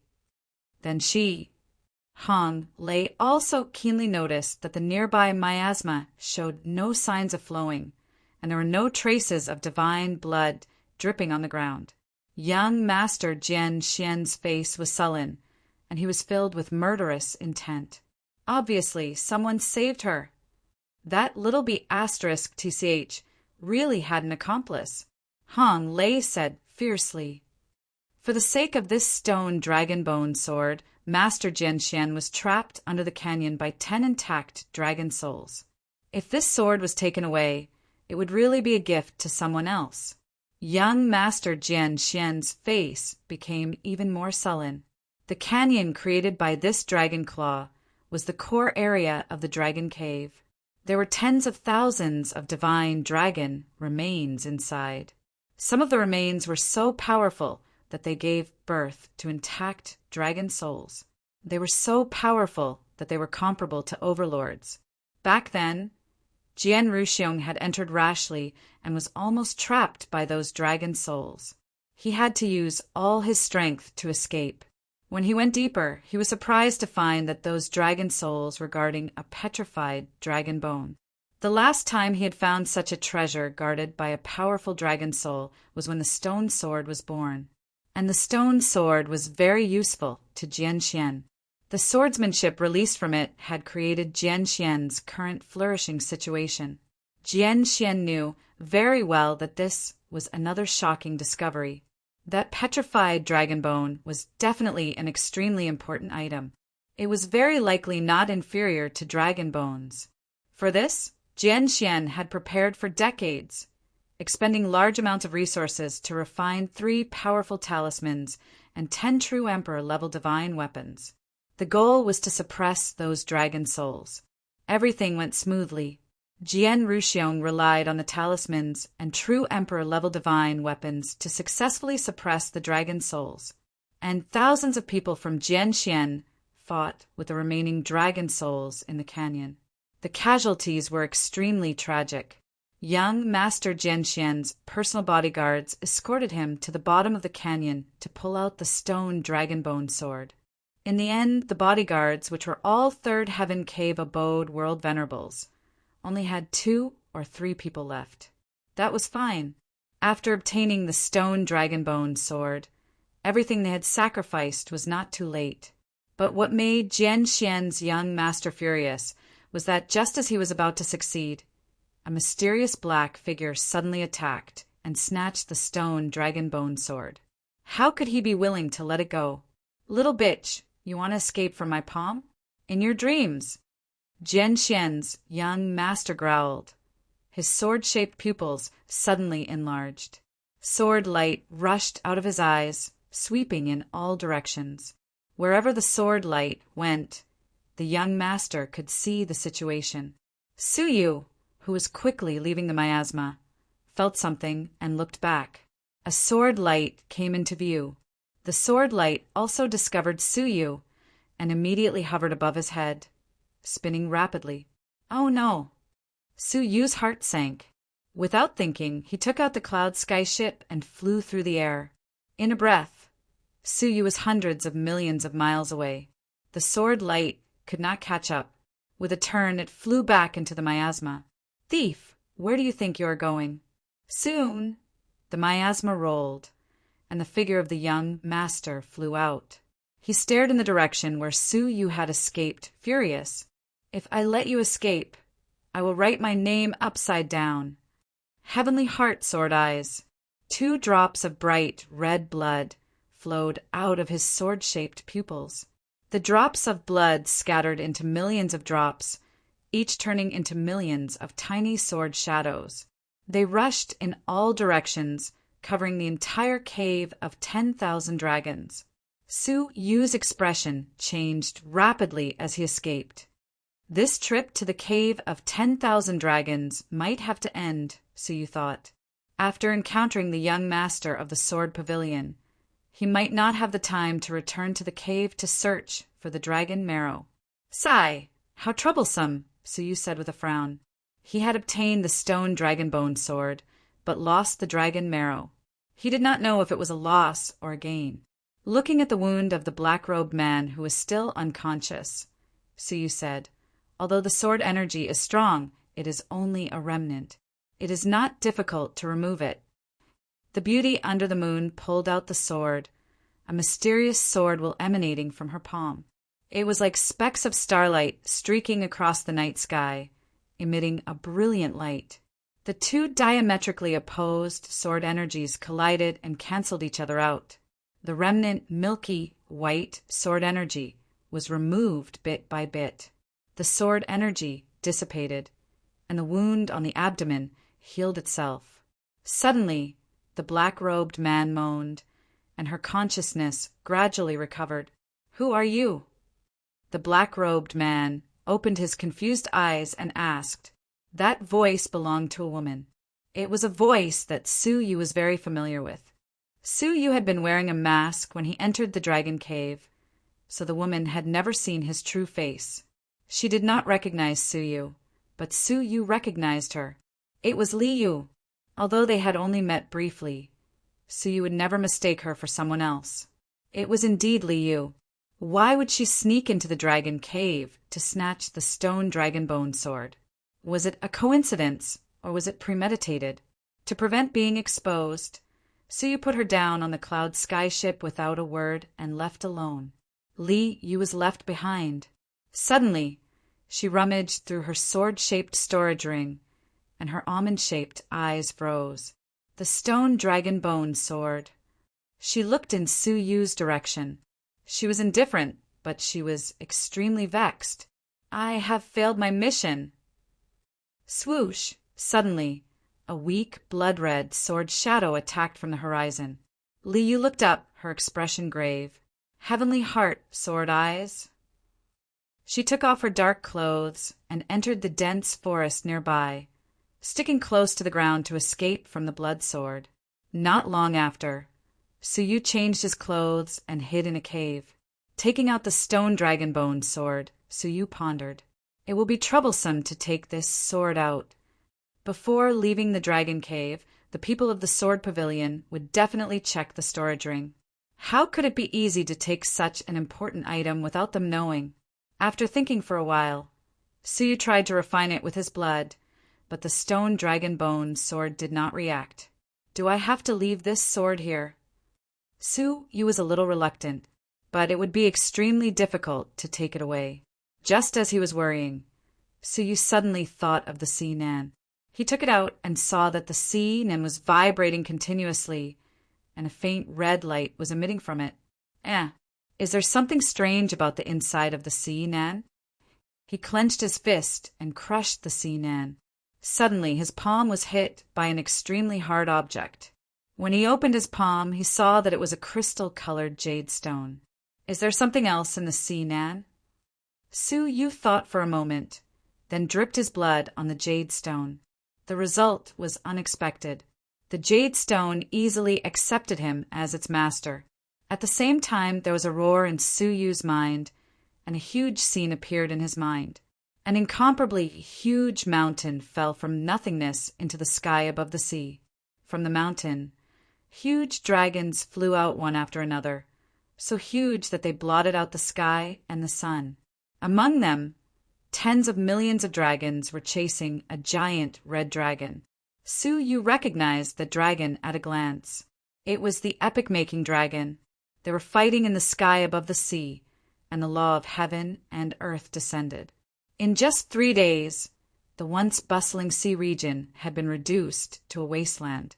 Giant divine dragons fell into the sea one after another. One of the divine dragons with a crown on its head was smashed to pieces by the epic-making dragon. Before the divine dragon with the crown died, it spat out the dragon pearl and threw a white dragon-shaped long sword into the sea. The scene stopped abruptly, and Suyu's face was surprisingly calm. It seems I was right. The origin of the Cave of 10,000 Dragons really has something to do with the epic-making dragon, Suyu said coldly. I guess it's for the Dragon Abyss treasure scroll. He was increasingly convinced that the epic-making dragon did not have good intentions in giving him the scripture. It was a scripture that had triggered the pursuit of tens of thousands of divine dragons. There was something wrong with giving it to an outsider to cultivate. Shaking his head, Su Yu extinguished the idea of cultivating the dragon abyss treasure scroll again. When he opened his eyes, his palm was empty. The crystal was gone. The stone dragon bone sword was also gone. Su Yu was shocked, but he immediately realized that there was an additional item in his mind. His soul moved, and he was shocked to find that the crystal was already in his soul. What surprised Su Yu even more was that the crystal was a space storage device. The stone dragon bone sword was lying quietly in it. Chapter 16:17. This is the first time I've heard of a storage device in the form of a soul. Su Yu studied it for a long time and was surprised to find that even souls from the outside could not detect its existence. Just like the divine nine-dragon cauldron, if it did not show itself, it would be difficult for outsiders to detect it. This discovery made Su Yu's heart tremble. He took out a starlight herb from the sword-shaped storage ring. He tried to put it into the crystal space, and the result was easy. The crystal space had already recognized Su Yu as its master. Su Yu's eyes flashed as he murmured, "So, everything I get from the cave of 10,000 dragons can be hidden in the crystal space without being detected by Jianxian, including the stone dragon bone sword." As Su Yu thought of this, the huge rock on his chest suddenly loosened, and his worries disappeared like smoke in the wind. "Ha! The heavens have not forsaken me." Su Yu could not help but laugh. Since he was not worried about the stone dragon bone sword being discovered, he was not in a hurry to leave. He looked at the stone dragon bone sword again. In the painting, the dragon emperor spat out the sword before he died. This showed that the sword was extraordinary. But why can't I refine it? Su Yu caressed the stone sword. Suddenly, he discovered a hole the size of a thumb on the hilt of the stone sword. It looked like something could be inserted into it. He suddenly remembered that in the painting, the dragon emperor spat out not only the stone dragon bone sword, but also the dragon pearl. The size of the dragon pearl was exactly the same as the hole in front of him. What about the dragon pearl? Su Yu asked in surprise. Suddenly, Su Yu thought of something and said in surprise, "Could the dragon pearl be there? Swish!" As Su Yu was thinking, a few breaths flew past his head. Looking up, Su Yu recognized them all. One of them was from the Morong family, and the other was from the Feather God clan. Tuobaluan was among them. "Tuobaluan, are you really going to kill us all?"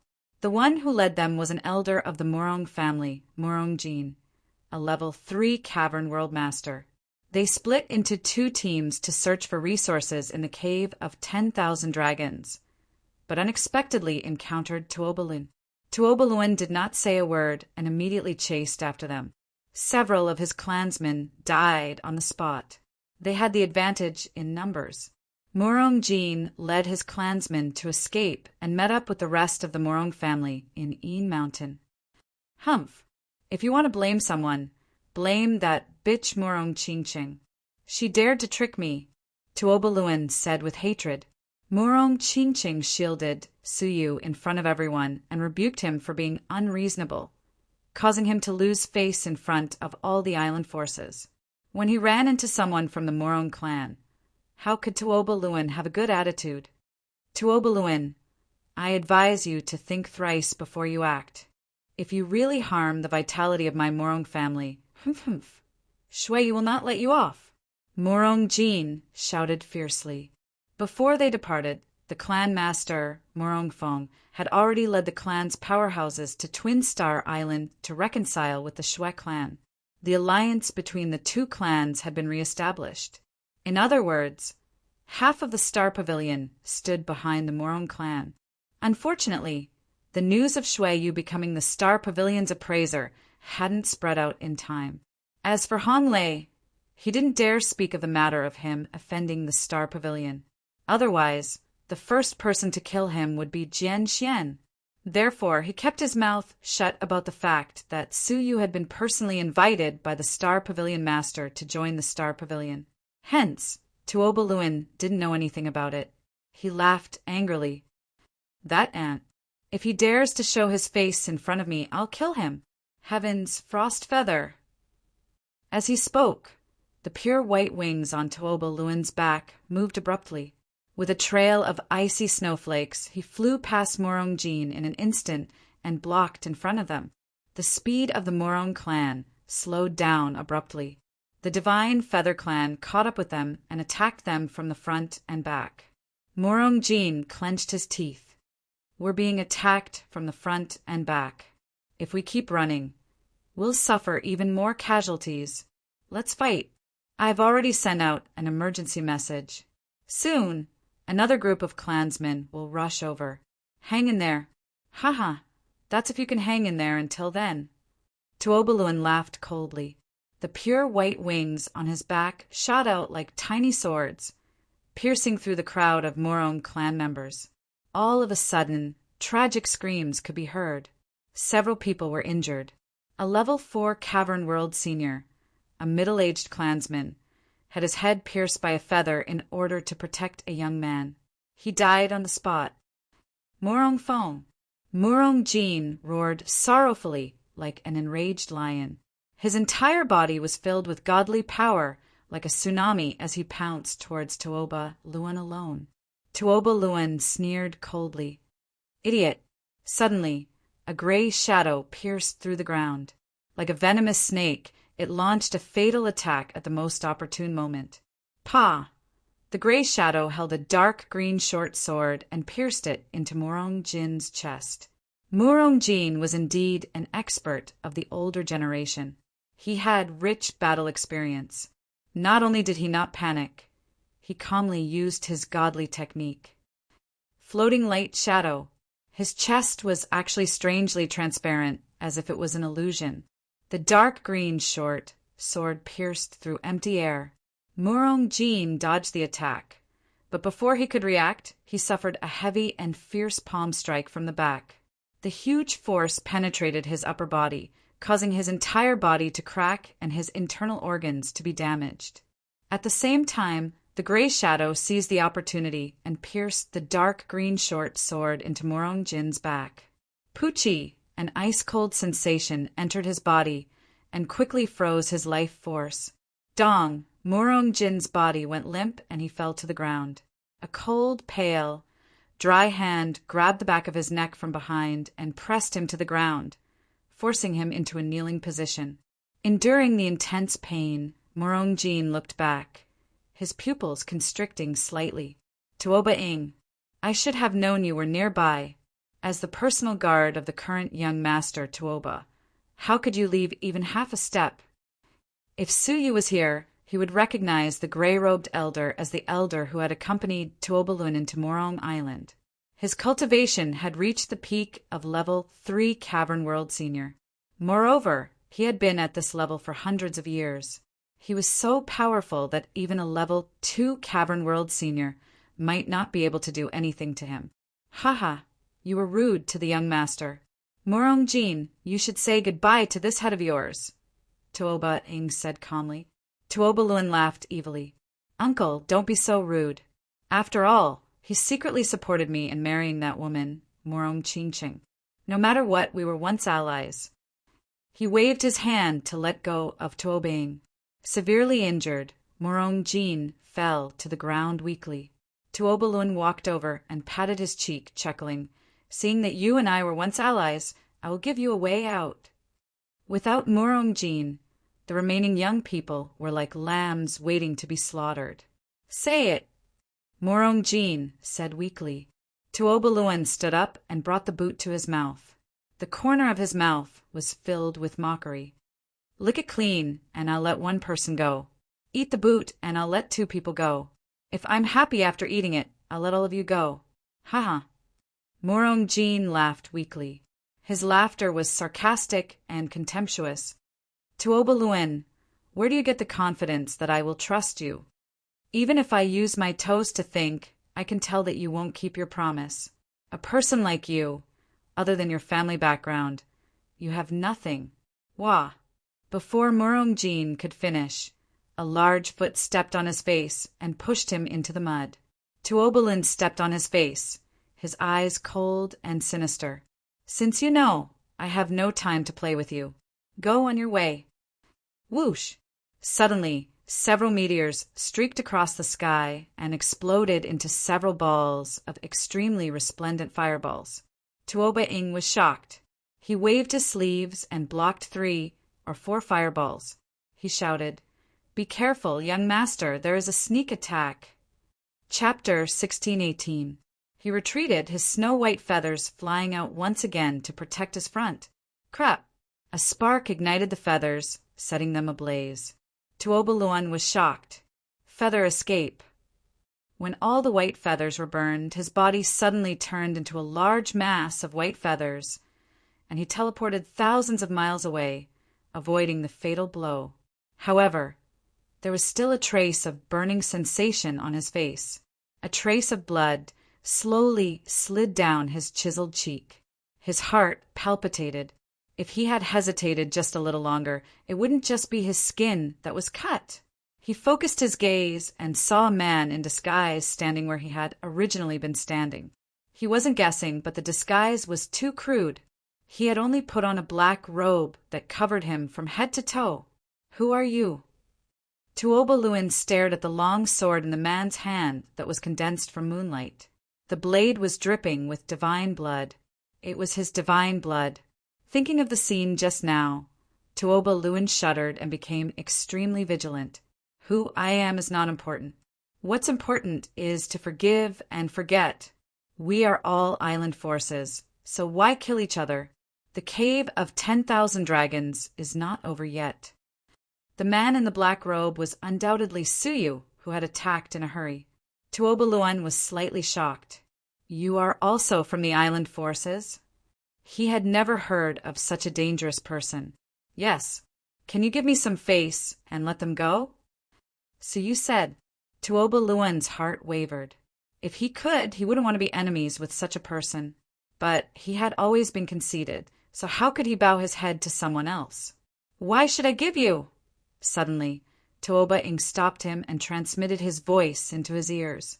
Tuobaluan's expression changed again, from unwillingness to helplessness, and finally to compromise. Putting away the white feathers, Tuobalun cupped his fists and said, "All right, I will give you some face." He stared at Morong-jin and snorted coldly. "Consider yourselves lucky to have met this brother." Morong-jin was surprised. Among the island forces, who would be willing to go against the third-ranked Feather God clan and help the tiny Morong family. "Thank you," Morong-jin said. Suyu pulled him up and said, "Let's go, we can talk later." "Sir, please wait."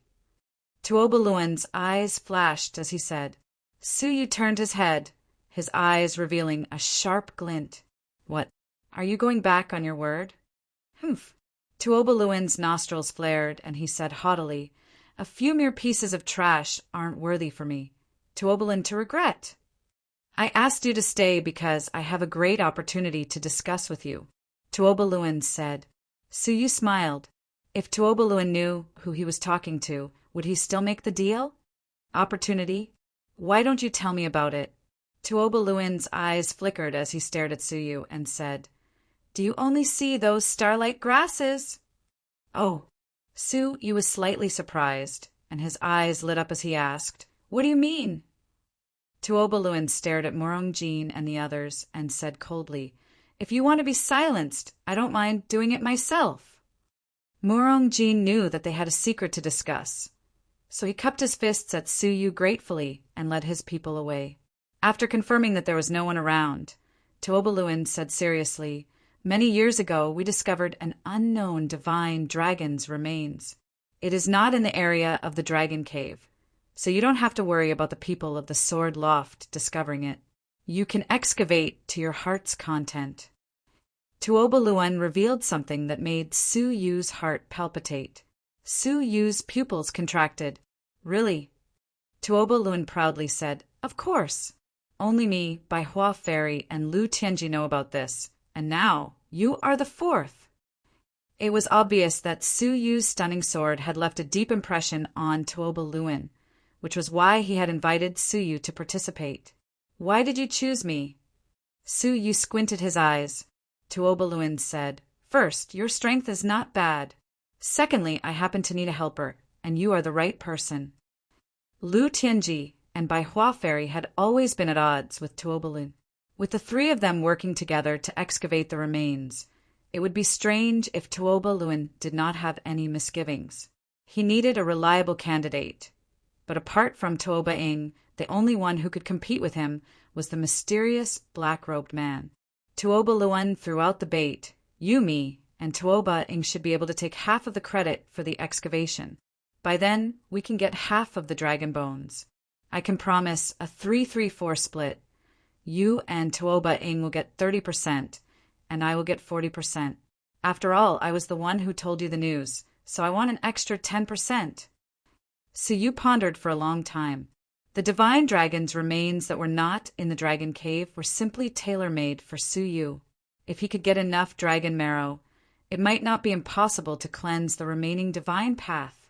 As long as he could become a divine path, Su Yu could gradually unlock the space storage device, and his strength would recover greatly. All right. Su Yu nodded in agreement. Tuoba Luin laughed heartily. Awesome. Let's go. I'll introduce you to Bai Hua Fairy and Lu Tianji. At the border between the periphery and the dragon cave, a bare mountain covered in blood-red light stood on the horizon. Lu Tianji and Bai Hua Fairy stood at the top of the mountain, looking at a map and gesticulating something, their brows furrowed in distress. Sensing Tuoba Luin's departure, Bai Hua Fairy scrunched up her nose. Not caring about proper business, only chasing after Morong family's people. Do you even care about this at all? Suddenly, her big bright eyes noticed Su Yu, and she immediately became vigilant, saying in a low voice, Tuoba Luin, why did you bring an outsider here? Tuoba Luin chuckled. He is a member of the Feather God clan, not an outsider. Feather God clan him? I don't remember a guy in a black robe in the Feather God clan's team this time, Bai Hua Fairy said. Tuoba Luin was too lazy to explain. It's up to you whether you believe me or not. But if you reject him, don't regret it. His swordsmanship is extraordinary. If we don't have him, I'm afraid we won't be able to excavate the dragon bones this time. It wasn't just Bai Hua Fairy. Even Lu Tianji was surprised. A mysterious aura emanated from Lu Tianji's body. Faintly, the threads of fate were shaking slightly, as if he was divining something. Bai Hua Fairy laughed. Without him, we won't be able to find the dragon bones? Haha, I don't believe it. 100 flowers, seeking sword. Bai Hua Fairy suddenly stepped forward. A field of colorful flower phantoms fell along with her figure. Tuoba Luin saw it, but not only did he not stop her, he even showed a mocking expression, as if he was watching a good show. Shit! The seemingly weak flower suddenly shot out countless small swords from its pistils. Each of them carried a different attribute. Some were intoxicated, some were poisoned, some were invisible, and there was even time for a moment Su Yu thought he had met someone who was proficient in hundreds of magical powers. But upon closer inspection, he realized that was not the case. It was just a special kind of divine path. Pulling out the beauty under the moonlight, Su Yu turned into a shooting star like a long sword. Dark Night Meteor Thrust. Su Yu's afterimages appeared one after another, but in a breath's time, he had already stabbed out dozens of times. The tip of the sword left a brilliant trail in the air, like a falling meteor, extremely dazzling. The hundreds of flowers were destroyed by the sword. Then, a ray of sword light pierced through the broken flowers and touched the tip of Bai Hua Fairy's nose.